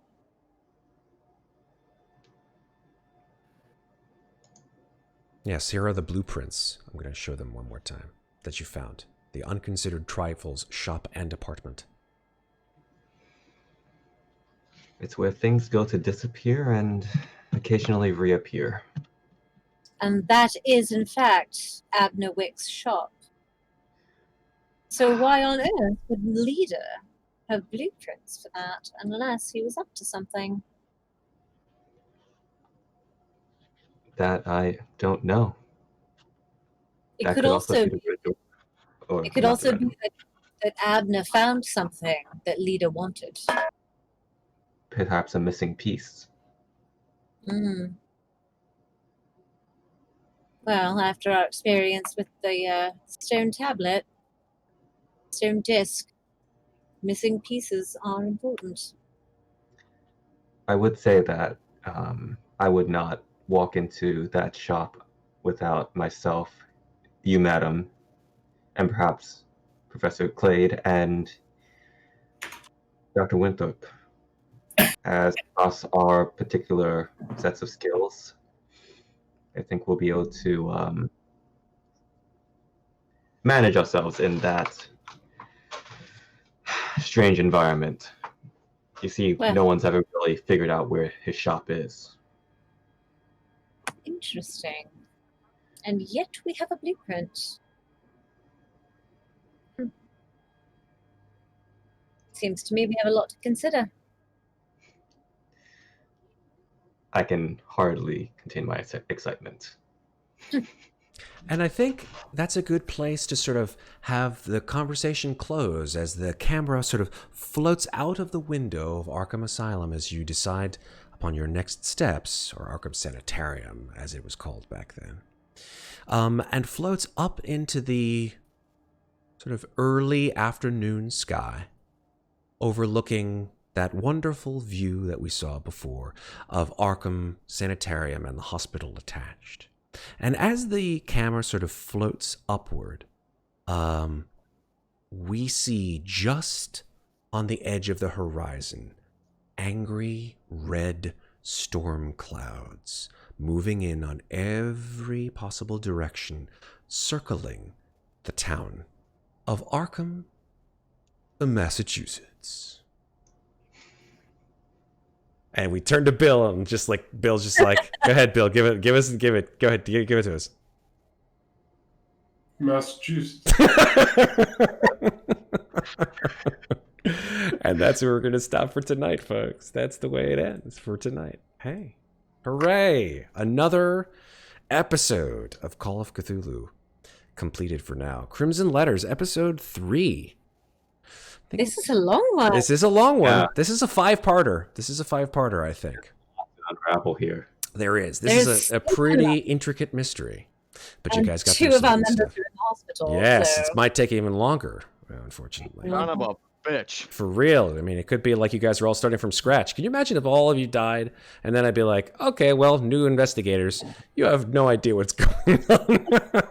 Like, really. I think if the entire party died, it would be the end of Crimson Letters. Yeah, I was like, okay, new campaign.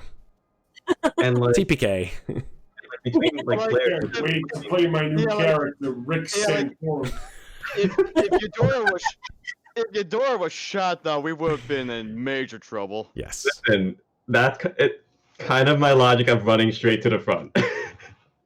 Yeah, that's why I got in the passenger seat to protect whoever was behind me. I mean, it could have been you. It could have been just as much anybody else. It could have been me if he taken one step to the whichever right. Yeah. If he'd done the time warp, I would have been fucked. I mean, it's a good thing that you guys have a whole bunch of medical professionals in your little group. First aid. Yeah. Abner Wick again? Who was that? Abner Wick? Forget. Yeah, we just spoke about him. He's the guy who supposedly owns this shop. I feel like I gave my new guy some first aid, having learned. I don't think that's a good choice. Yep. Is this the first we've heard of him? No, right? We've heard of him before. Of Abner Wick? Yeah. I believe Yeah. Roscoe spoke about him. Actually, Nathaniel, First aid, not a lot. Nathaniel, you actually caught me like trying to hide a grin when I found the business card back in the office. That's right. I think Yeah.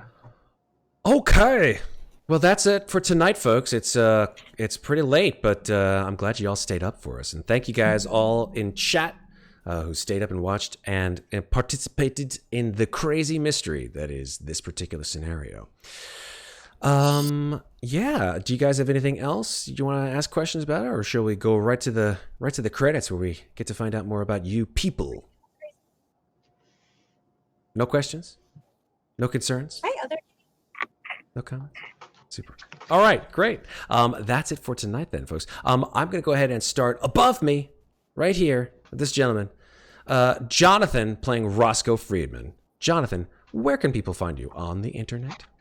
You can find me on Twitter at freshly_zested and on Instagram at blue4orange. And remember, happy Pride and Black Lives Matter. Absolutely. Thank you, sir. I wholeheartedly agree. Over here in the top right, Alex playing Bill Willoughby. Alex, where can people find you on the internet? _Alex_Lorenzo on Instagram. Can you change your? Can you do me a favor and just like grab from Instagram? Just grab like Massachusetts sucks on Instagram. No. No, because I actually like Massachusetts. I do too. It's just the Cthulhu version of Massachusetts sucks. In-game, 'cause- Yeah. But if Bill Willoughby had an Instagram, it If would Bill just Willoughby be, had an I- Instagram, yes, would be, exactly. I hate Massachusetts. Yes. Massachusetts is actually pretty beautiful. This is the Very last time pretty. Bill Willoughby will go to Massachusetts. He'll just like skirt the state, just like I'm gonna go this way. Alex, your character will show up just because Bill refuses to go to Massachusetts. Right. Even if the FBI sends him, he's going to be like, nope, send another agent or fire me. It's like, fuck Massachusetts. I'm with you. Okay, and then moving down here on... Oops, actually, I'm going to go this way. Boom, down here, bottom right, we've got Chris playing Dr. Nathaniel Winthorp, the man, the myth, the body bag. Just kidding. The undead. I live, bitch. He lives. He lives. Where can people find you on the internet, Chris? You can find me on Instagram at Endymions Fury. I also run a Twitch stream as well, which I'm actually gonna start back up again. I got it all set up today, so we might be doing it soon. Nice. Yeah, so I have my channel on Twitch. It's same thing, Endymions Fury. We'll probably do some Gwent. We'll probably do some ESO. Maybe we'll do some Destiny 2. Mm-hmm. Love it. Oh, I have and, yeah, that's it. Super. Thank you, sir. Moving down here to below me, where we have Vanessa playing... Oh my god, my brain has just totally farted. I beg your pardon. Jeez. Yes, sorry. Goodness gracious. Vera O'Day. What am I You know what it was? I saw her name in the character, a different character, and I was like, no, that's not the character that she plays. The Vera O'Day is the character she plays. Vanessa, where can people find you on the internet? I'm sorry. It's a long, long night. Yeah, this has been a fun night. And I'm on the internet under my name, basically. On Instagram mostly, Vanessa.Malanga, although I've paused posting for the past couple weeks. I understand. So when I look forward to get back into it. Super. Thank you, Vanessa. Down here in the bottom left, we have Scepter playing Professor Henry Clade. Scepter, where can people find you on the internet? I mean, you'll definitely see me on Twitter at Camrano, where I post nerd stuff, art, crazy stuff these days. Definitely not related to Massachusetts. But otherwise, yeah, you just see a lot of art from me these days, including a lot of weirdness. I look forward to more weirdness. Weirdness is what makes the world go round. I mean, definitely need to keep an eye out for commission art as well. Commission art? Looking forward to it. Want to see more stuff from people that you ask for commissions of all of your disparate personae. So we're looking forward to that. Yeah, seriously, I need to give every one of you guys commission art. Oh, you know what? I would love to see these people, like a commission of these 6 mofos, like guns out, crazed looks on their faces with just like a shadow of Cthulhu over them, like, what's up, dudes? What's up? What's going on? What's up? And it's sweet Massachusetts. Absolutely, yeah. Maybe with a couple of NPCs, like couple of NPCs in the background, you know, like. At least one fish dude. That sounds like it's gonna cost a pretty penny. Well, you know, they're just people. They're not monsters, except for the big one in the back. But yeah, I'd love to see that. And any streams that don't have their good old fan art, then. Are they really streams? Are they? Yeah. No, they're still. Look, streams, fan art, they go together like chocolate and peanut butter. And peanut butter, unless you're allergic to either one, in which case I'm sorry. Like peanut butter and pickles. What? Is that good? Oh, Wait. it's delicious. No. Peanut butter and pickle sandwiches. Little I'm- everything bagel seasoning shaken in there. Oh my god. I've so had peanut good. butter and banana sandwiches, but not peanut butter and pickles. I mean, can I Butter just? I think amazing. I think I would rather stick to peanut butter and jelly. Okay, that's fair. That's a good combo. Blueberry jelly. Tried and tested. No. Up here, yeah, black oozing jelly. Up here in the top left-hand corner. Sorry, I made Vanessa going, X card. Nope, X card right here. Stop right here. Up here in the top left, we've got Sarah playing Madame Eudora Adler. Sarah, where can people find you on the internet? Oh my god. He's He's trying to murder things. Hi. You can find me on the interwebs at Lovely Llama on Twitter and Instagram, where you will see lots of this little troublemaker right now. This is Eleanor, Duchess of Gloucester, Great content. who is in full-on kitten mode and trying to murder my sewing machine, so she's going on the floor. You'll also see this monster. I'm surrounded by cats. Welcome to my life. There you go. Go play. As well as things I feel like posting, plans for glitter bombing white supremacists. Nice. Yes, it's really easy. Check it. It's on my Twitter right now. Check it out. Okay. And also some nerdy crafting coming up soon.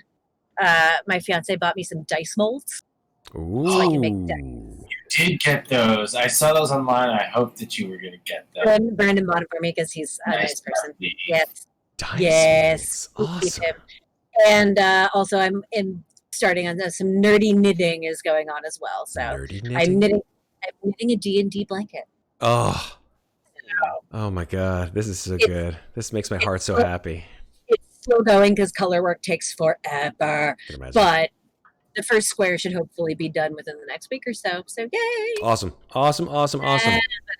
Thank you very much, Sarah. Yep. I've been your keeper for the evening. I've been Matt G. You can find us here every Friday, 9:15 p.m. Eastern on Slices and Dices, where we play Call of Cthulhu every month. Unless we're playing something else, in which case we most likely are playing D&D. Next week, for example, we are playing D&D. We have an ongoing campaign D&D in which we play through Dungeon of the Mad Mage, and we're about, surprisingly, maybe a little bit more than halfway done on that sucker. I know, crazy. Right? It's only been a year. It's only been a year. I mean, you guys are very completionist on that campaign, so I'm all right with it. Hey, more D&D is fine by me. I don't know what that was, Alex, but I fully agree. I Love it. He's talking well. Next week, however, we will not be playing Dungeon of the Mad Mage. We will be playing a special one-shot hosted by someone who is a player in our campaign, Dracon, who has decided to be a DM for the day. So let's see how well he can hack it. Yeah, that's easy. Yeah, because I'm a player, and Alex is a player, and Sarah is a player, and Scepter's a player. God damn these fucking mirrored things. Scepter's a player. I can't do it right. It's Scepter's a player over here. Vanessa and Chris will probably either watch or throw things from their spaces, but they've been players in lots of our stuff before. I have water balloons. Come to your house, man. Exactly. All the way to the Bronx. So yeah, we'll be streaming that next week instead of Dungeon of the Mad Mage. And hey, anything goes, MFers. And thank you guys all for the follows and the subs. I saw a couple of subs from Iron Wolf earlier this evening. Thank you very much for that, Iron Wolf. Thank you for the tips. Thank you for the subs. Thank you for the follows. Thank you for everything. This video will come out tomorrow on YouTube. And if you're watching this on YouTube, hey, give us a sub, because it doesn't cost you anything to hit that button. And hey, we come up with cool shit every week that you guys can watch. Long form D&D, Call of Cthulhu every month. Where else are you going to get quality content like this? Except everywhere on the internet. But we're better than that. Don't tell. Shh, they know. They know. It's the internet. All right. That's it for us, folks. Thank you guys very much for watching. As always, I say it every week, and I mean it, especially in today's world that we're all living in. First of all, number one, Black Lives Matter. Always will. Number two, please take care of each other. And as always, take care of yourselves. Love you all. Thanks for watching. Have a great rest of the week. See you soon. Bye.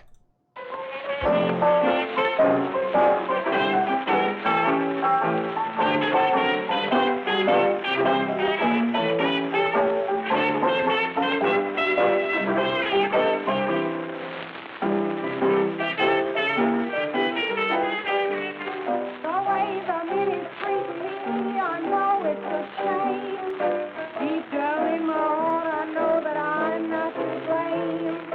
I'm in the